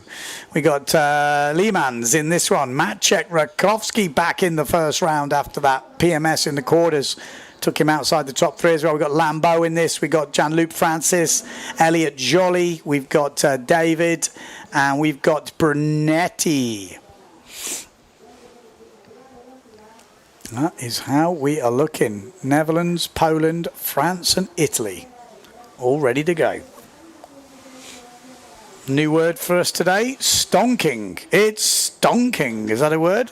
Any words you want me to use in the commentary, put them in the comments. Come on, I'll do my best to fit them in. But it's stonking apparently out there.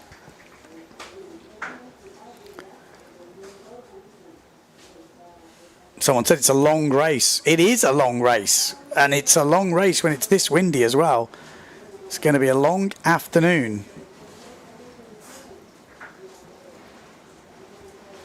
Fasten your seatbelts. That's Cedric Board, Matteo Iachino. We're ready to go. Revving up the engines.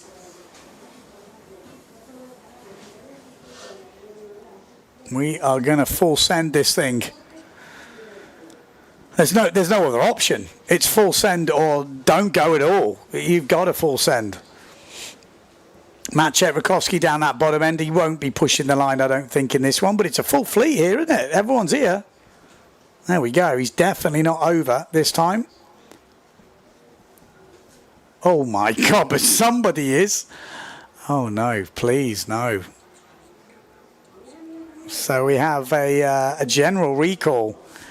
Just what you need to be doing is hanging around up there. Jean-Luc Francis, he's been pushing the start, actually.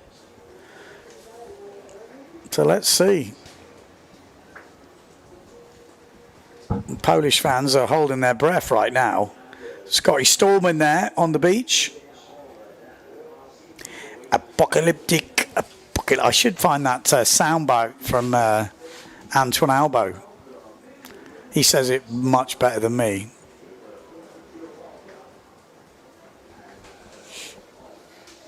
There's Pierre Montafon.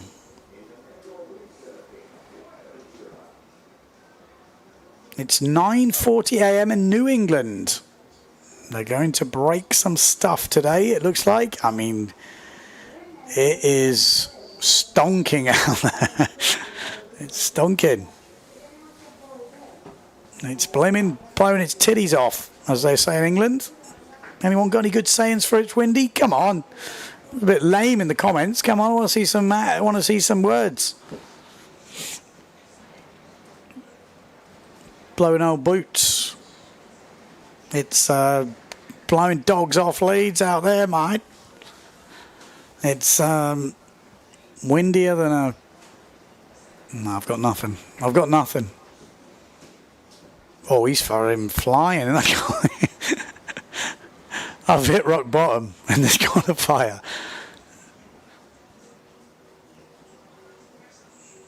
too windy for general recalls, they should go black flag. They do have black flag. That is black flag rules. It's just they take the general recall and kick the guy out.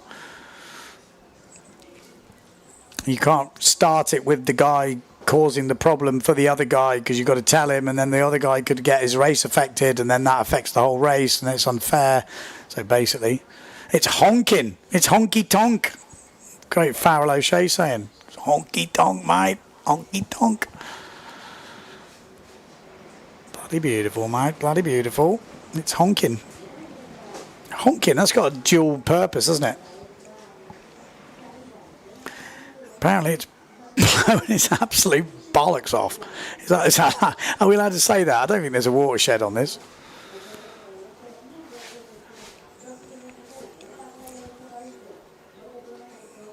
It's quite breezy, says Billy. It's rather breezy out there.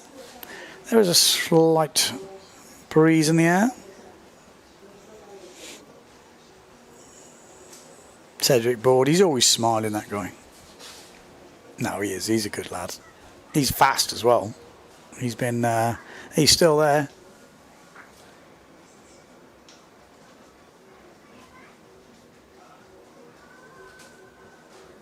It's windy when the sheep don't have curls. Is that a New Zealand saying or something? Or Welsh? It's bonkers. Bonkers. It's bonkers. Look at this. We're going to see some jumps. This is what these boys are saying. They're getting excited. When you see the boys like this, you know it's going to be an exciting day of racing. They're already kind of getting like, whoa, look at that. Oh, they're going to hit that and bang. Oh, my God. Look at it. It's like nervous smiling. Amado's like, oh, dear. That's good. This is good. This is what we want to see, is proper Slalom-X. I think William Hooper was telling us how he did his grubby there as well.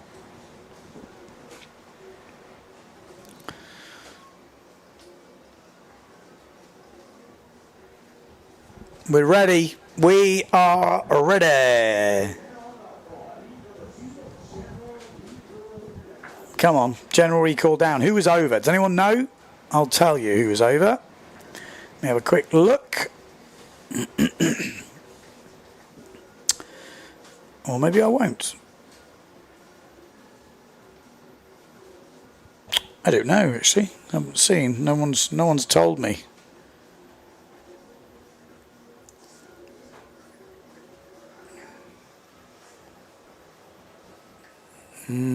No, still no word.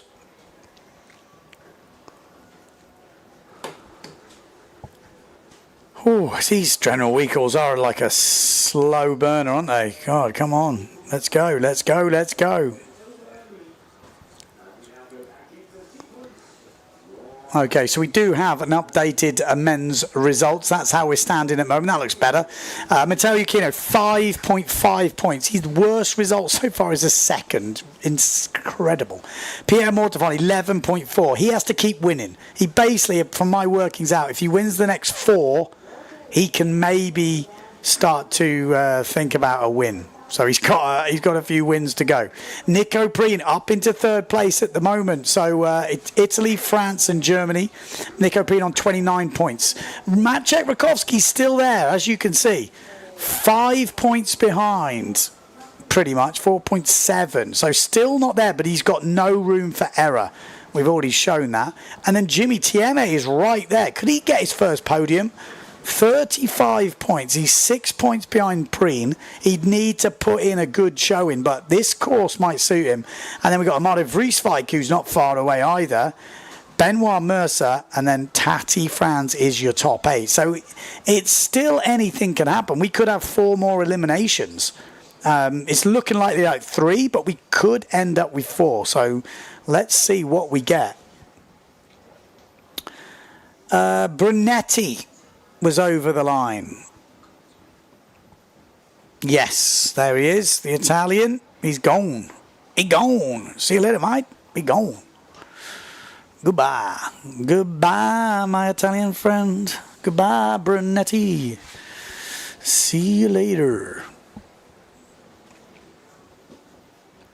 All right, we're going to turn up the heat when we get out of these qualifiers. But let's see if we can get a good run of this course, because I guess it's going to be very quick jibing. We might have to get a bit more height on the drone just to see it all playing out and to see the lines on that third mark. But let's see how it works. Jean-Luc Francis on the red duotone is clearly out there. Nice.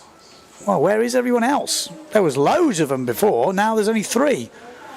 Okay, Jean-Luc Francis. We got Maciek Rakowski. We got Lambeau as well, I think, on the other duotone, the yellow duotone. The red duotone is Jean-Luc Francis. And then Maciek Rakowski. Look at the swell. Oh, there they are. There's Jolie. A bit further back. Yeah, you're not cruising in this. Whatever you're doing, you're surviving. Look at the swell. Ooh, I'm just looking forward to this. Going to be a good one. As we get further down the course, we'll see those big swell lines coming through. And it will affect the racing, no doubt about it. Moving water like this big, will be exciting. Oh, nearly lost him. We nearly lost Lambeau there.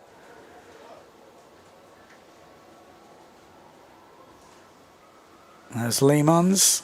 I have to keep an eye on those top guys just to understand the course. But that's Lemons going round. Survival back here for these guys. There he is. Yeah, so that's the course. Round there, little jibe in here. So it really is going to favour those guys who are pretty quick. So maybe Brendan Loho, we've seen jibing well. Sasha Fortune, who do we see? Delarue was looking good on the jibes. There was a few guys, but that's it. So it's that little kind of short little run. So first long one, round the jibe, normal, and then a little short run, and then back into the beach, back out, and then finish. So it's a long course. And this type of wind with that little run up to get ready for the jibes will favour the good jibers, obviously. The ones with good board control. I mean, obviously we like to see them up to speed in this wind because that's also when things can happen.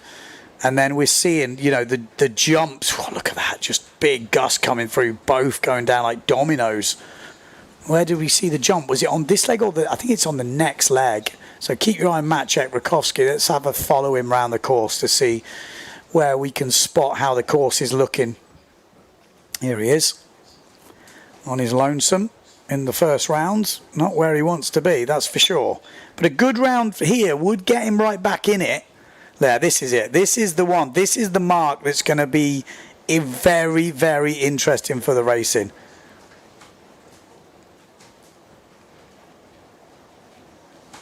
So Maciek having to sail an extra heat to everyone else now because he's in this qualifier round. And then we're seeing waves. As you jibe here, there's waves coming through here sometimes which are breaking. Look at this. Yeah, we're going to see plenty of that. I think we might see Tati Franz. Oh, that was a big jump as well. We missed that. Let's keep an eye on Maciek. I'm interested to see how the good guys are going to hold on to this. Yeah, he's doing it. I thought so. Sometimes it's easier to jump. He's got no pressure. Whereas if you kind of try and save it, it sometimes goes worse. It is a long course. You know, imagine having to sail this much extra compared to everybody else. So he's made it hard for himself, Maciek Rakowski, after that PMS in the Elimination 8. But yeah, it's going to be great to see who will throw it down on the way out because, you know, that's going to gain you so much ground, but it also could go very wrong. You're going to see a few people nursing and a few people just, you know, who are behind full send. So, yeah, I'm very much looking forward to this. I am. Oh, yes, I am. It's going to be very nice. Oh, I heard a big noise there. What was that? Did someone take off? There was a big cheer from the beach or something.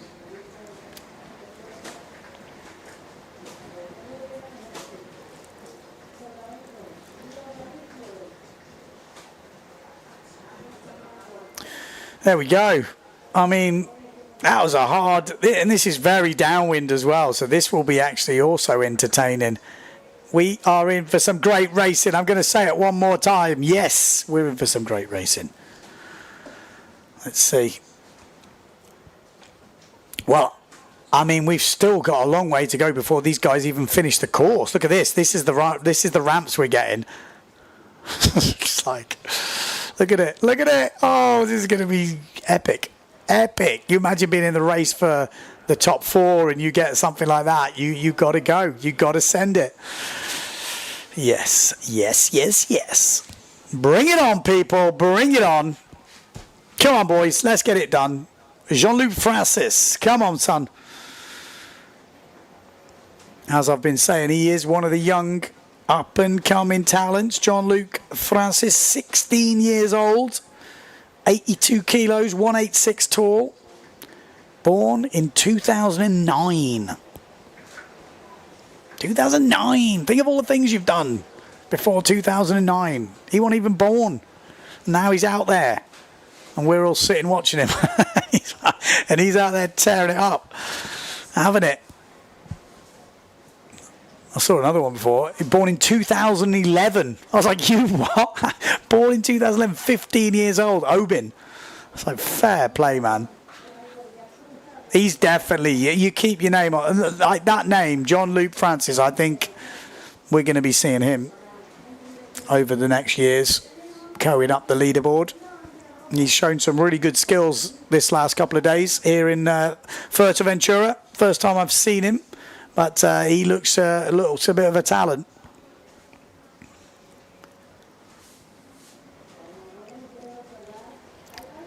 Well, like I said, it is nuclear out there. It is blowing its titties off. France 99. Is that Kestel back? Kestel's back. That's David. Or David. Go on.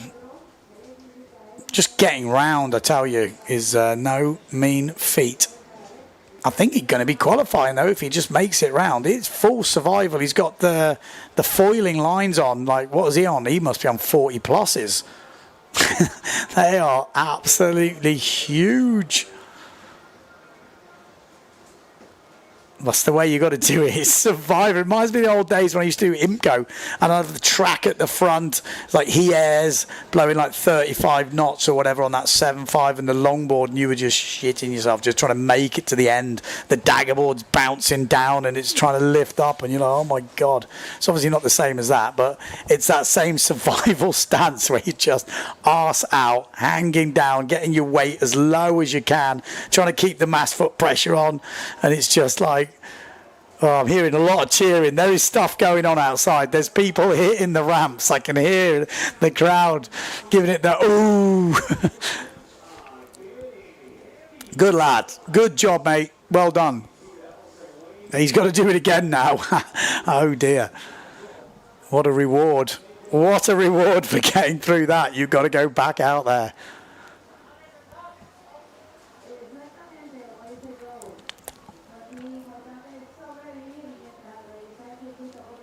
Oh, interesting. Well, the quarterfinal number one.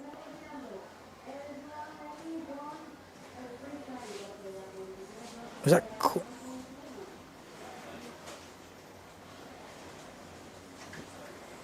Oh, that's qualifier number one. Sorry. I was going to say. It's like we need 4 guys. Go on, son. He's on it. Oi, Leemans. Made it to the end. He's got longer arms. He's going to go home. His mum and dad will be like, what the hell's happened to your arms? He's like, oh, Mum, they got longer. I can't believe it. They're dragging on the floor now. A couple of days here. They do look longer, don't they? They'll be dragging on the floor all the way home. Have to get a new bike.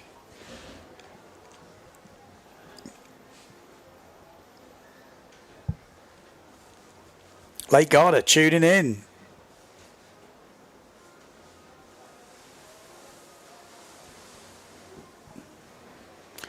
All right, back up there, mate. quarterfinal coming up.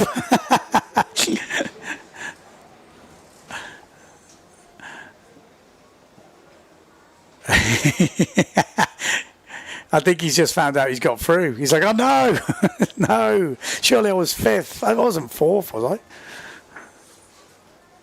Ah, it's brutal, man, brutal.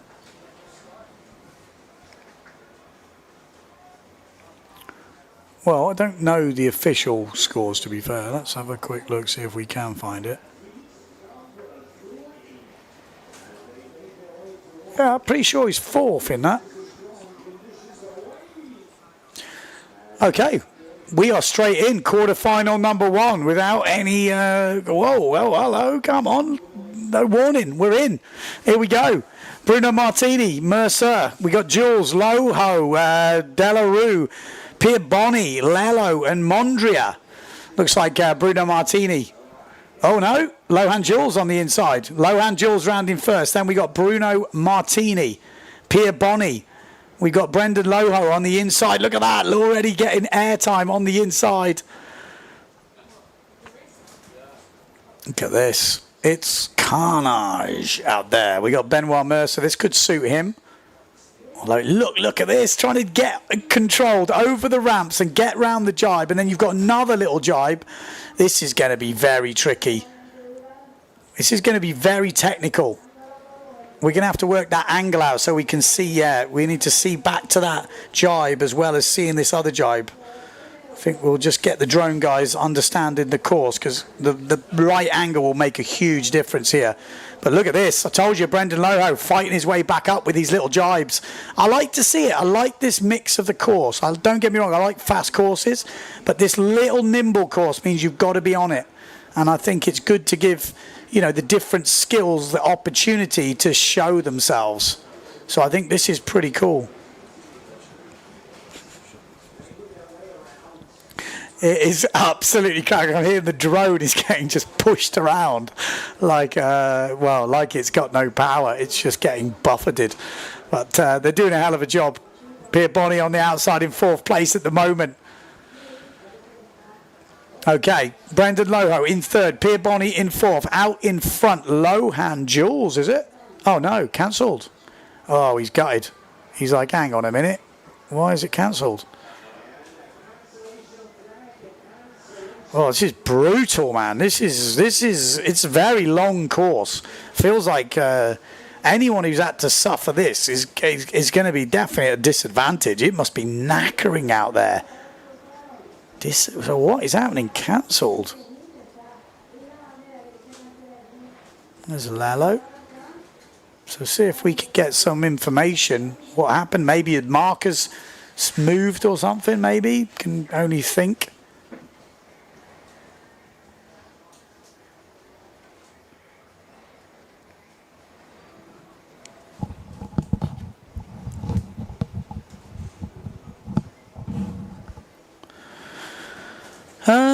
Okay, so we've got a cancellation. It's been a bit stop-start, hasn't it? The start of this, I apologise. No, it's not my fault, but I apologise for trying to rev you up, and it's not quite got going yet, has it? It looks pretty gnarly out there. So obviously something, maybe... What has happened? I don't know. We don't know. I'm in the dark as you. I just see that all I see is what's on the TV screen. So I've got no windows. I've got nothing. I'm literally in a cave looking at a TV screen.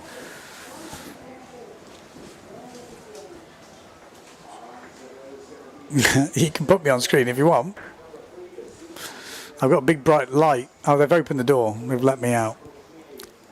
But yes, that's me. I'm looking at a TV. That's all I'm doing. I'm literally at home with you guys. I'm in the same boat.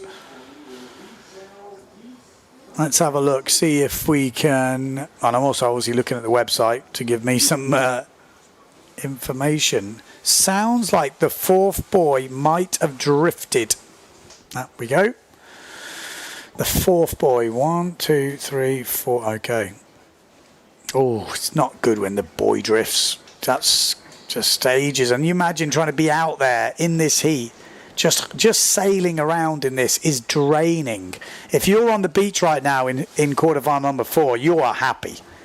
And yeah, I'm pretty sure Matteo Iuchino will be happy. Actually, I don't know what heat he's in. Let's have a quick look. We've got quarterfinal number 4. It's got Pierre Mortafon in it. Maciek Rakowski's in it. Vries Fikes. Oh, jeez, that's a sneaky little one, isn't it? Quarterfinal number 3.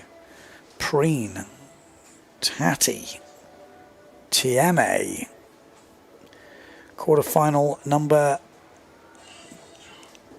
2 has got Matteo Iuchino in it, so maybe he is out there. Jordi Vonk's out there, so I'd imagine Matteo's out there. That's not good news. You're going to be getting tired. Trying to just sail slowly in this wind is hardcore. Trying to sail fast is also hardcore. Oh no. Oof, there we go. Did you see the finish boat then? That was the finish boat. Maybe it's the finish boat which has got the problem, but the finish boat just got fully covered, didn't it? That's the problem with wave slalom. The waves, they all upset everything. Because it's surprising how much lift one boy gets when a wave comes through. How much it can lift in terms of anchors and weights.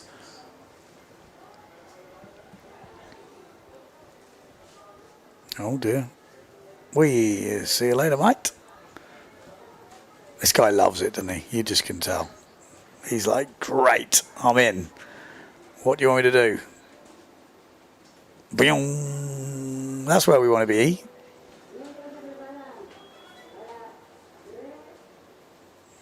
Let's take bets on if he makes it out without rolling it. It looks a pretty wet old business, doesn't it? It gives you a bit of context of actually what the guys are dealing with out there, because this jet ski's having a horrible time. I mean, it looks way rougher when you see that than you see the you know, everyone else heading out. Oh, there's the boy.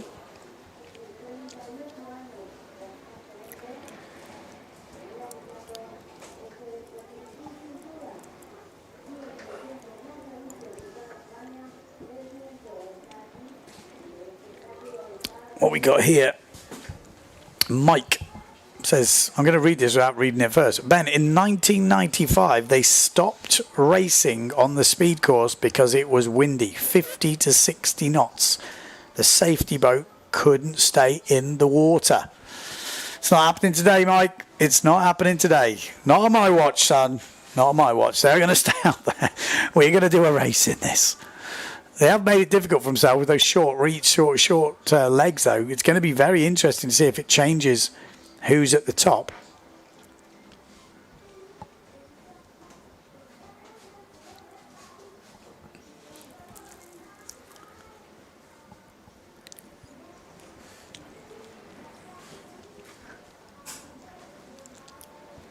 So if you are just tuning in, there's a little bit of a delay now because the marker's drifted. We've got waves on the course. We've got wind on the course.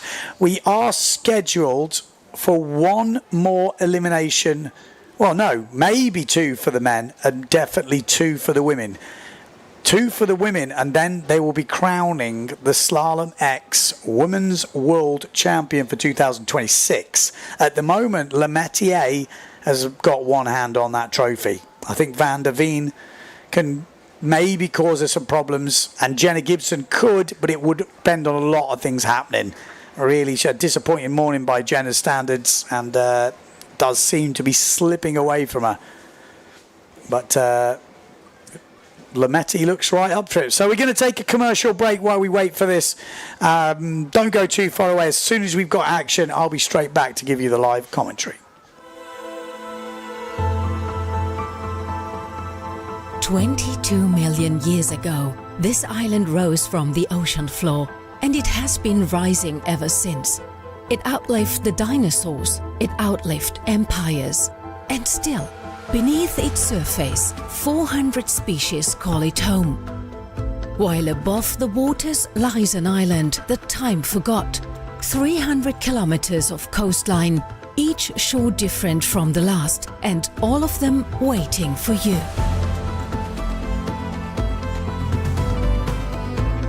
This is where the world comes to fly. 36 years of world championships have been written on these waves, because here the trade winds never stop, and neither do the athletes who chase them. The ocean is always open. But the island gives more than wind and water. From its volcanic soil rises a different kind of treasure, shaped by a culture older than the conquest, by hands that still remember. Here the island feeds you with its land, with its sea, and with its people. And when the sun goes down, the island doesn't shut off. It opens up. Beneath the clearest skies in Europe, you begin to understand. This is an island that doesn't ask you to be a tourist. It asks you to transform, because for 22 million years, it has been waiting for you. Fuerteventura, the island that transforms you.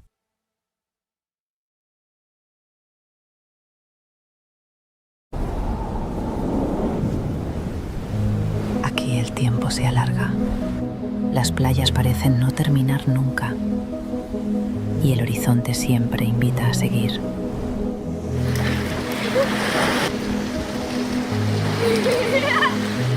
Un paisaje abierto donde el silencio y el viento forman parte de la experiencia. La luz cambia, el territorio se revela y el paisaje se vuelve inmenso. Hay momentos para moverse, para disfrutar, compartir, sentir la energía. Y otros donde todo baja el ritmo y simplemente estás. El arte y la tradición conviven. Espacios creativos, calles con historia.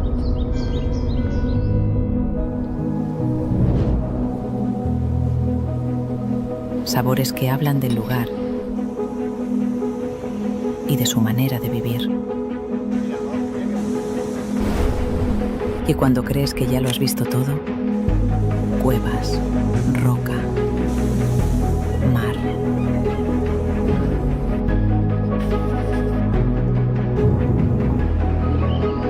Pequeños instantes que lo cambian todo.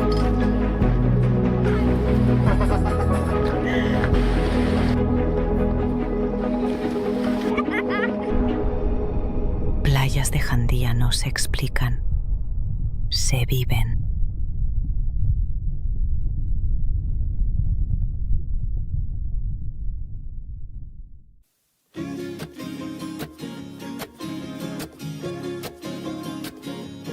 Welcome to the Rene, Egli Windsurf, Wingfoil, and Kiteboarding Center in Sotavento. It's the ultimate water sports playground with loads of space for everybody.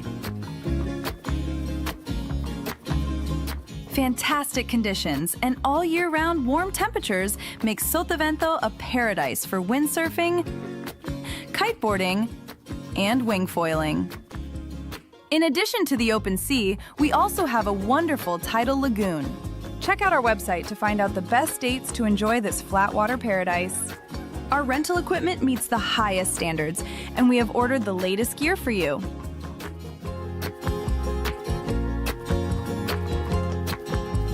Our professional courses will help you improve your style and riding technique.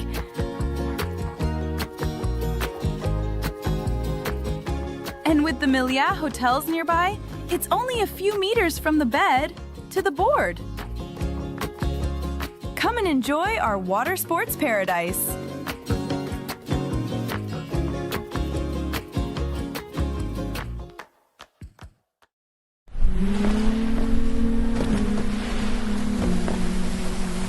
Have you ever realised that when going windsurfing, you're also going mind surfing? Is this family so relaxed because they're on vacation? Or is it because visiting the volcano is also included in their vacation? If you feel at ease while being in contact with nature, Imagine being in contact with this biosphere reserve.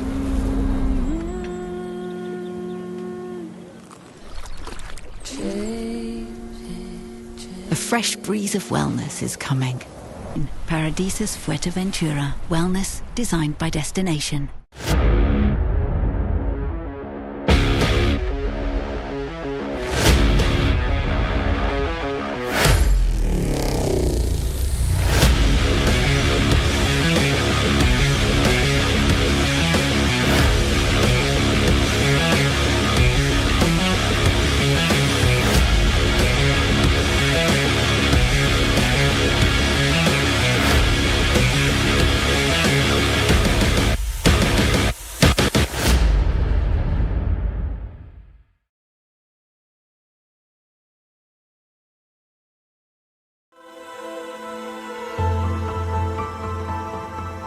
"22 million years ago."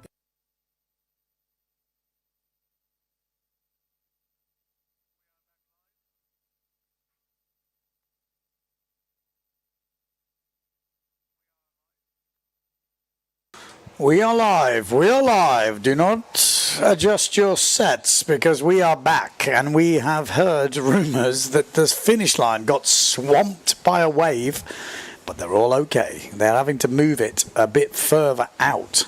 So it's pretty much now carnage for the boats, let alone the sailors. There's still guys out there sailing around. They must be absolutely knackered.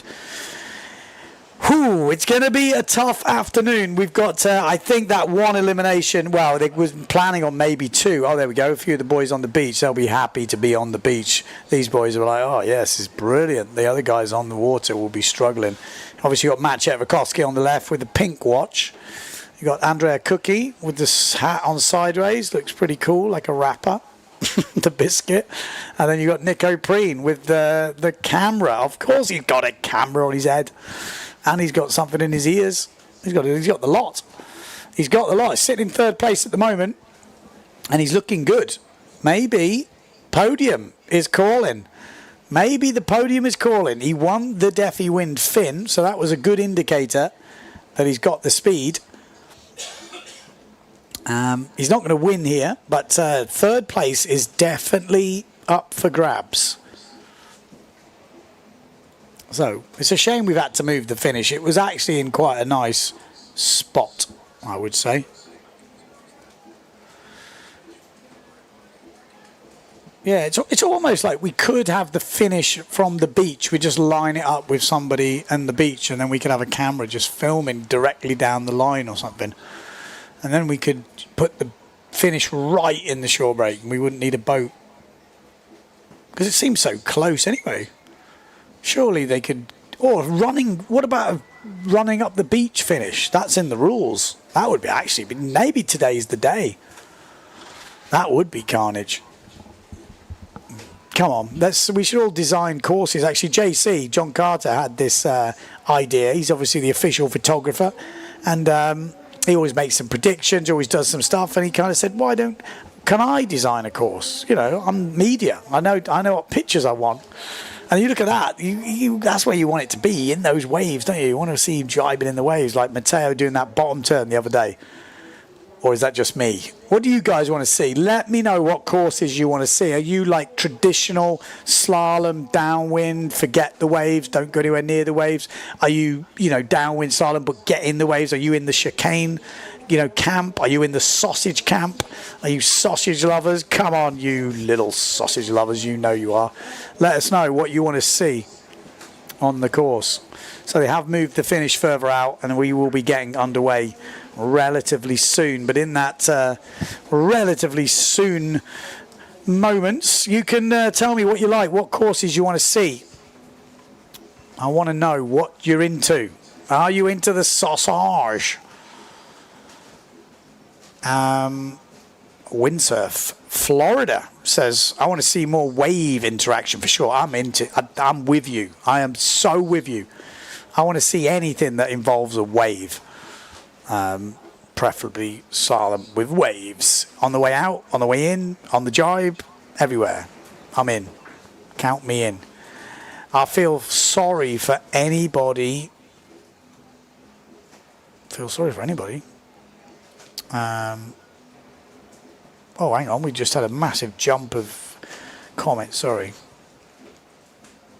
I got deleted. The sausage, we need it.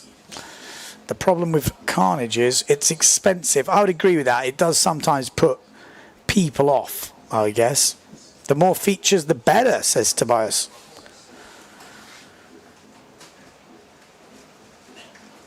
Jeff says, I feel sorry for anyone that's caught out by a... What? By a gimmick. A gimmick. Well, yeah, but waves not a gimmick, is it? Is that what you mean, Jeff? Or you mean the sausage? Love to know how fast they are going. Well, we saw it last year or whenever it was. It was like mid-30s, you know, very much mid-30s. Sometimes on that speed run, some of the boys were up to, you know, high kind of mid-30s, 37, 38 or something like this, which was quite crazy. But in this stuff, I mean, it's obviously pretty hard to get up to proper top speed. Let's go with Formula windsurfing. Offshore flat out speed, apparently.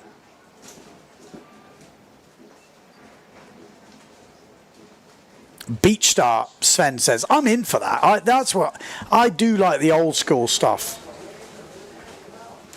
Okay, so we have got the flag just gone down, so we're going into action very soon. Tim says a mix of reach lengths and angles is great. I agree. I think mixing it up is always good. Sausage sucks. Always did, always will do. Not a big fan of the sausage, I see, Eric. A beach finish would be awesome with these waves. I agree. I mean, beach start, beach finish. I do like the old style racing. I know some people hate it. I saw it. The comments on the wave rally. What are they doing? Running up the beach. This is not a running race. This is a slalom race. I was like, yeah, but it's just an extra thing. It doesn't have to be slalom. It can be its own thing, which is what the wave rally is. If we're talking about that. But in the rules of Slalom-X, you can have a beach finish. I'm not saying we should do it here, but it is in the rules. Beach start, beach finish, waves. I want a 2-man slalom like the Olympic ski riders with lots of boys. Interesting. Like a dual slalom. Sausage on every reach. Merlin's up for the sausage party. Look at this. We're going to have some good racing. I think we're going to like what we're going to see. I like the X concepts to spice things up. Says professional freerider. Long distance is cool. Sausage is cool. Yeah, I think mixing up and finding the best guy who can handle it all. Just look who's winning at the moment. He's been consistent in everything. It's not like something's caught him out. He's just the best at the moment. Red flag is up, so less than 4 minutes to go till the start. I want to see Ben racing again. I would do it. I would definitely be on a no cam in this. I think it would be the best tool for the job. And I would definitely have a smaller sail than Bobby Lynn. I would definitely have a smaller sail than a 4.9. These girls are too hardcore for me. Way too hardcore. I think they're too hardcore. They need to check themselves. That's way too big. How about team racing? Relay racing? Speed run of death on the outside. I like it where you're thinking there, fella. I like the way you're thinking. It'd be interesting, some bump and jump boards and sails in these conditions. I agree. I'm yeah, all over it with you. Beach start, beach finish, bump and jump, small fins. Kind of how Supercross was in the very early days, but without the freestyle. You know, just racing. Yellow flag is up. Right, should we see who's in this heat? Do we even know who's in this heat? Do we even know where we are? Who are we? Yes, we do. We're in Fuerteventura, Sotavento for the Slalom-X World Cup, and this is quarter-final number 1. We've got Bruno Martini in this one, Benoit Mercer. We've got Lohan Jules. He was looking good. He was upset that last one. He cancelled it. We've got Brendan Loho, Victor Delarue, Lucas Pierboni. We've got Tio DeLello and Tame Mondria. So a good mix of young and experience there. So yeah, let's put me on my screen here. Yeah, good mix. Mostly young though. Mostly young with a bit of experience. We have got, if you are just tuning in, like it's not a chicane, it's like a couple of short reaches in the middle of this race. And with this amount of wind, what we've got now, which could be, well, I think it's the windiest day we've had and the most waves we've had, that those short reaches might catch a few people out. So we've obviously got Brendan Loho in this, leading that under 80 kilo category. And he's been looking good on those tight reach, tight sort of jibing. Delarue, he had some really great jibes earlier, so keep your eye on him. Benoit Mercer's good jiber. Some talent there. But Lohan Jules and Bruno Martini were the guys leading the way last time. You know, better known for their speed, but they were obviously fast and jibing well. So let's see how it plays out. Getting in towards the start. Let's hope we don't have a general recall after all this. Come on. Let's keep it clean, boys. Let's keep it clean.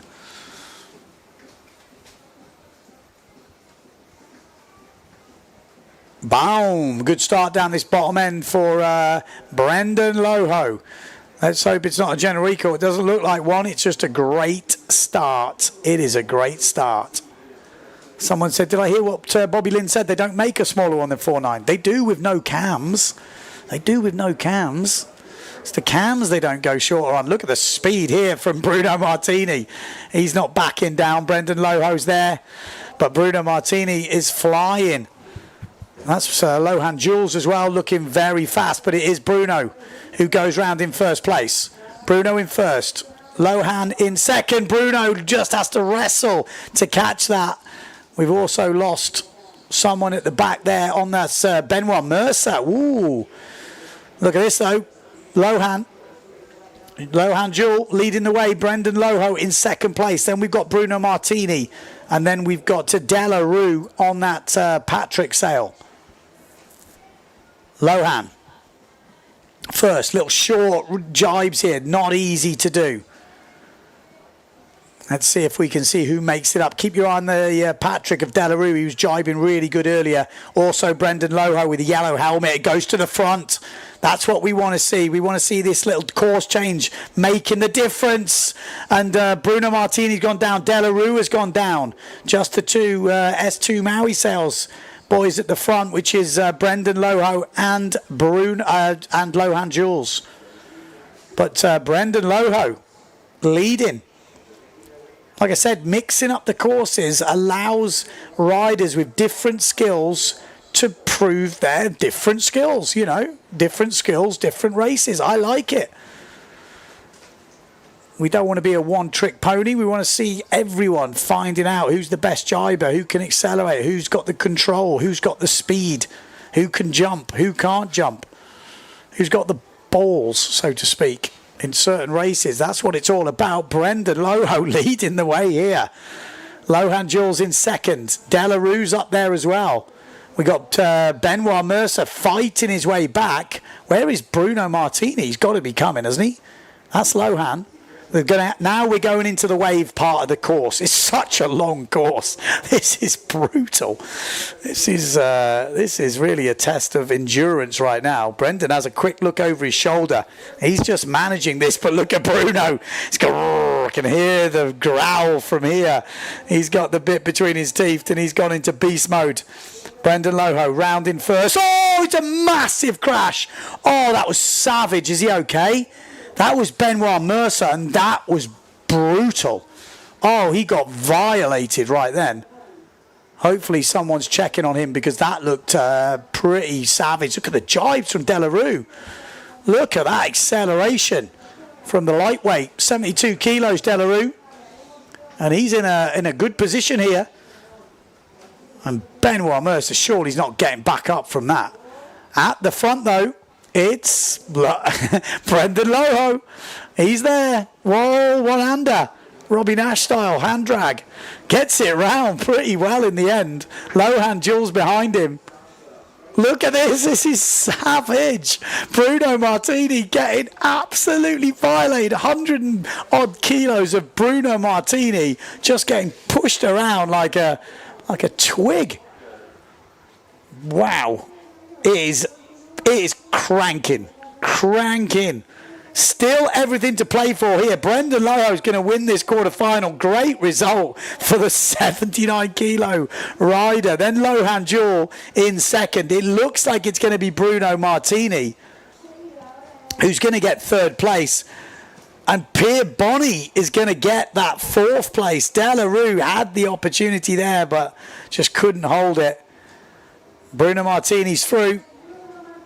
Pierre Bonny is going to get the fourth spot. And the big news there is Benoit Mercer crashing out with that huge crash. And we haven't seen him get back up from that. Delarue going over, and then DeLello. He bought a caddy, DeLello, and ended up breaking her foot before on the wing foil. Well, what does that teach you? People at home, don't go wing foiling.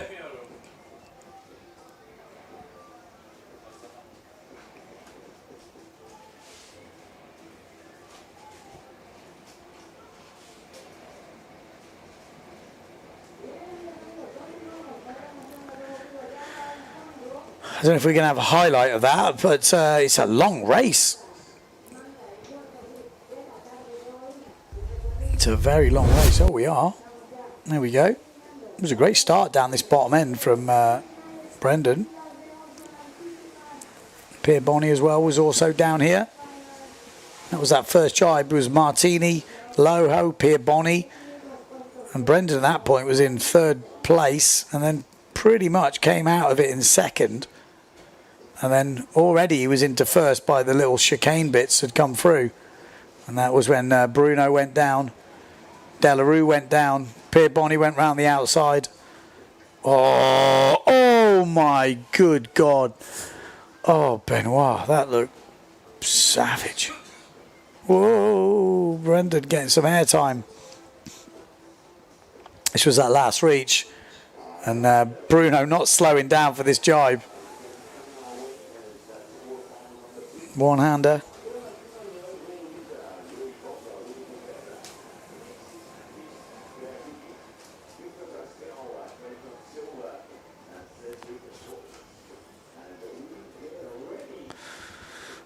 Oh, Delarue, if he could have got his edge in then, he would have made it. But he went down on that, and then he didn't make it. Ended up fifth.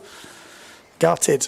Oh, apparently Neil Pride don't make a smaller racy-ish sail below 4.9. You have to get the wave sail on. I'll tell you what, a wave sail wouldn't be that bad. I can tell you now, after doing the Defi, it's not really, it's not crazy as slow as you think. When it's like survival, like it is out there right now. I mean, obviously you're not going to win the main men's fleet, but some of the women's races which have been real survival, he looks absolutely broken, and he's a fit fella. You know, these guys are not sort of couch potatoes who sit around. These guys are fit athletes, and they are broken. You just see the face. He's like, no, I don't want to go back out there. I qualified. It's a long race. They really are. I mean, this is savage. This is savage. You're going to be, you know, reassessing your life choices, I reckon, racing out there right now. It's as brutal, as hard as it gets in terms of slalom racing. This is like SAS training.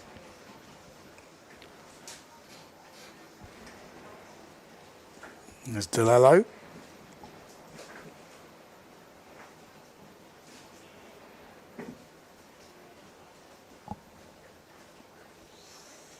There she is. There's the missus.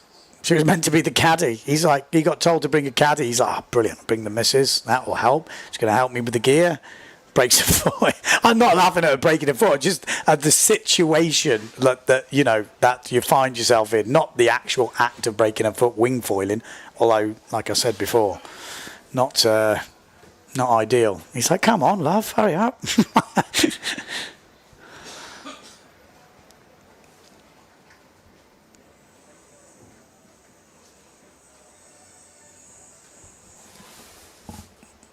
Not what you want to be doing on crutches in the sand. It's not an easy task. I've been there before.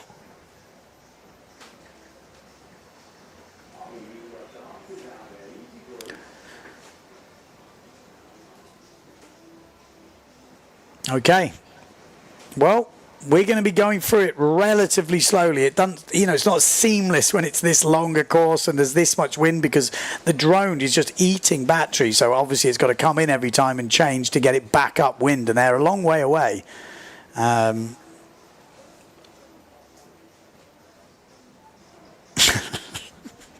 I was just reading the comments.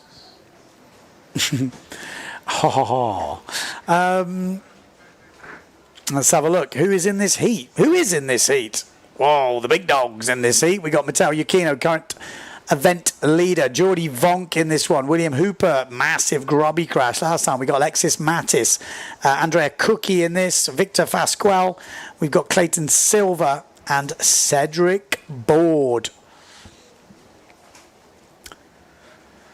Who is going to make it to the end? It's going to be like that. You know, do you push and risk, you know, going down? Do you try and just safely make it around? Do you, you know, there's going to be a lot of questions here. You can see on the outside, they're just getting absolutely violated. You know, not even making the jibe on the outside to come back to the start because it's cranking that much. This is pure survival. Maybe the windiest heat we've had for a long time on the PWA Tour.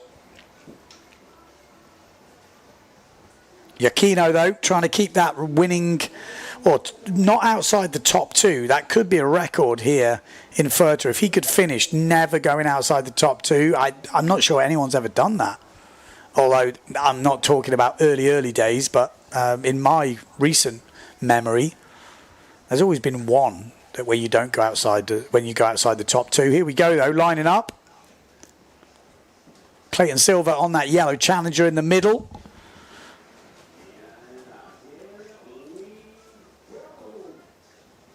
Looks solid. Good start. Nice and clean. Got the Jordi Vonk duotone, Neil Pride, Matteo Iachino. We've got Cedric Board on the red Severn. So that's your bottom three guys. Then we got Clayton Silva a little bit upwind at FMX red board with the Challenger sail yellow. But Jordi Vonk on this gold duotone looking good. Matteo Iachino somewhere, or he's got lower. So Matteo Iachino going really direct. Cedric Board in the middle looking comfortable. Fasquel as well on that Patrick. Just trying to hold on to it. We've got Alexis Mattis, look at that big swell line there. Matteo Iachino did well to hold it as he went over that wave. Somehow did. Jordi Vonk took a more like inside line. If you can get the inside line, it seems to be paying off. And here we go. Let's see what we get up to on this reach. This is when the short jibes come in. So Matteo Iachino, this is when it's really hardcore. Small jibes, lots of wind. Might not suit Jordi Vonk this, but he makes it round. We've got Cedric Board in third place. Alexis Mattis, I think it is, in fourth. And Matteo Iachino is making easy work of these jibes.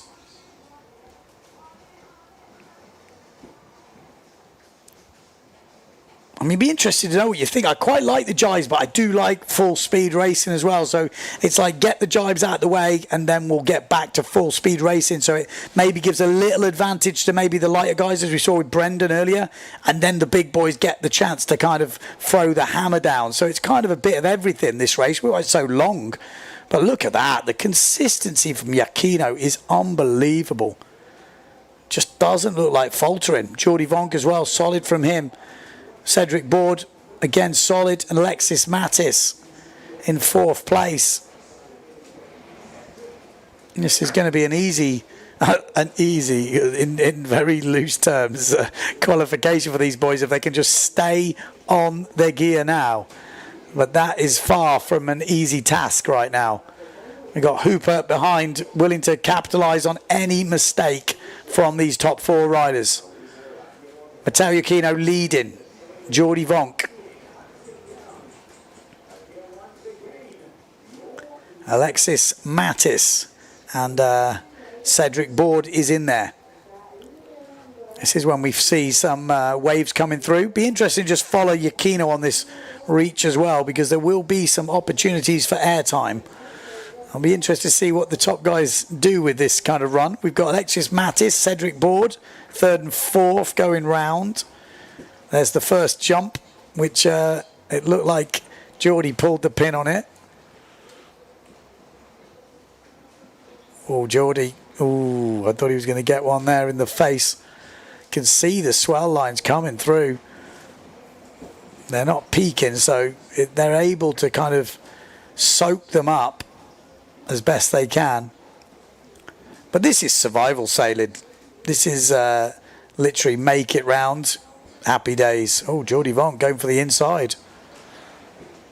Again, Matteo Iachino's not worried. Just needs to stay out of trouble.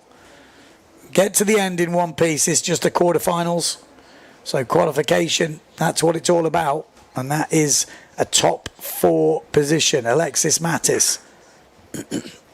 Better known for his foiling. Real talent on the foil. Alexis Mattis. There he is. Matteo Iachino. It's a win for him into the semis. Jordi Vonk, second. And then Alexis Mattis and Cedric Board.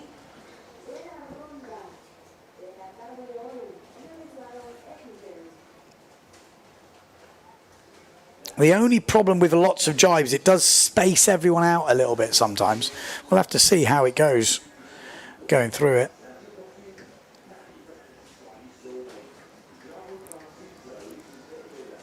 There is Hooper.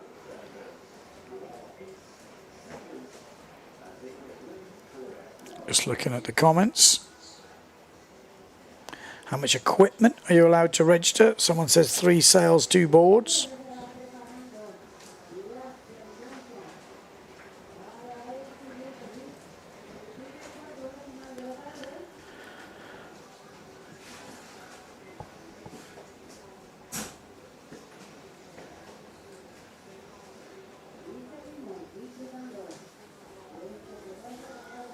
Now it's Clayton Silver with that Ayrton Senna helmet. Quite a cool helmet. Although he did, there we go. The girls getting ready. Mai Davico. Justine Lemaitre seems very relaxed, doesn't she? I mean, that's dangerous for the opposition when someone looks that relaxed in this type of craziness. I think she likes it like this. You could see how pumped up she was earlier with those 2 wins out of 2. She's definitely got one hand on that world title this year. 2 more eliminations to go today. And she might be on the top of that podium. I think maybe even one more good result, depending on where everyone else finishes, could be enough. We'll do the maths after this elimination.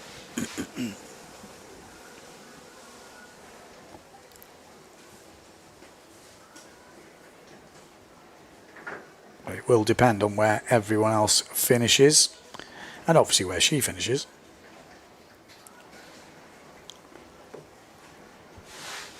Whew.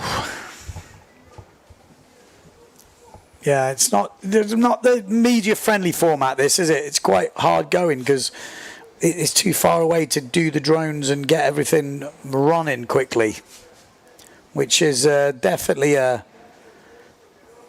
plus when it starts to run. But come on, girls are getting warmed up. We're getting warmed up. We are getting through the heats. But at the moment, we don't want any overlines early, do we? Quarterfinal number 3 coming up next, which is Jimmy Tieme. Red flag is up.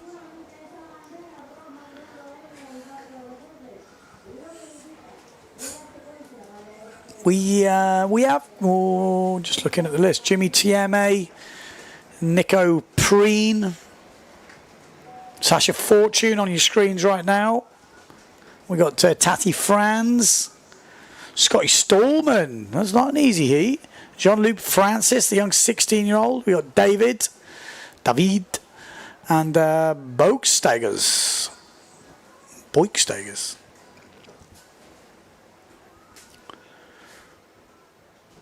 From Germany. Germany, France, UK, Bon F, Germany, France. Oh, a few, two Germans. Germanoff.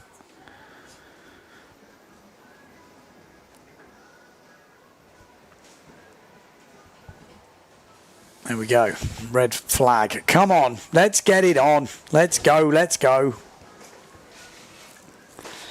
I would love to have a wind reading. Have we got a wind reading on the course? Because it's, I mean, it looks like it's absolutely cranking. You can just see by the way they're sailing. They're not absolute full gun.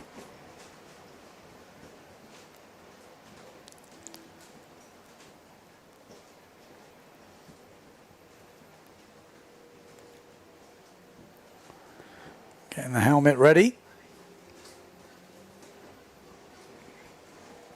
Helmet ready. Yakino Vonk Mattis board was the official results from the last round. There's Hooper.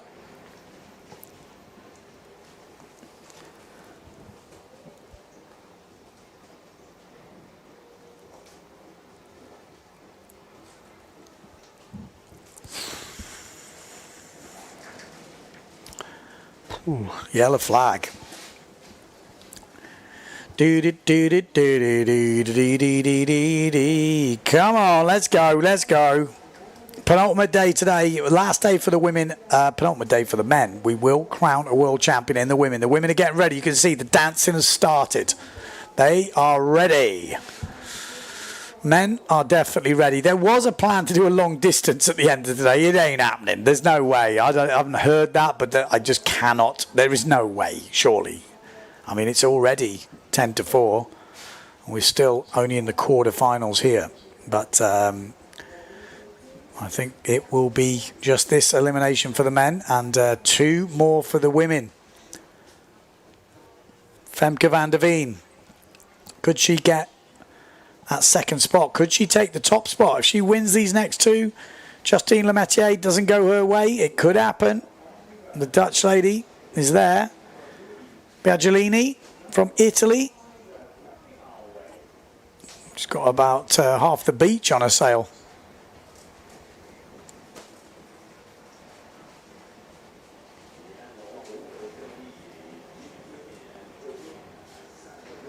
One of the young up-and-coming riders.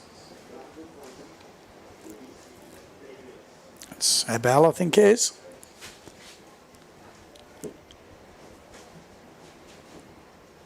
It's Brendan's dad. He's is it Brendan's dad? It looks like him. Best caddy on the beach. Super caddy. All right, here we go. Let's get it on. Come on. Jimmy TMA on that white and black 0.7 sail. You got Tati Franz on the black 0.7 sail. Oh, please but not be a general recall. We've got that GA pushing in the middle. It looks like Scotty Stallman. I'm putting a bit of money on Scotty. Come on, Scotty. Jimmy TMA should like this. Tati Franz, I mean, they all like it, don't they? But Nico Preen will be the man to watch. Sitting in third place in the overalls at the moment. We got Sasha Fortune as well. I forgot he was in there. Keep your eye on him as well. Young Guadalupian.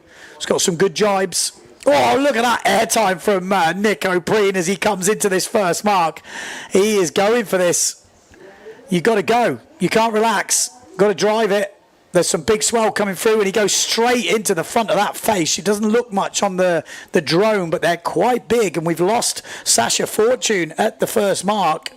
And that's not a good position to land in. Total rig sinkage. And Tati Franz is already up into first place. These jibes should suit Tati. If he can get round the corner. There he is. Tati Franz just finding the swell. Sometimes with the bigger swell it can be a little bit easier if it's timed right. So Tati France in the lead, Nico Preen in second place. Then we've got Scotty Storman, Jimmy Tieme. Just these little kind of, not a chicane, it's just like a little few jibes at the top of this course, especially in this brutal wind. It's not easy. Storman looking good. Tieme looking good. Preen and Franz hardly in the water at the moment as they bounce around coming through.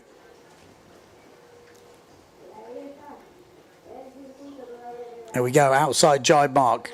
After this one, there's 2 jibes to go. Tati Franz with the advantage. Then Preen. Then Storman. You're just trying to hold your position right now. No heroics is needed. Not really up to speed, but here we go. This is the first run where you really get up to speed again. And then we've seen some antics on this run. Quite a lot of swell. 2 jibe marks to go. Scotty Storman's there. Nico Preen's there. Jimmy Tieme, that's your top 4.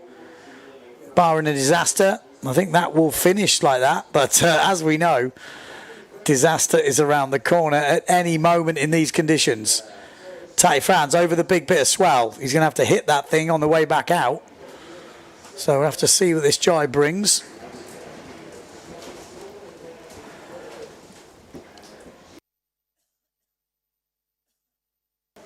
There's the swell. And it gets Preen in the face. And Tati. Let's see. Come on, let's see some airtime. Tati loves a jump. Can he resist? Oh, he does resist. So far, he's resisting well. Oh, look at that. Storman. The waves are picking up. There's some big chunks coming through there. Storman goes to the low end. Could be a good tactic. Just choosing when he gets a moment to get downwind. Just so he's got a better line into this mark. But this is almost just a cruise qualification here, as much as you can do.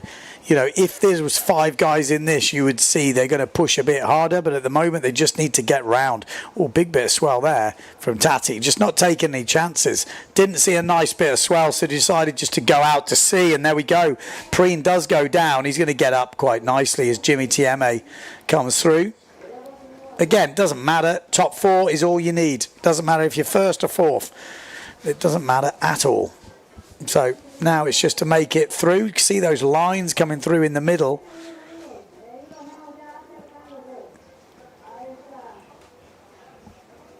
So qualification for Tati Franz, done.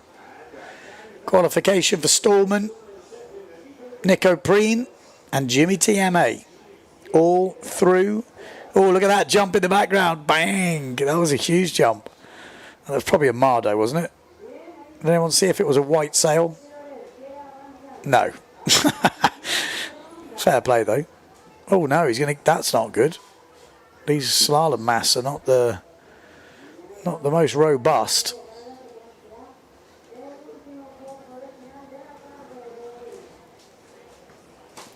Well, we got 4 guys in the next round, so quarterfinal number 4 will be the next one up and running.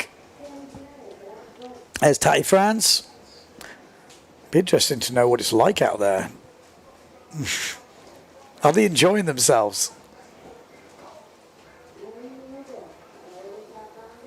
There's Amado Vrieswijk.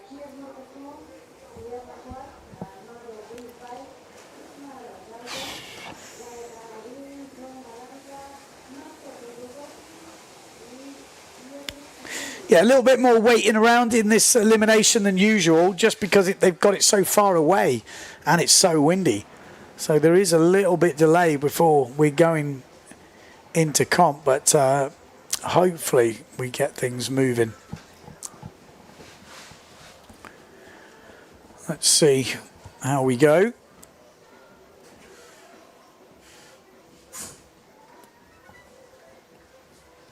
Okay, so we don't see the red flag unless it's already been up and down, but I don't think so. I think we're still waiting for the red flag. Semi-final number 4. is next. There it is, the 4 minutes to go till the start of quarter-final number 4, the last of the quarter-finals.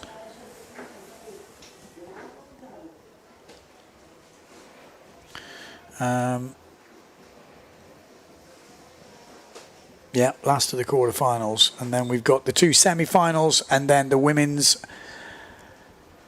full fleet race, heat number, well, elimination number 14, then losers final, winners final. Oh, maybe it's only 1 women's heat. Is that correct? Can we get confirmation of that, please? Is it 1 women's heat? Someone let me know, because that will make a big difference to this world title.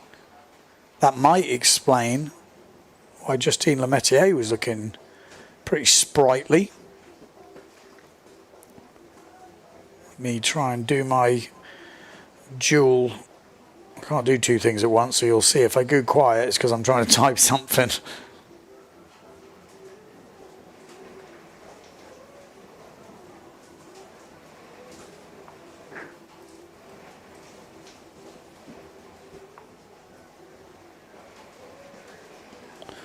Let's find out what's going on.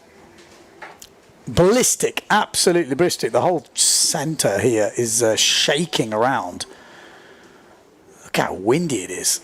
It is nuclear.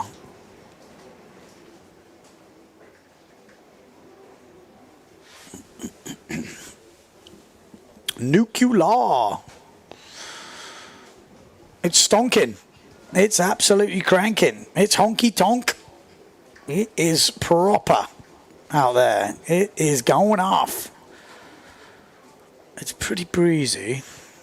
It's pretty breezy. We have got a long time in between these start sequences. 4 minutes is the red flag. 2 minutes is the yellow flag. Yellow flag comes down at 1 minute. And then green flag goes up at the go.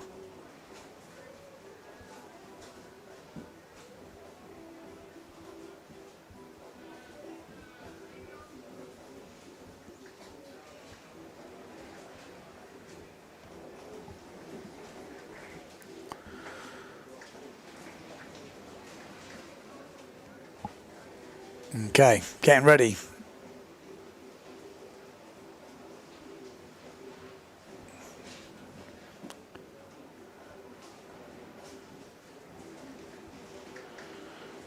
It's nuclear, not nuclear. I'll say what I bloody like, you. Stop telling me how to speak.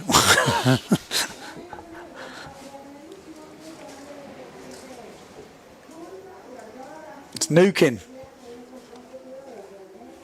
Right.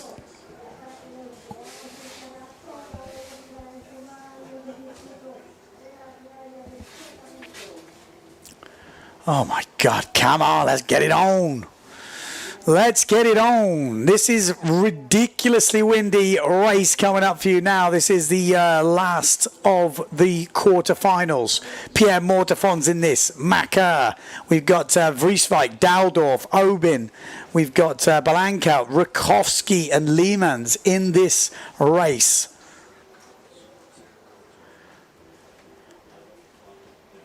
Here we go. Getting ready. We've got the 2 white North sails in the middle of your picture. The red helmet, I think, of Pierre Mortefon. Red board of Pierre Mortefon. The other one is Amado Vrieswijk, and it's a great start from Amado Vrieswijk. Good start from Maciek Rakowski with the Poland sail numbers. Garnier, look at him go. He's got lovely hair. No wonder he's got sponsored by them, and he's absolutely boosting down this reach. A mistake in the first elimination today has cost him a podium so far. Can he get back on that podium? We still got a few more races in the men's fleet. They're going to be racing tomorrow as well. So it's not all over for Maciek, but he needs to find some big results here as we come into this first mark. It is Maciek Rakowski rounding first. Then we've got Amado Vrieswijk as they go straight into that wall of water. Look at that thing. Bang, straight into it. Like to see it. Pierre Mortefon a little bit further back at the moment. We got Daldorf in there on the GA. And then we've got these small, tight jibes. Who is going to come out on top after 3 jibes? Is it Pierre Mortefon? Is it Maciej Rakowski or will it be Amado Vrieswijk or maybe Dowdorf? Look at him go. Dowdorf down the inside. What a jibe from Ingmar Dowdorf. He's all over it. They've left Amado for dead right now. Ingmar Dowdorf, oh, nearly lost it. Just manages. No, he doesn't. He gets put back in the drink. Maciej coming through. Pierre Mortefon in second place. Amado Vrieswijk in third. So Maciej, look at this. Jibe master. So Maciej Rakowski round in first. Then we've got Pierre Mortefon.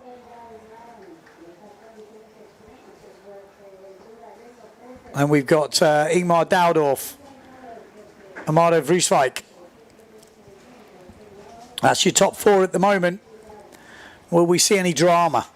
Maciej has been probably one of the best at drama happening too. So keep your eyes on the Polish rider.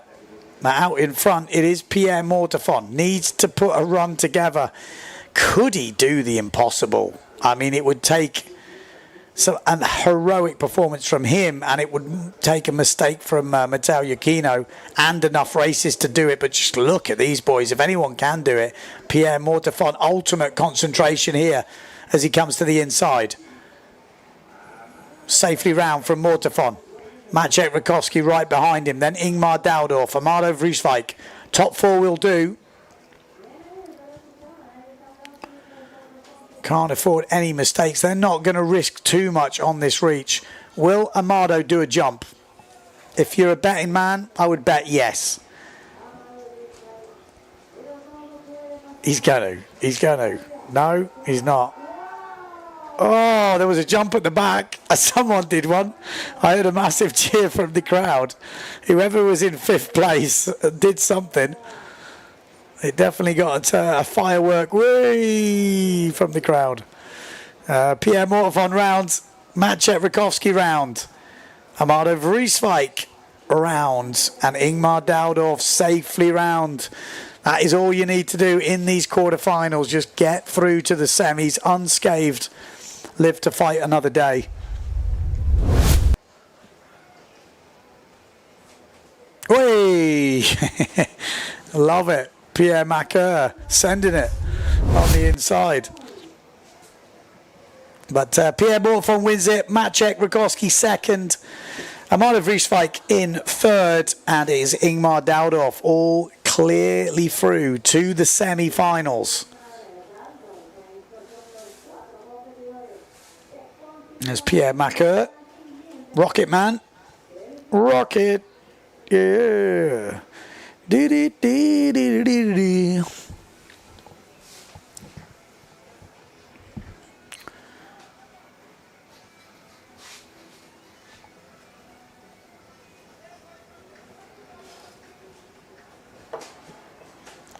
Just fighting through. Got some of these young kids carrying. Oh my God. What a first event on the PWA this is. So there will be 2 more eliminations for the women. And that is max. Then they are done.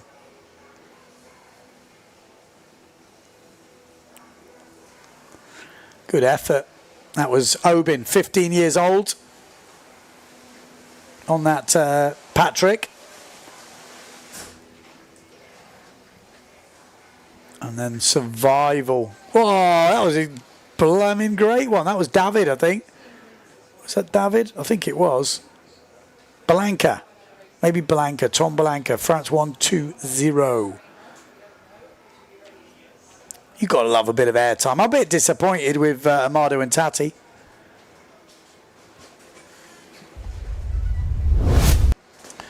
Here we go. Whey! He sent that thing. Love it. We want to see more of that. We want to see more of that. More. Okay. We are getting through this.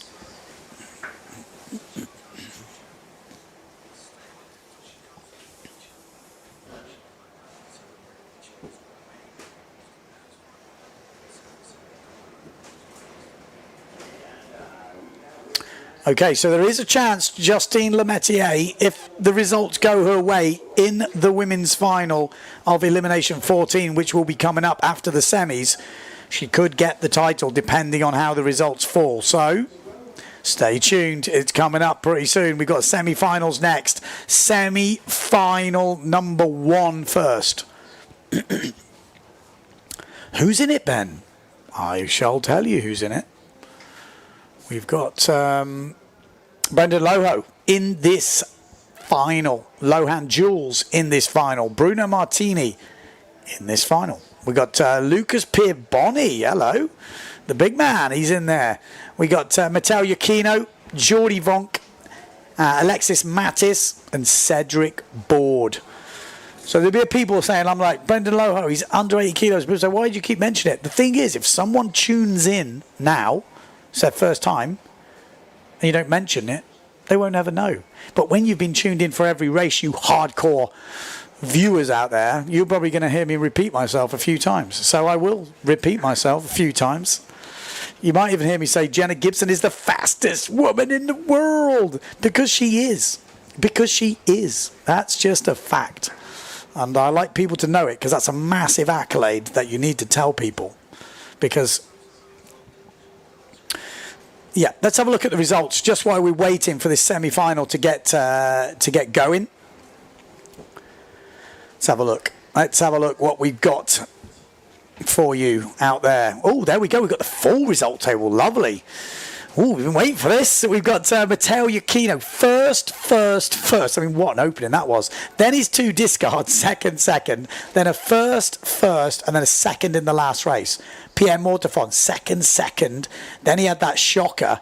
Then a first, a fourth, a 6, and then a second and a first. So he is coming back, but he's got quite a lot to do, and he would need a mess up. So there's got that. But third is right up there. Look at this. Nico Preen, third, 7. So his discard's a 7. That's pretty solid. When you look at Matt Chetverkovsky, his discard is a 16.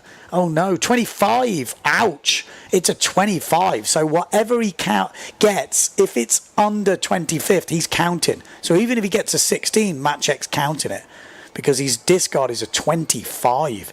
Jimmy Tieme, what's he got? Discard's a 10. Not too bad. Not the end of the world. Amado Vrieswijk discarding a 9. Not the end of the world. Benoit Mercer might be already out of this. So yeah, there's some good results there. That's good. Cheers, team. I like to see the full results. Let me know what you think of the full results.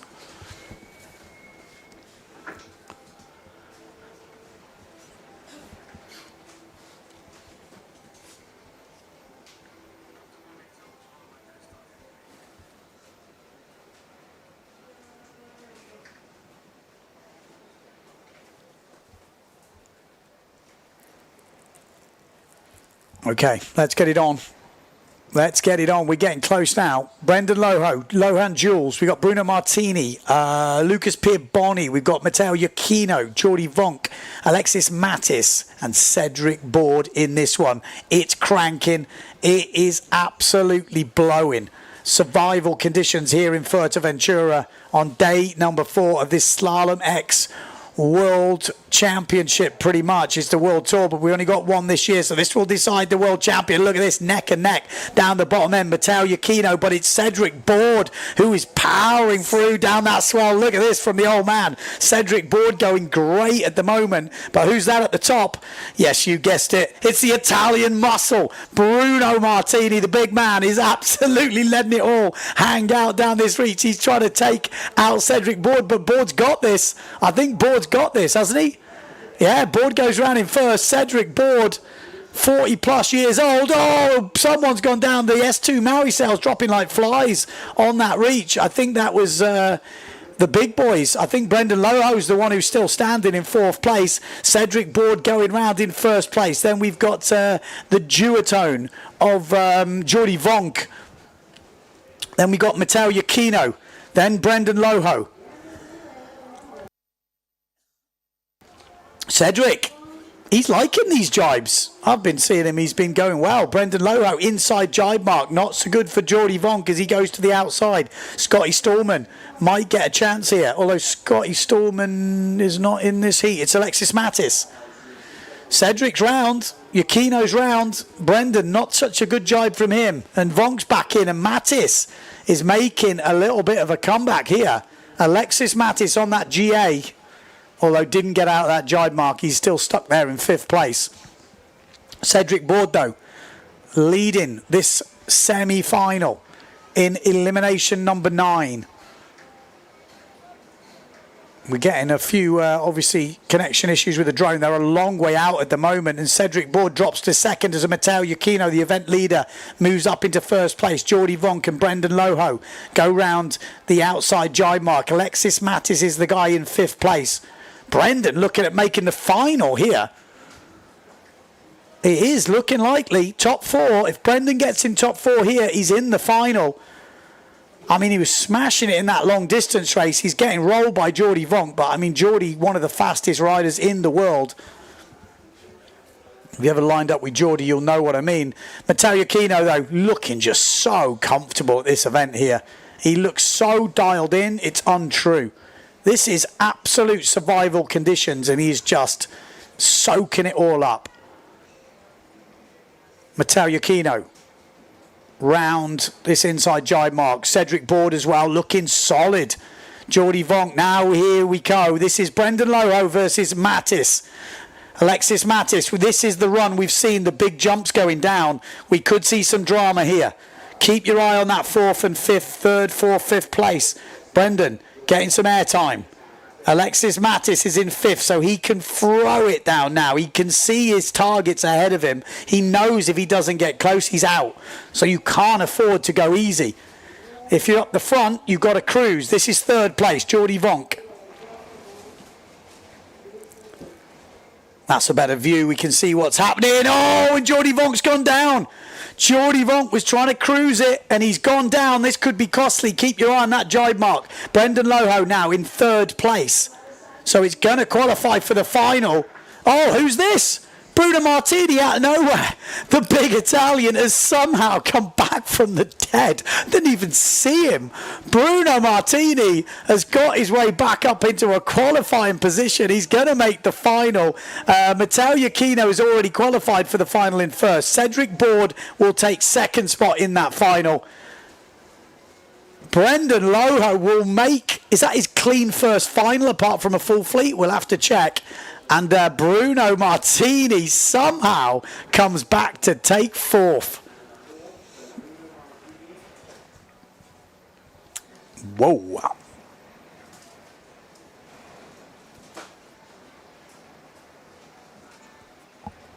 That's Geordie Vonk. Oh, it's not going. I mean, he's had a busy year. He's set up a new centre. He's been doing all sorts of stuff. You know, I don't know how much training he's got on the fin. I actually don't know. I've been watching Matteo Yukino's kind of social media. He's been on it so much, and it really is showing.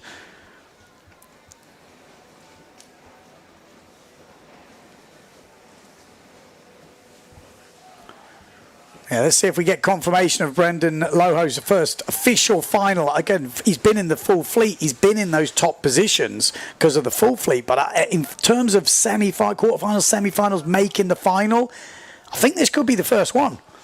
That's a big result. 79 kilos, survival conditions, and yeah, he's doing the lightweights proud out there. Yeah, let's have a look at the highlights. Geordie Vonk, an event to forget for him.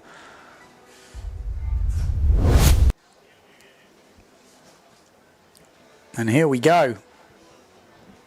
Great start from all the boys there. At this point, you're thinking, well, Cedric Board was looking good. Oh, Lohan Jewel went down, and then it was Bruno Martini that went down. With Loho going to that inside. Oof, it's so windy, man. So windy, big gust coming off the hill. Yeah, don't think it's normal jibing out there. Trust me, I would hazard a guess nearly all of you at home me as well, would not be jibing out there. I could be wrong, I don't know you, but I'm just guessing. These boys can jibe with their eyes shut, literally. There was a few close moments. What do you think of these short jibes? Do you like them? Are you with them? Against them? Do you want to do just full racing speed? Here's was Jordy Vonk. I mean, he went past Brendan. You're thinking, okay, he's in third place. Just needs to stay on the horse. Stay on the horse, fella. But it obviously didn't go well as he was coming into this mark. Just nosedives. Maybe when he took the back foot out to the jibe, maybe that's what it was. Yeah, he was trying to take the back foot out and just, oh no, that was rough. That was, you saw it exactly as it happens. He pulls his foot out and it kind of takes the board, the back of the board up, nose goes down. See you later, Jordy Vonk.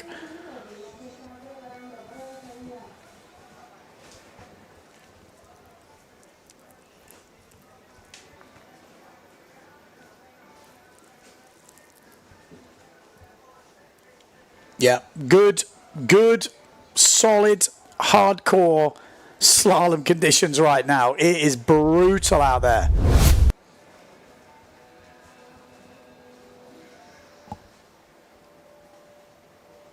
Yeah, he took a big smack to the face. Probably some Botox.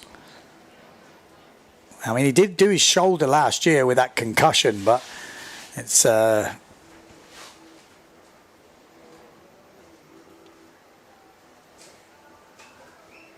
yeah, not ideal. Looks like a bit of a donut there covered in sand. Can you see me? Hello? How many fingers am I holding up? Yeah, probably not great. It looked a hell of a slam. I'm glad I'm not out there. I won't lie. There's not many times I'm watching windsurfing and I'm not keen to get out there. But I'll tell you what, I'm not keen to get out there. I'm happy I'm in the cave watching this. It's...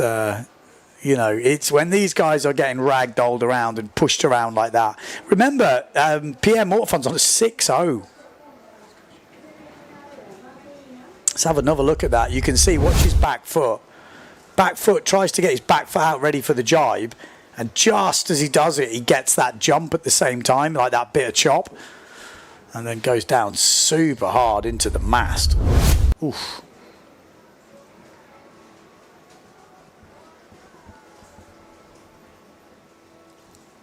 Someone asking where the sausage is. I think we do not need any sausage in this.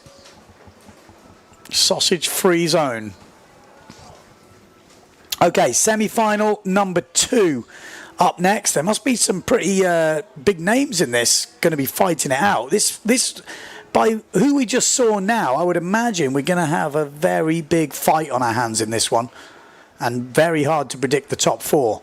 So, we've got Tati Franz in this one. We've got Scotty Stallman, Nico Preen, Jimmy Tieme, Pierre Mortefon, Maciek Rakowski, Amado Vrieswijk, and Daldorf. So, this is rammed. No easy picks here. Give me top 4. I dare you. Try and get your top 4 right in this one. What are you thinking? Pierre, Maciek, Amado, Tati, but then you're leaving out Jimmy, you're leaving out Stallman, you're leaving out Nico. It's not easy. Top 4 now, don't cheat, go for it. Here we go, lining up. It's a good start down that bottom end. Oh, Maciek Rakowski pushing it on with Nico Preen down here. We've got Pierre Mortefon pushing in the middle. Look at Pierre Mortefon on that white sail. Absolutely throwing the hammer down, and he gets a little bit of lift above Nico. I'd be absolutely scared. Oh, shit, let's see. Oh, Tati Franz. Oh, it's a massive crash from Tati Franz. Let's hope he can get a jet ski. No, he's okay. He's still moving. My God, that was a big crash from Franz. You could see Pierre Mortefon was getting sandwiched, Nico, in between Maciek Rakowski as well. What a first reach that was. Tati Franz is out of it now. Pierre Mortefon on the 6-0 out in front. Oh, another crash towards the back there. Jimmy Tieme still in this. Jimmy Tieme still could have a say in this in 5th place. We've got at the front Pierre Mortefon. Then we've got Maciek Rakowski. Then we've got Amado Vrieswijk. Maciek goes to the inside. Then we've got Nico Preen. Then we've got Jimmy Tieme. That's your top 5. Stallman, maybe. No, Dowdorf. Dowdorf behind them. Maciek. Maciek takes the lead. Amada Vrieswijk in the drink. It's survival out there. Absolutely gnarly conditions. Some of the craziest conditions we've seen on tour for a long, long time. And it's survival. Look at the swell. Maciek Rakowski holding on here. Needs a good result. He needs Preen to probably not make this final. Take the pressure off a little bit. But Pierre Mortefon still goes round in first place. Maciek Rakowski in second. Great jibe from both riders there under pressure. Nico Preen in. Oh, and there we go. Nico's gone over the front. Not what Nico Preen wanted, especially with Jimmy Tieme and Amado Vrieswijk coming through. They are 2 top riders. Oof. This is going to be very difficult for Preen to get back in this without a mistake from one of the top guys. But we're going to see it. It's gnarly. As we keep saying, it can't think of any better word to describe it. It's choppy, it's swelly, it's absolutely cranking. We've got gale force winds. And the boys are holding it on right now. Look at the cheeks are going. Pierre Mortefon, though, will jibe in first place on the inside jibe mark. Then we've got Maciek Rakowski. Let's stay here, I think, because, yeah, there we go. So those are the boys. That's where we're at. Mardo just slips through inside Maciek Rakowski. Jimmy Tieme still there. That's all they need to do. Don't need any heroics. Nothing. But as we saw from Jordi Vonk, it's not heroics that puts you in the water. Sometimes it's just a little bit of bad luck, lack of concentration. Look at Pierre. He's literally just walking it home. He's like, come on, just get me home. I don't need to be the fastest guy in the world right now. I just need to get round this mark in one piece. Pierre Mortefon, used to handling the strong winds down in the south of France. Amado Vrieswijk goes round. Maciek Rakowski goes round. They'll be talking about these days at the dinner tonight. It's always fun to hear the stories of the race. And this looks bad news for Nico Preen because he's not in the top 4. He will be counting as 7th place in this elimination because that's his discard. So if you're a Maciek Rakowski fan, you need him to win the final. Pierre Mortefon will qualify for the final. Amado Vrieswijk qualifies finally for that final. Maciek Rakowski and Jimmy Tieme once again. Jimmy's having a heater, isn't he? Jimmy, we'll have to have another look at those results in a bit because Jimmy is on one here. Maybe podium is calling. So Nico Preen will get 7 points. He moves to 36 points. Maciek Rakowski is on 33.7. So a second or better would put Maciek up into 3rd. Jimmy would need to win it to get ahead of Preen. But it's getting close because this is not the last elimination of this competition for the boys. They're still racing tomorrow. And there is Jimmy Tieme. This is getting hot. This is getting hot. Hot in the party. Yeah, let's go for the highlight. Let's have a look of the moments in that race. There we go. Look at this sandwich here. This is like Nico Preen in the middle of Maciek and Pierre. And then Tati Franz. We're going to see this. Let's hope he's okay. He had a massive... Oh my good golly. He tried to... Wow! Jimmy Tieme did so lucky to avoid that. Oh, look at it go. He was still hooked in. Oh, my God. If there's anyone going to survive a crash like that, it's Tati Franz. He's just pure muscle. Oh, that is the gnarliest crash we've seen all day. That is a big one. That was huge from Tati. Whew. Let's hope he's okay. I didn't see anything, you know. He was moving, so, and then he was back up, actually, when I just saw that shot. So at this point, Nico Preen was There was there. Third place. Oh, there was a moment there from Maciek going to that outside. But both of these boys just carved it around. But keep your eye on Preen. Something happened on this jibe. Oh, no. Maybe it wasn't this jibe. Oh, there it was. Yeah, it was that jibe, and that was it. That's all it takes, just one moment, and that's your qualification done. Slap.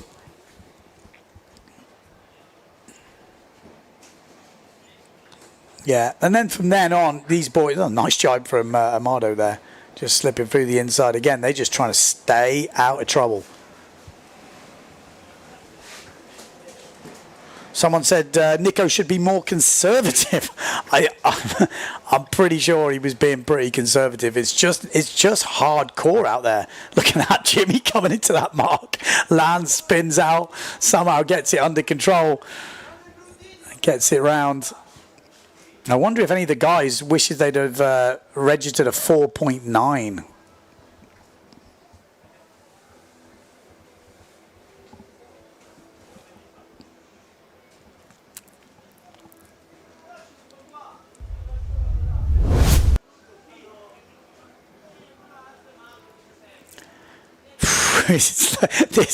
These boys are going to be feeling this later.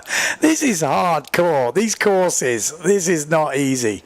They are pushing them through the ringer this week. I mean, they need to. It's one event for a world title, so you've got to earn it. It's not going to be a walk in the park. It's not going to be easy. You are going to have to be pushed to the limit. And they're all getting pushed to the limit. Although, to be fair, Matteo Iachino looks like he's having a walk in the park when you see him sailing. Okay, yellow flag up. Elimination 14 for the women. This could be the world title.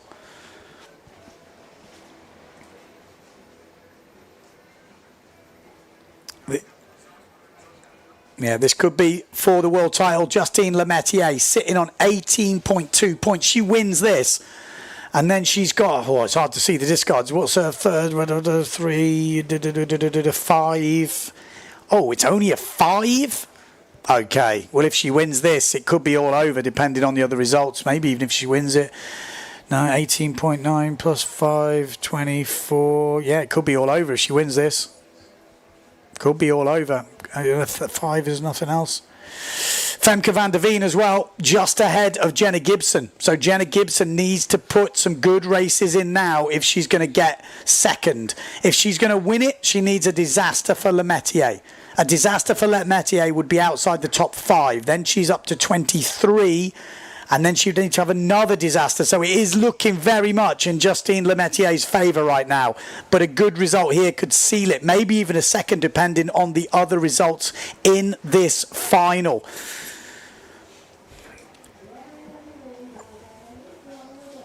Let's have a wait and see where we're going with here.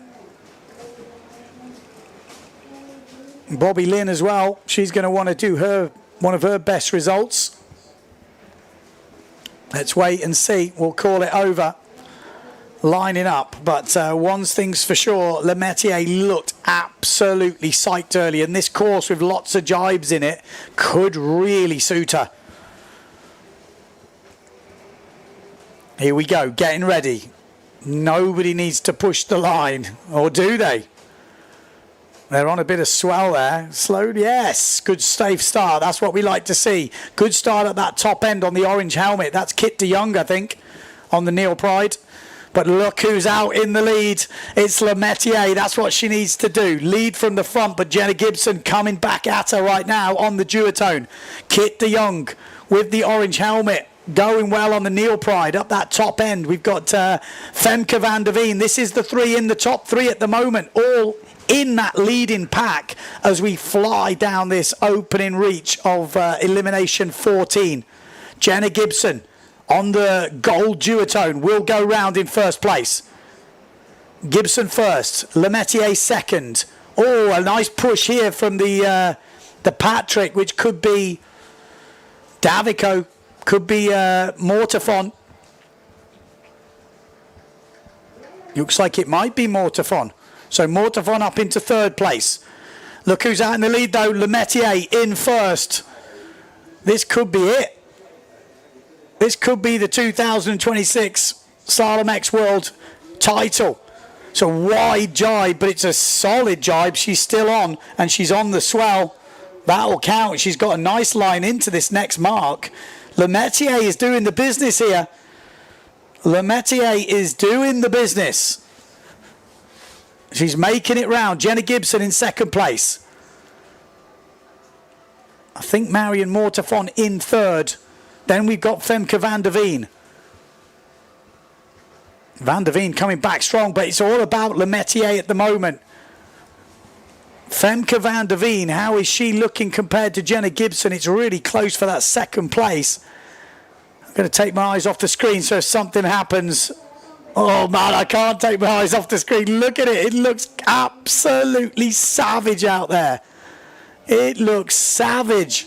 Lemaitre is just going wide. She's just like, just stay on the board, Justine. I'm sure she's talking to herself. Or is that just me? Jenna Gibson, no, looking solid in second. Van der Veen in third place. Marion Mortefon. Yeah, there's 3 points in it between Van der Veen and Jenna Gibson. So Van der Veen being a point is pretty good. And she's been solid as well. But look at this. Justine Lemaitre. She has a look over her shoulder. She'll be getting pretty excited right now. I think she'll know it. A win here could be the world title.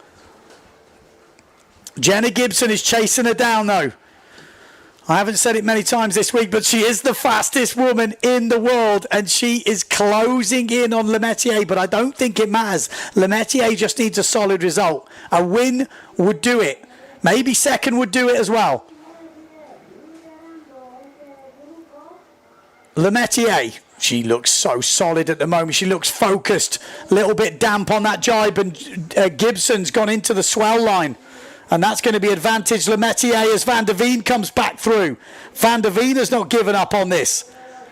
Van der Veen takes into second place, and she will stay in second place in the overalls. Gibson comes back at her. If they stay like this, Femke van der Veen will be in second. Jenna Gibson in third.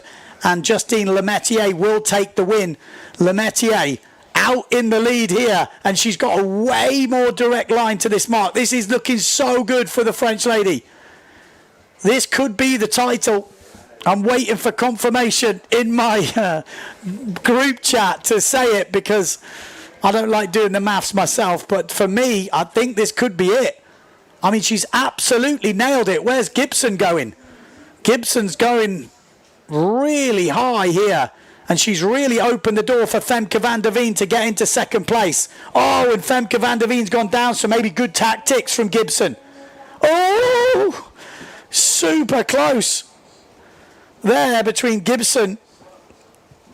But look at this. Lemaitre has absolutely smashed the last day of this Slalom-X Women's World Title race. 3 bullets out of 3. Surely that's the title. We'll wait for official confirmation now. But as far as my maths make it, she is the 2026 Slalom-X World Champion. Jenna Gibson getting second and Femke third leaves those two in a fight for second place right now. A great race from Marion Mortefon in fourth place.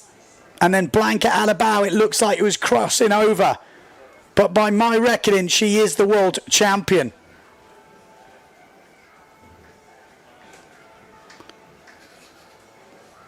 Does she know? Does she know? Am I correct? That's the question.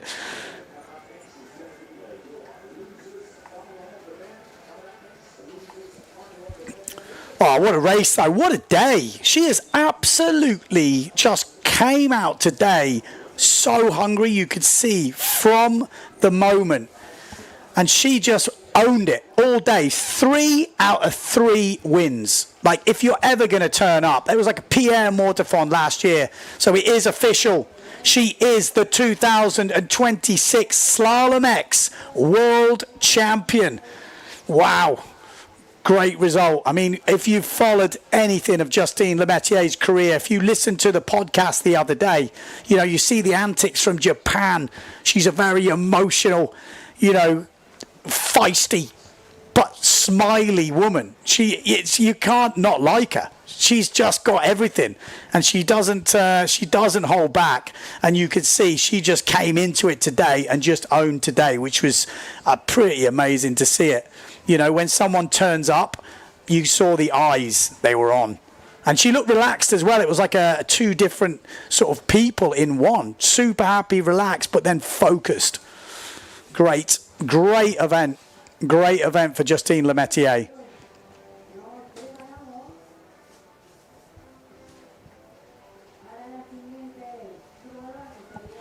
So the fight now in the women will be on for second place, because Jenna Gibson and Femke van der Veen, it's going to come right down to the wire. It could be who beats who in the last race. I'll wait for the official stuff to come over. But this is her finishing it. Bam! She just has a quick look over her shoulder. I'm sure someone's going to tell her when she gets back to the beach. It's a long way back from that finish line.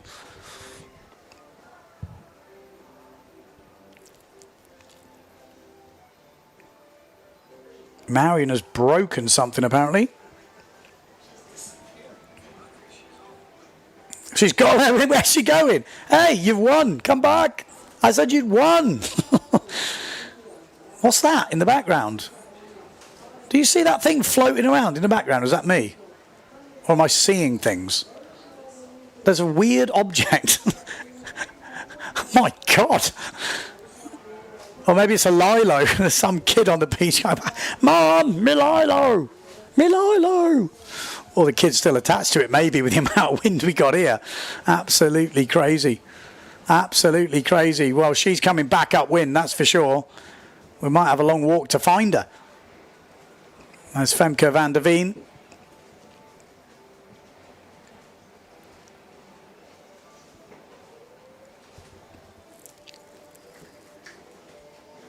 What are they going straight for another race, are they?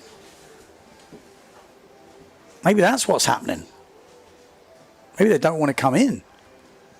Is that what's happening? Someone let me know. Like, it looks like they're like basically going for another race.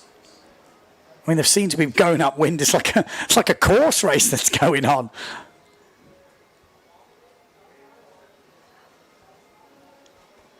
She's off. She's sailing back to France. She's gone. Okay, well, we're maybe not going to see them. It's so far back up to the start, so maybe they know they've got another elimination. Yeah, I guess they're not coming home. So we've got men's runners-up final somewhere.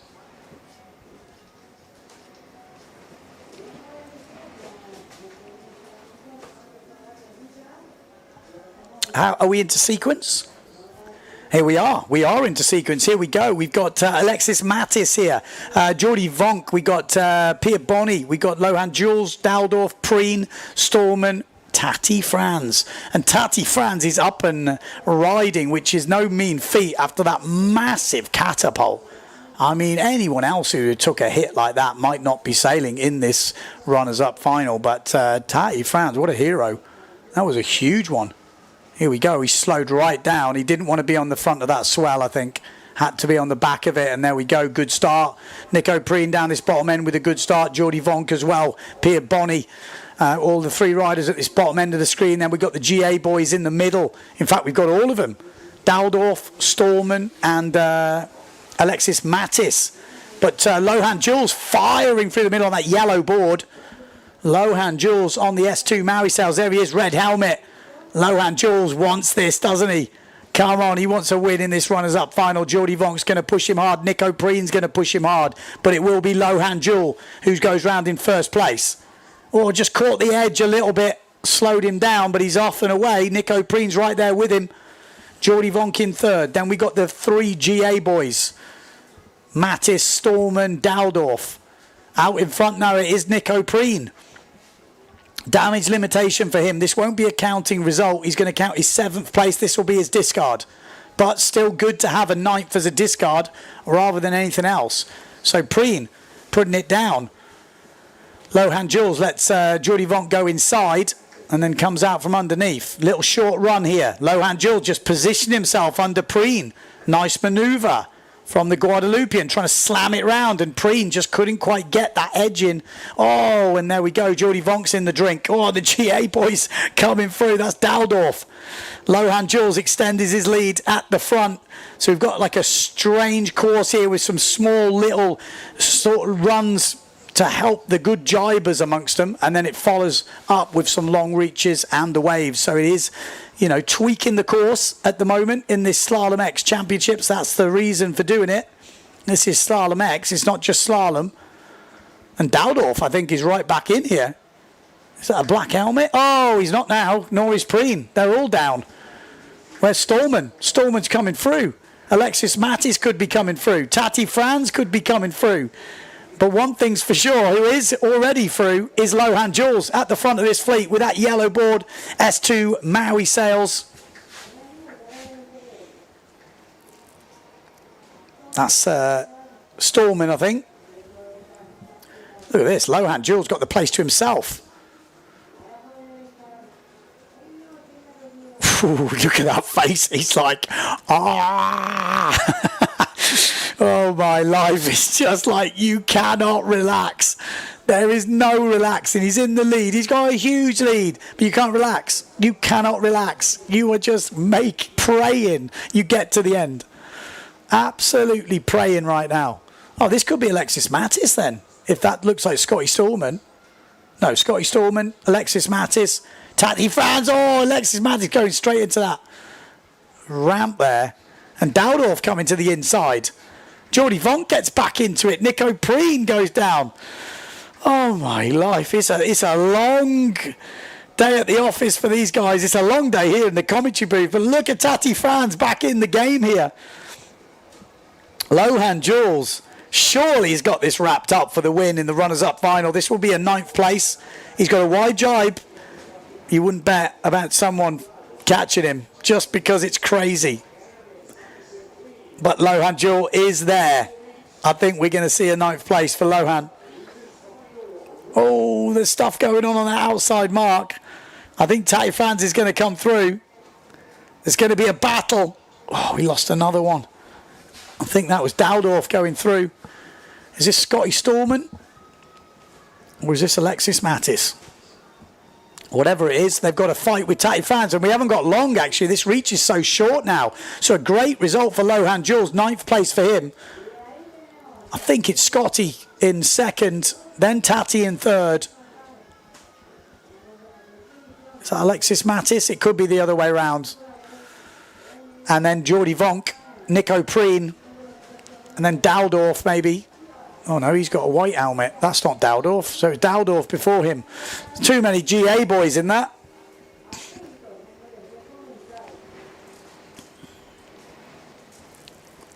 Right. Men's winners final will be up next.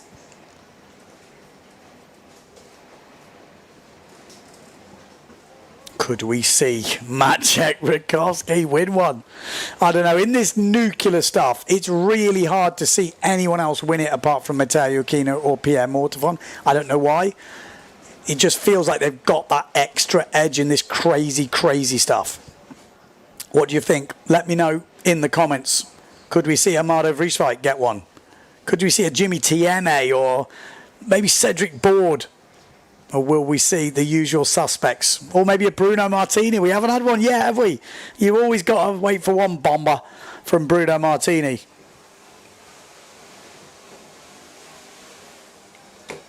So the report is Justine Lemaitre has gone back to do the last race. She doesn't know she's won. She doesn't know she's won, I'm pretty sure, because she wouldn't be out there. You don't have to race. You ain't going to race in that, are you? Or maybe she's racing for fun. Jordi Vonk looks like a wounded man, doesn't he? The Walking Dead. He looks broken. Absolutely broken. He's a dad now. I know how it feels. Those couple of years when you have the kids, and he's just got a new one as well. So you're not It can't be at the top of your game. It's impossible. He'll be feeling it. This will be just crazy. I mean, it's crazy for anyone, even if you're training for this. You can't ready yourself for this type of abuse. It's ridiculous. Lohan Chulo, great result for him.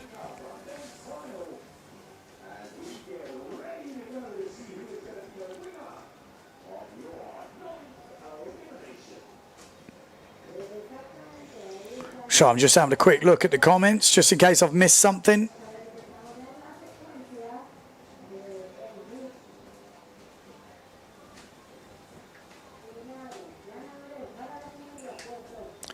He is wounded, not funny.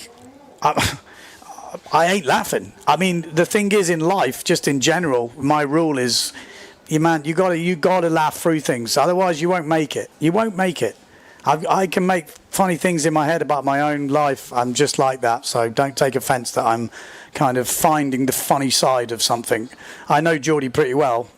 I've had a few drinks with him this week, talking about the racing, having dinner, and trust me, he will be laughing, even though he's wobbling right now. It's like a surreal thing. You're broken, but you just got to laugh because it's just, you're not going to cry. You're just going to pick yourself back up, but it's a hard week. It's a hard week. I think it's very hard to understand how much effort this takes to do. We've got 40 knots for sure out there. Look at it. It's just survival. And it's not a short race. It's not a walk in the park, these are long. All right, let's have a look at the list. Who's going into this winners final, elimination number 9? Let's have a look at the list. We've obviously got all the major players in this who are in contention right now. Matteo Iachino leading this event by just such a consistent performance. Yellow flag is up. We've got Cedric Board in this one. They call him the old man, but he has still got it. He has still got the magic. He's been racing on the tour longer than anyone, but he is fast. He's got the jives. He's got what it takes to win one here, no doubt about it. Brendan Loho, under 80 kilos, his first final. I say hesitantly because I don't know for sure, but I'm pretty sure it is.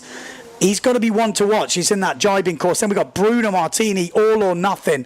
We love to watch him. Pierre Mortefon, all bets are off. Pierre winning another one here.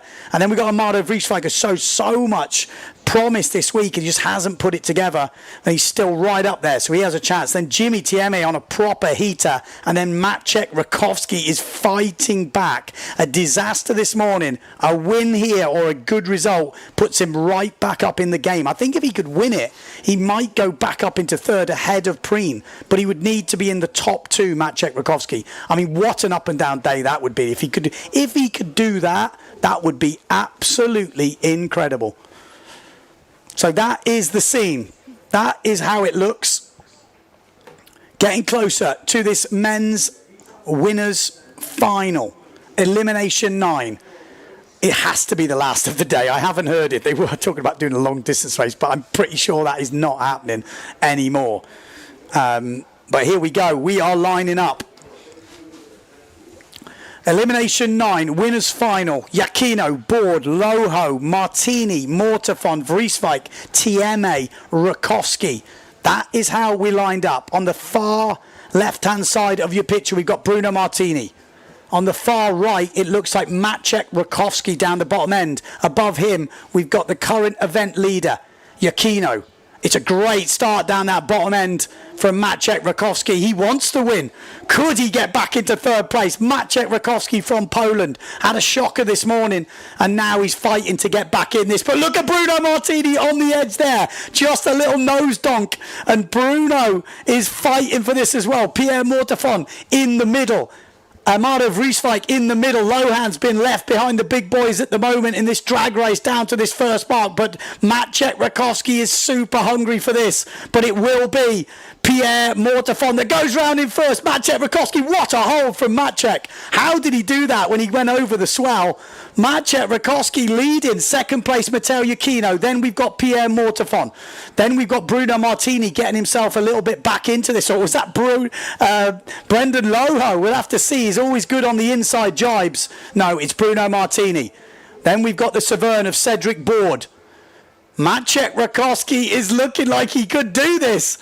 All of Poland is getting excited right now because Maciej Rakowski could do the unthinkable. He was upset that people hadn't put him in his fantasy team. He's like, hang on a minute. Why is no one backing me here? I've got the skills. I was leading this event last year till the third day. Oh, it's a disaster for Bruno Martini right in front of Amado Vrieswijk. And then Brendan Loho going down in front of Cedric Board. This is really opening up for Maciej Rakowski to take this win. Surely Matteo Iachino isn't going to push that hard. He's got Pierre behind him. He doesn't need to win it. Maciej is hungry for the win. Let's see how the rest of this race pans out because it is brutal out there. It's definitely not all over. The Italian just needs to stay on his board, keep Pierre behind him, and that Slalom-X world title could be coming back to Italy. Although, though, who's that on the inside? It's Amado Vrieswijk pushing through. Amado Vrieswijk making some moves on Matteo Iachino here. Out in the lead, though, is Maciej Rakowski. Anything could happen. Jimmy Tieme's in the water. Maciej looking comfortable. Neil Pride, JP Boards, had a shocker this morning with a PMS in the first round. Ridiculous. A big mistake from the Polish rider, but he's well making up for it here. Maciej Rakowski from Poland. He is absolutely survival mode, but he looks comfortable. 2 jibe marks to go. He's got the dreaded death run here. This is a run out to sea with big swell. Chop. Oh, what a jibe. What a jibe from the Polish rider. And Matteo Iachino has made the first mistake we've seen him make all week. Matteo Iachino is swimming. This will be his first mistake of the whole week. Wow.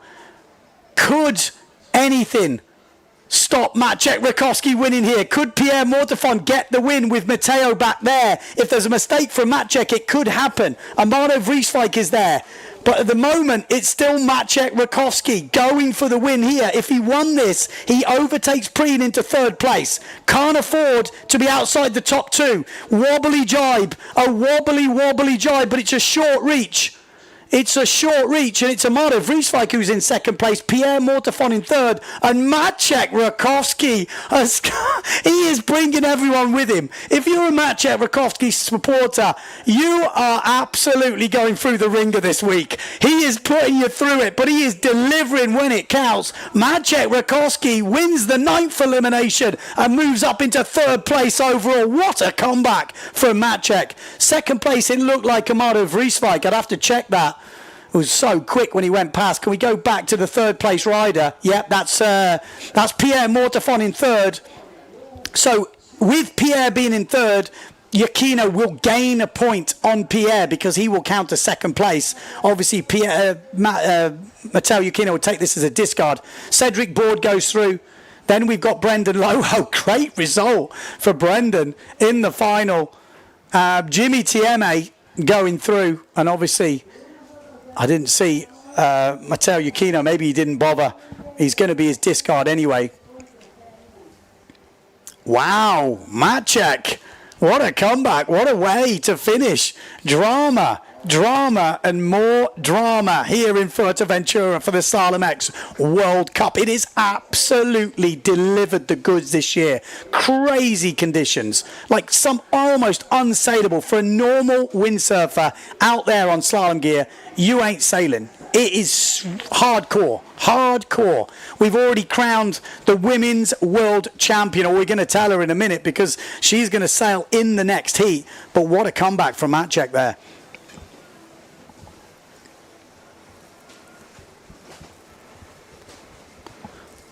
Oof. Oh my God, I'm going to need my bed tonight. I was up at 4 this morning. It's so windy here, it's hard to sleep. Oof.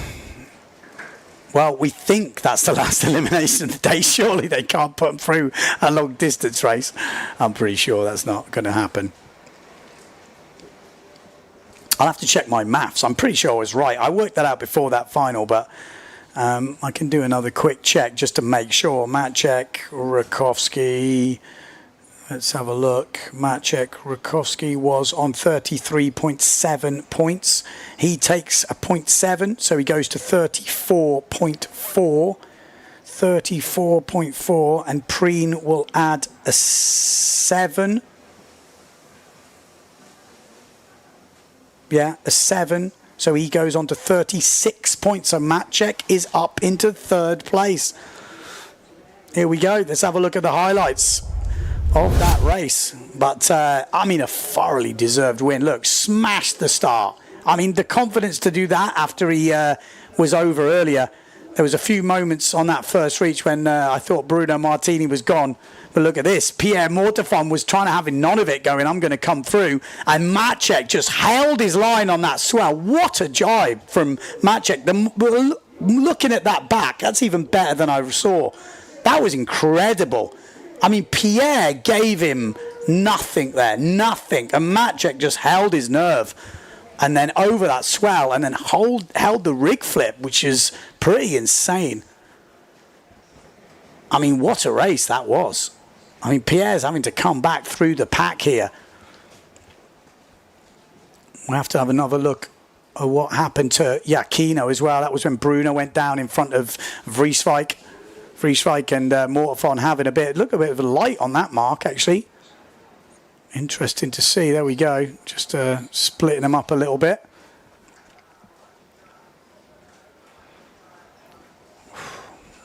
Yeah, this is the inside. Keep your eye on Matteo Iachino. Foot came out, yeah, then it went, oh. Yeah, that didn't end well. Couldn't quite see exactly what, but it's usually when that foot comes out to jibe, you get something happening. Just over that swell, and then took a wobble here somehow. Oof, not the way you want to go down. But really well-controlled race from Maciek. You know, he needed to win it, and I'm sure he knew that. He had a long time to think after that over early in the first elimination today. And he was probably pretty upset with himself. But he's delivered the goods there. He's delivered the goods. Up into 3rd place once again. Okay, here we go. Down to the beach for an interview with the comeback kid.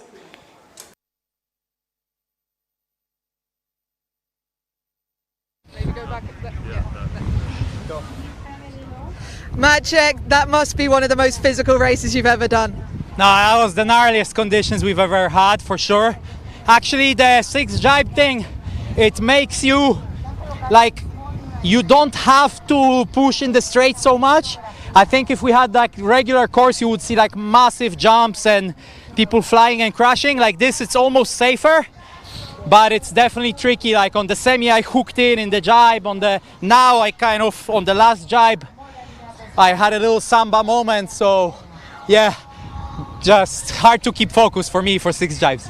After this morning, was that a nice comeback? Yeah, this morning is one of those mistakes that you have a discard for, but I didn't have a discard. So, you know, then a lot of thoughts run through your head. And now I was actually thinking if my dog is sleeping again, because Minion, the fucker, yesterday, as I was winning the final, he was sleeping on the floor. So, hi Anna, hi Minion, love you guys. Well done, Maciek. Let's go and watch the women. There we go. Does he know if he's up to 3rd? I don't know if he does. But we're going into the women now. We've already know the world champion in 2026, Justine Lemaitre, is on a glory run here.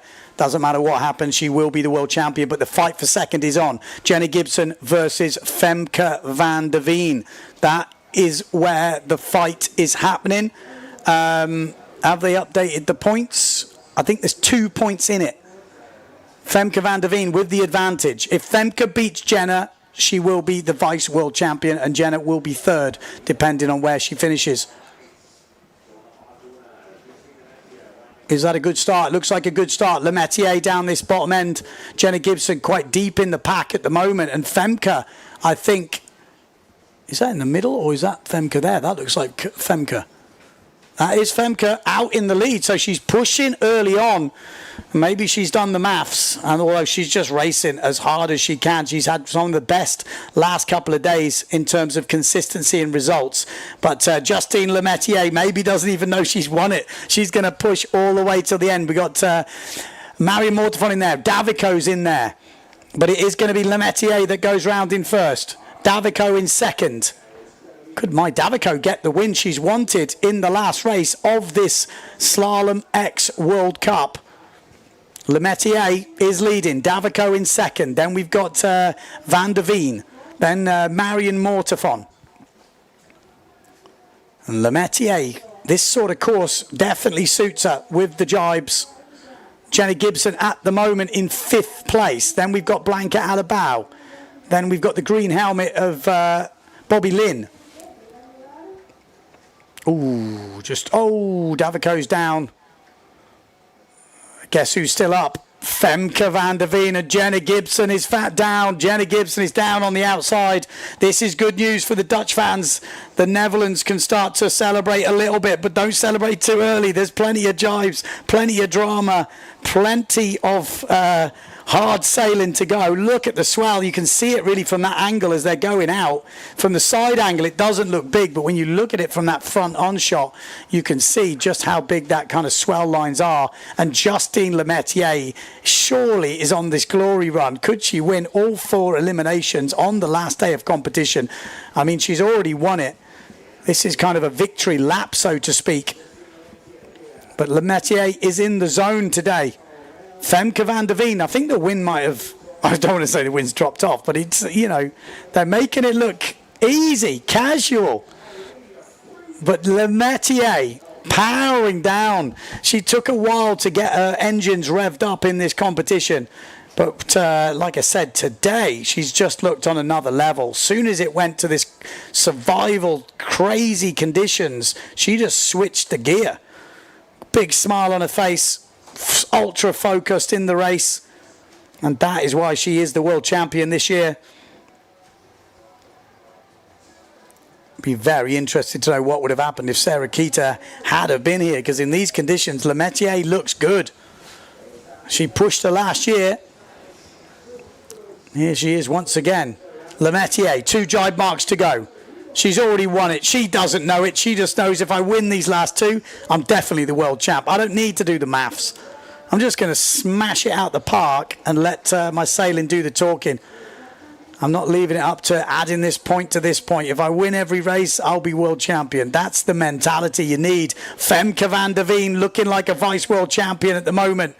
She has put together some crazy good results in these crazy conditions.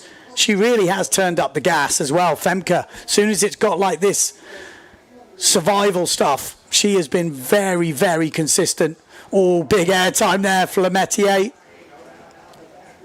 Did just hear a big ooh from the crowd, so I'm not sure if someone went down, but Lemaitre going round this last jibe mark for the event from her in 2026. And this is the final reach. She'll be starting to get a big smile on her face, whether she's worked it out or not. She knows 2 first places is guaranteed world title. This is it. She'll be getting that smile coming on pretty soon.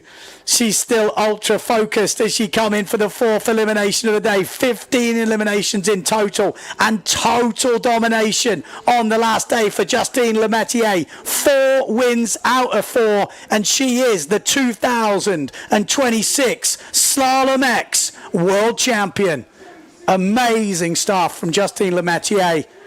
She can't believe it. That's when it kind of hits you, that emotion. You could see it hit her almost as soon as that focus went. She's feeling it. Femke van der Veen as well. She will finish 2026, is the vice world champion of Slalom-X, and that is massive for van der Veen. She's thoroughly deserved it as well. Really come to the town, she's just come to the, I can't even speak. I can't even speak. It's incredible to see how much these girls can turn it on such difficult conditions, and it is really hard to see how hard it is out there. It really is hard to understand the difficulty without doing it yourself. Blanket Alabao going over. Then we've got more of the Patrick riders. There we go. Some high fives. Bit of congratulation. High fives all round. Good to see that camaraderie. And then we've got to give it to Jenna Gibson. I wonder where she ends up overall.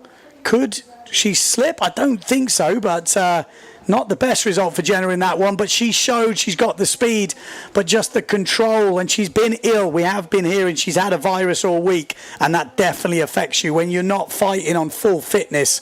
And you've got such a physical race like this one. It's an uphill struggle. But great show from the ladies. So what would be 36? I don't think Jenna can lose that fourth place and the third place. No, she will finish third because she's got an eighth.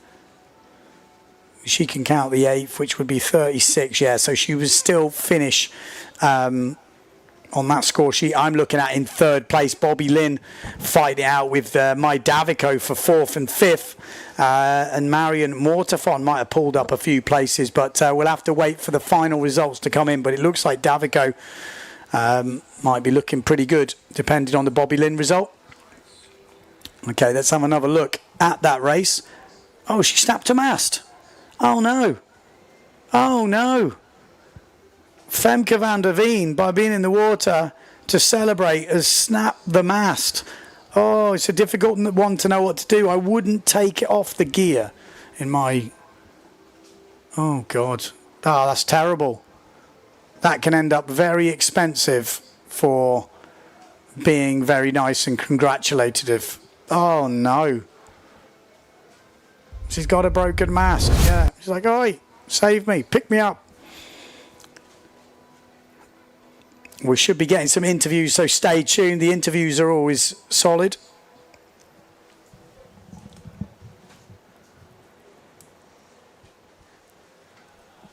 There we go. This is the carnage on that first mark. It's pretty crazy.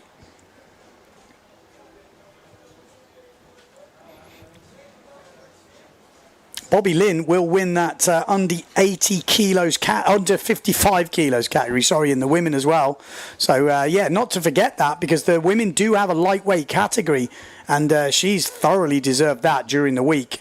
You know, below 55 kilos, sailing on a 4.9. Impressive stuff from all the girls, actually. Just sail sizes compared to body weight this week was just way, way crazy. Way crazy.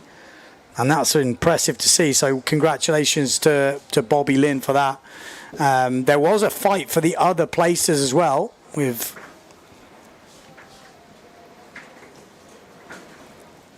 he was in the fight for that place. As we look through the rerun of this race, Abel Lola, she was right in the fight for that. With also Kit de Jong.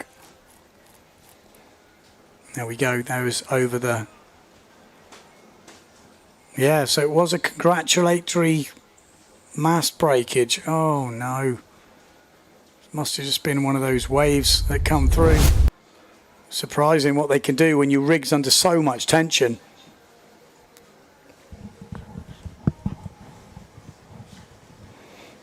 Yeah, also Victor saying a big shout out to Marion Mortafon, coming back from obviously having a baby, and that's hard going. It takes a bit of time to get back in it.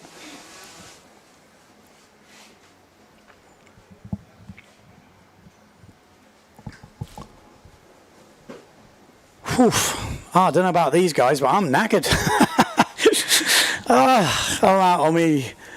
I'm out. I am out. One beer, I'm going to be asleep. I'll tell you what, though, it's a good hotel, but the beer's not cheap. €8 a pint. Good beer, though, I have to say. Very nice. Look at this. Lemaitre going for another upwind hike. Some of the women on 5.2s. Lemaitre was on a 5.2. Most of the guys 5.4s, 5.6s. Some on 5.2s. So it was pretty incredible. When you think Lemaitre must be like in the 60 kilo range. And And some of the guys that are on those sails are in the 100+ range.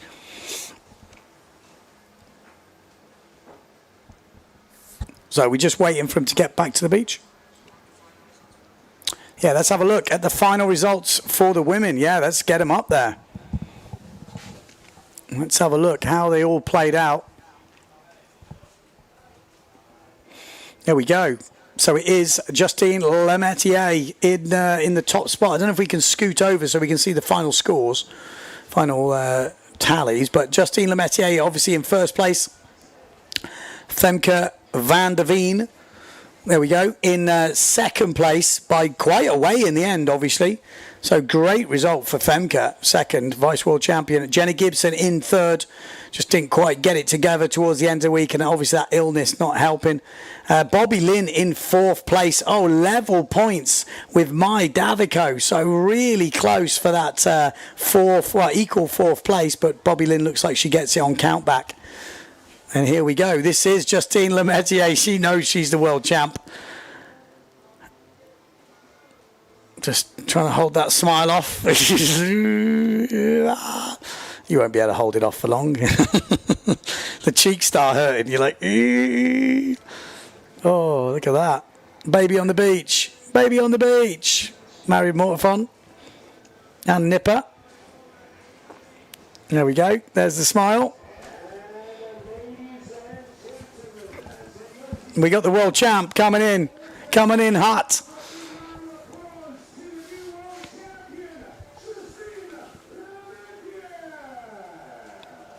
Yeah, good to see. Just hearing the beach commentator giving her a big up as she comes in. That's a big one. Big event. I mean, a hard event as well. Well fought between all the girls. Every girl, I think, had their day. And Justine just delivered on the last day. Absolutely.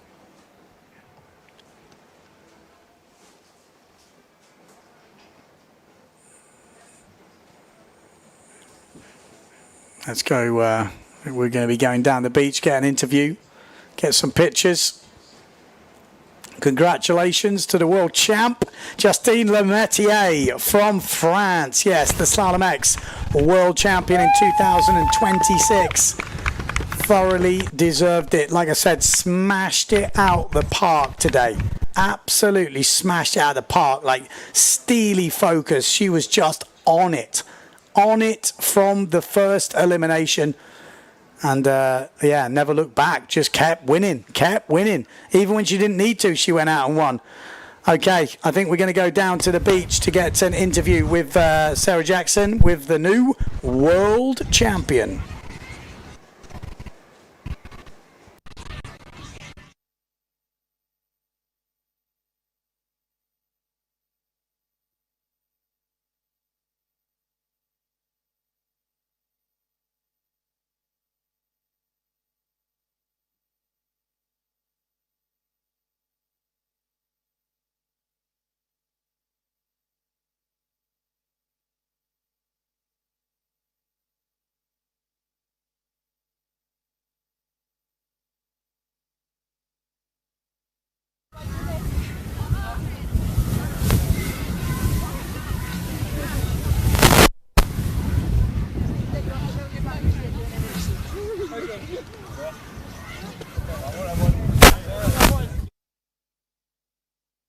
Just been crowned the 2026 Slalom-X World Champion. How does it... I'm a bit lost for words. It's an insane race. I was really not expecting it. It's just so happy. 4 bullets. Yeah. It's hard to describe how today went down. You've won 2 world titles before. How does today differ? The difference today is like the last world titles, the last day I was always finding a way to mess up, and today I did the exact opposite, and maybe I'm the one I'm the proudest because they came from far, so I'm super happy.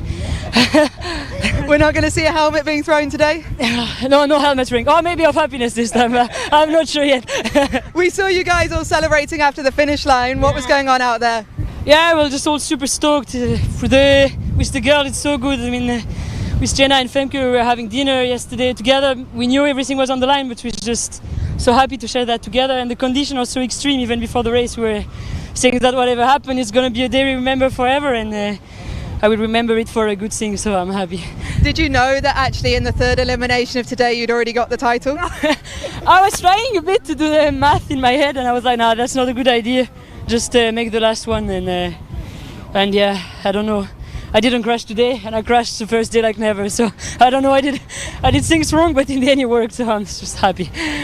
Yeah, I mean it makes it easy when you win every race, no? Yeah, for sure. In the head it's easier, but even this morning I came already super happy of what I did this week, and yeah, I'm just super proud now. We know you have a lot of people supporting you back home. Is there anyone you want to say thank you to? Yeah. The first day, I'm glad I had my dad on the phone who put my head back in the game, because I was lacking a bit of motivation, to be honest. And yeah, he gave me goals and I managed to do it. And big shout out to my friends also. They're on the plane now to join me here in the Canaries for some holidays. So I'm happy we can celebrate that together on Monday. It's going to be amazing. And talk to me about today. It was probably the gnarliest conditions we've ever had. The sand's flying here on the beach. Yeah, but I love those kind of conditions. And the Slalom-X thing is funny. Like, it's good to change from that classic 4 jibes. When you're on the beach, you get a little bit scared when you see the waves, and in the end, it's just so fun to have to read the wave before you jibe, and makes just things so excited. When it goes a good way, it's even more exciting. But yeah, just love that day, and doing a lot of wave session at home. So I also have a sack for all the people from my home spot, because today was a bit looking like home in a hardcore way, but a little bit like home. Congratulations, Justine. Well done. Yeah, thank you. Epic performance, absolutely epic performance. Like she said, she started off the week absolutely terribly by her standards, and you were thinking, oh no, what is going on? We didn't even see her. But then she totally turned it on towards the end of the week, and then obviously today just dominated, absolutely dominated. Just had a message from the Patrick boys. They said she's on the new Slalom-X board. Well, obviously he did pretty good, didn't it? She is the Slalom-X world champion. Maybe she's going to get a name on that thing. Really cool to see. Yeah, like I said, couldn't happen to a nicer person. And we were at dinner with them, and they were all sitting together, all the top 3. There was 0.3 separated them. They're all laughing, joking. You know, there's some really good vibes in that women's camp. It's not all sort of, you know, yeah, it's not dodgy. Everyone just looks happy for each other, which is hard to be in sport. But weirdly, I know I come back from a racing background, and it always is like that. You can be kind of fierce competitors on the water, and then afterwards it's much easier to deal with because it's not a judged sport. You know, you deal with it on the water, and you have to suck it up. If you don't beat them, you don't beat them. So when you come back off, it's like, okay, you beat me, fair play. And it's just a much cleaner way to fight than getting self-judged, let's say. So really pleased for Justine Lemaitre. What a finish. So that is it for the women's competition. But there is a big but. It's not over for the men. We are still fighting. I don't know if we've got the overall men's results as well as we look at these scenes from the end of that women's final, but it's still going on in the men. There is still plenty to play for. 1 day left.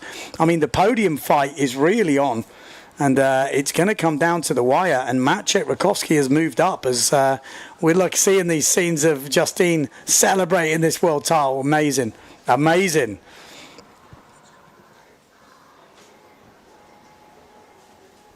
Oh, we're going to do the podium. Okay, we're going to do the full podium. I apologise. Well, we're definitely not moving on just yet. So we're going to have that proper podium for 1, 2, and 3.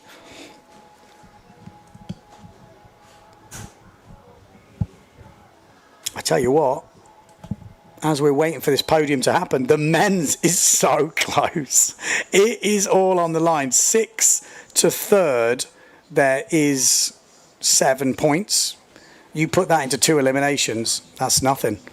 But we are waiting for that podium to go for the girls. Obviously, Femke van der Veen has probably only just got off the water, has she? She had to deal with that broken mast. A bit Black Sabbath on the speakers outside. Bit of Aussie.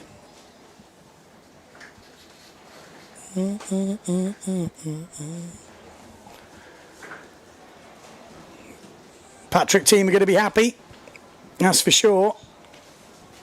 Well, we're waiting for this podium. Let's have a look at this. Jimmy Tieme, 41 points. 3 places ahead of him is Amado Vreeswijk. Nico Preen just 2 points ahead of him. And then just 1.5 points ahead of him is Maciek Rakowski. Oh, there we go. That is the final results for the women. There we go. You can see.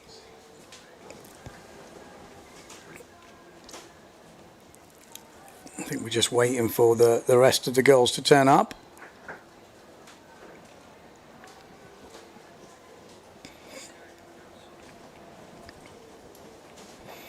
Oh, here we go. We've got the men here. So, yeah, you can see Matteo Iachino looking very, very solid at the top. 7.5 points. Another one he could count as 7. He's not out of the woods with that 7th. That 7th's not helped him. A second, he might have put it to bed, but it's not over yet. It's close.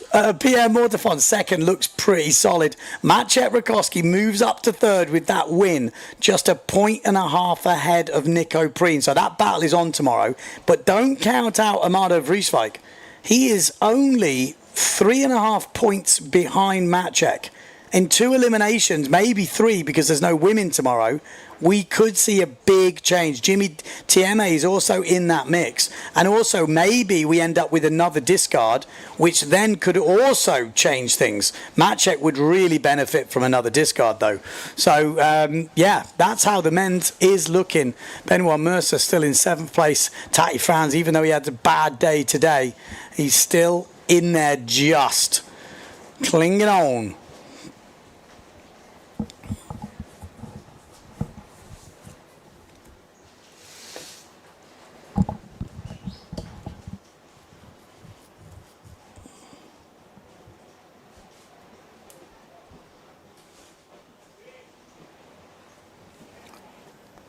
Ooh, sorry, I've hit rock bottom at the moment. I'm running on fumes. Been a long day today in the booth. But it's been a good day. It's definitely been a good day. Can't complain about days like this, that's for sure.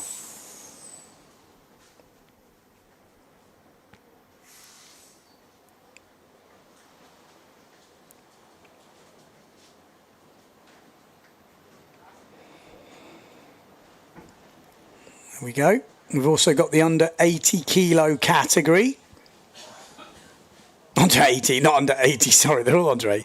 Under 55 kilo category. I mean, Bobby Lynn, you know, look at some of the results she's had. She's had quite a few seconds this week. That's incredible performance in some really gnarly conditions. And what, 53 kilos?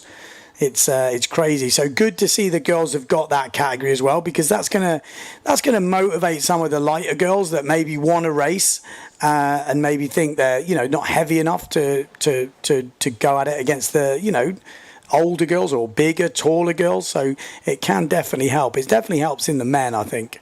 I'm glad to see it. There we go. I think that might be one of our podiums there. Let me just check, because she's a new name for me. So it has been a little bit of a...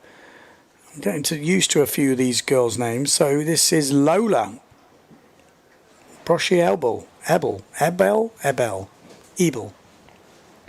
I butcher names, you're right. I know I get stick in the comments, but try and do it. It's hard. There we go. Jenna Gibson. So not the end she wanted to the week, that's for sure. But she'll be back. And maybe in maybe not such crazy conditions. She'd be there. You can see she was smashing out some first place. I mean, she started this event with 3 first places, Jenna Gibson, when she was fresh. But like I had said, she has got that virus. So when you start running out of energy as the week went on, you could see the energy levels just went down and the wind got stronger. And yeah, it's hard to compete like that. But she stuck at it till the end. She definitely didn't give up. You got Kit de Jong there and Bobby Lynn de Jong in that under 55 kilo category. Pretty cool, like I said. I'm glad they're getting some recognition. I don't know if there's not an official world title, but you know, it's still a World Cup category win, which I think is enough for me if it was me. Better than not getting any recognition at all. So we'll have to see how these categories go. If we're going to see more and more people entering them.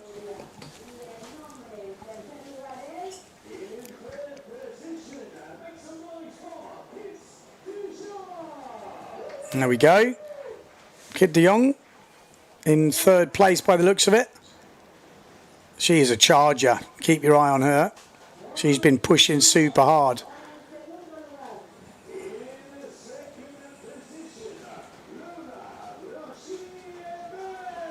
Lola in second place. Well done.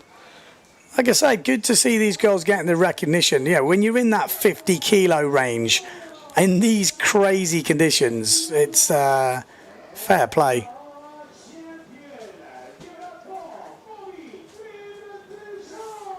Yeah, Bobby Lynn taking the victory, thoroughly deserved. I mean, she was fighting for the podium at one point, pushing hard.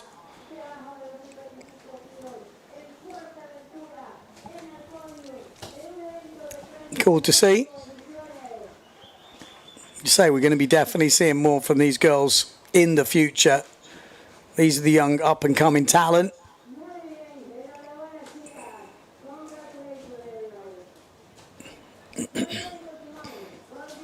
And when I did that interview with Kit earlier, she's like, yeah, I'm going to get her. I'm going to beat her one day. I'm coming for her.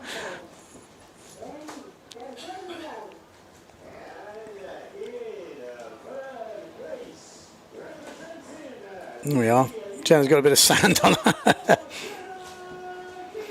And Jenna Gibson in third place in the world. Remember, brutal competition. Still, third place is a solid effort.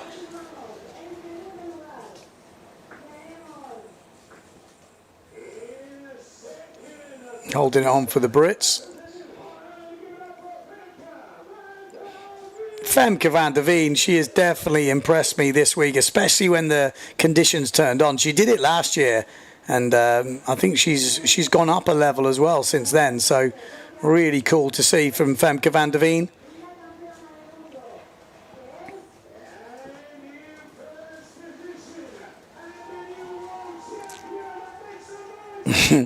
Justine Lemaitre coming in hot. It's good to have the young boys around, keen, full of energy.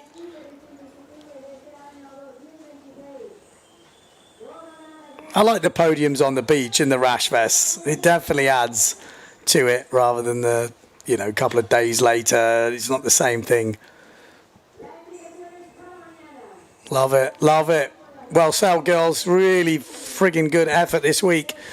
Rather you than me out there. It looks savage. It absolutely looks savage.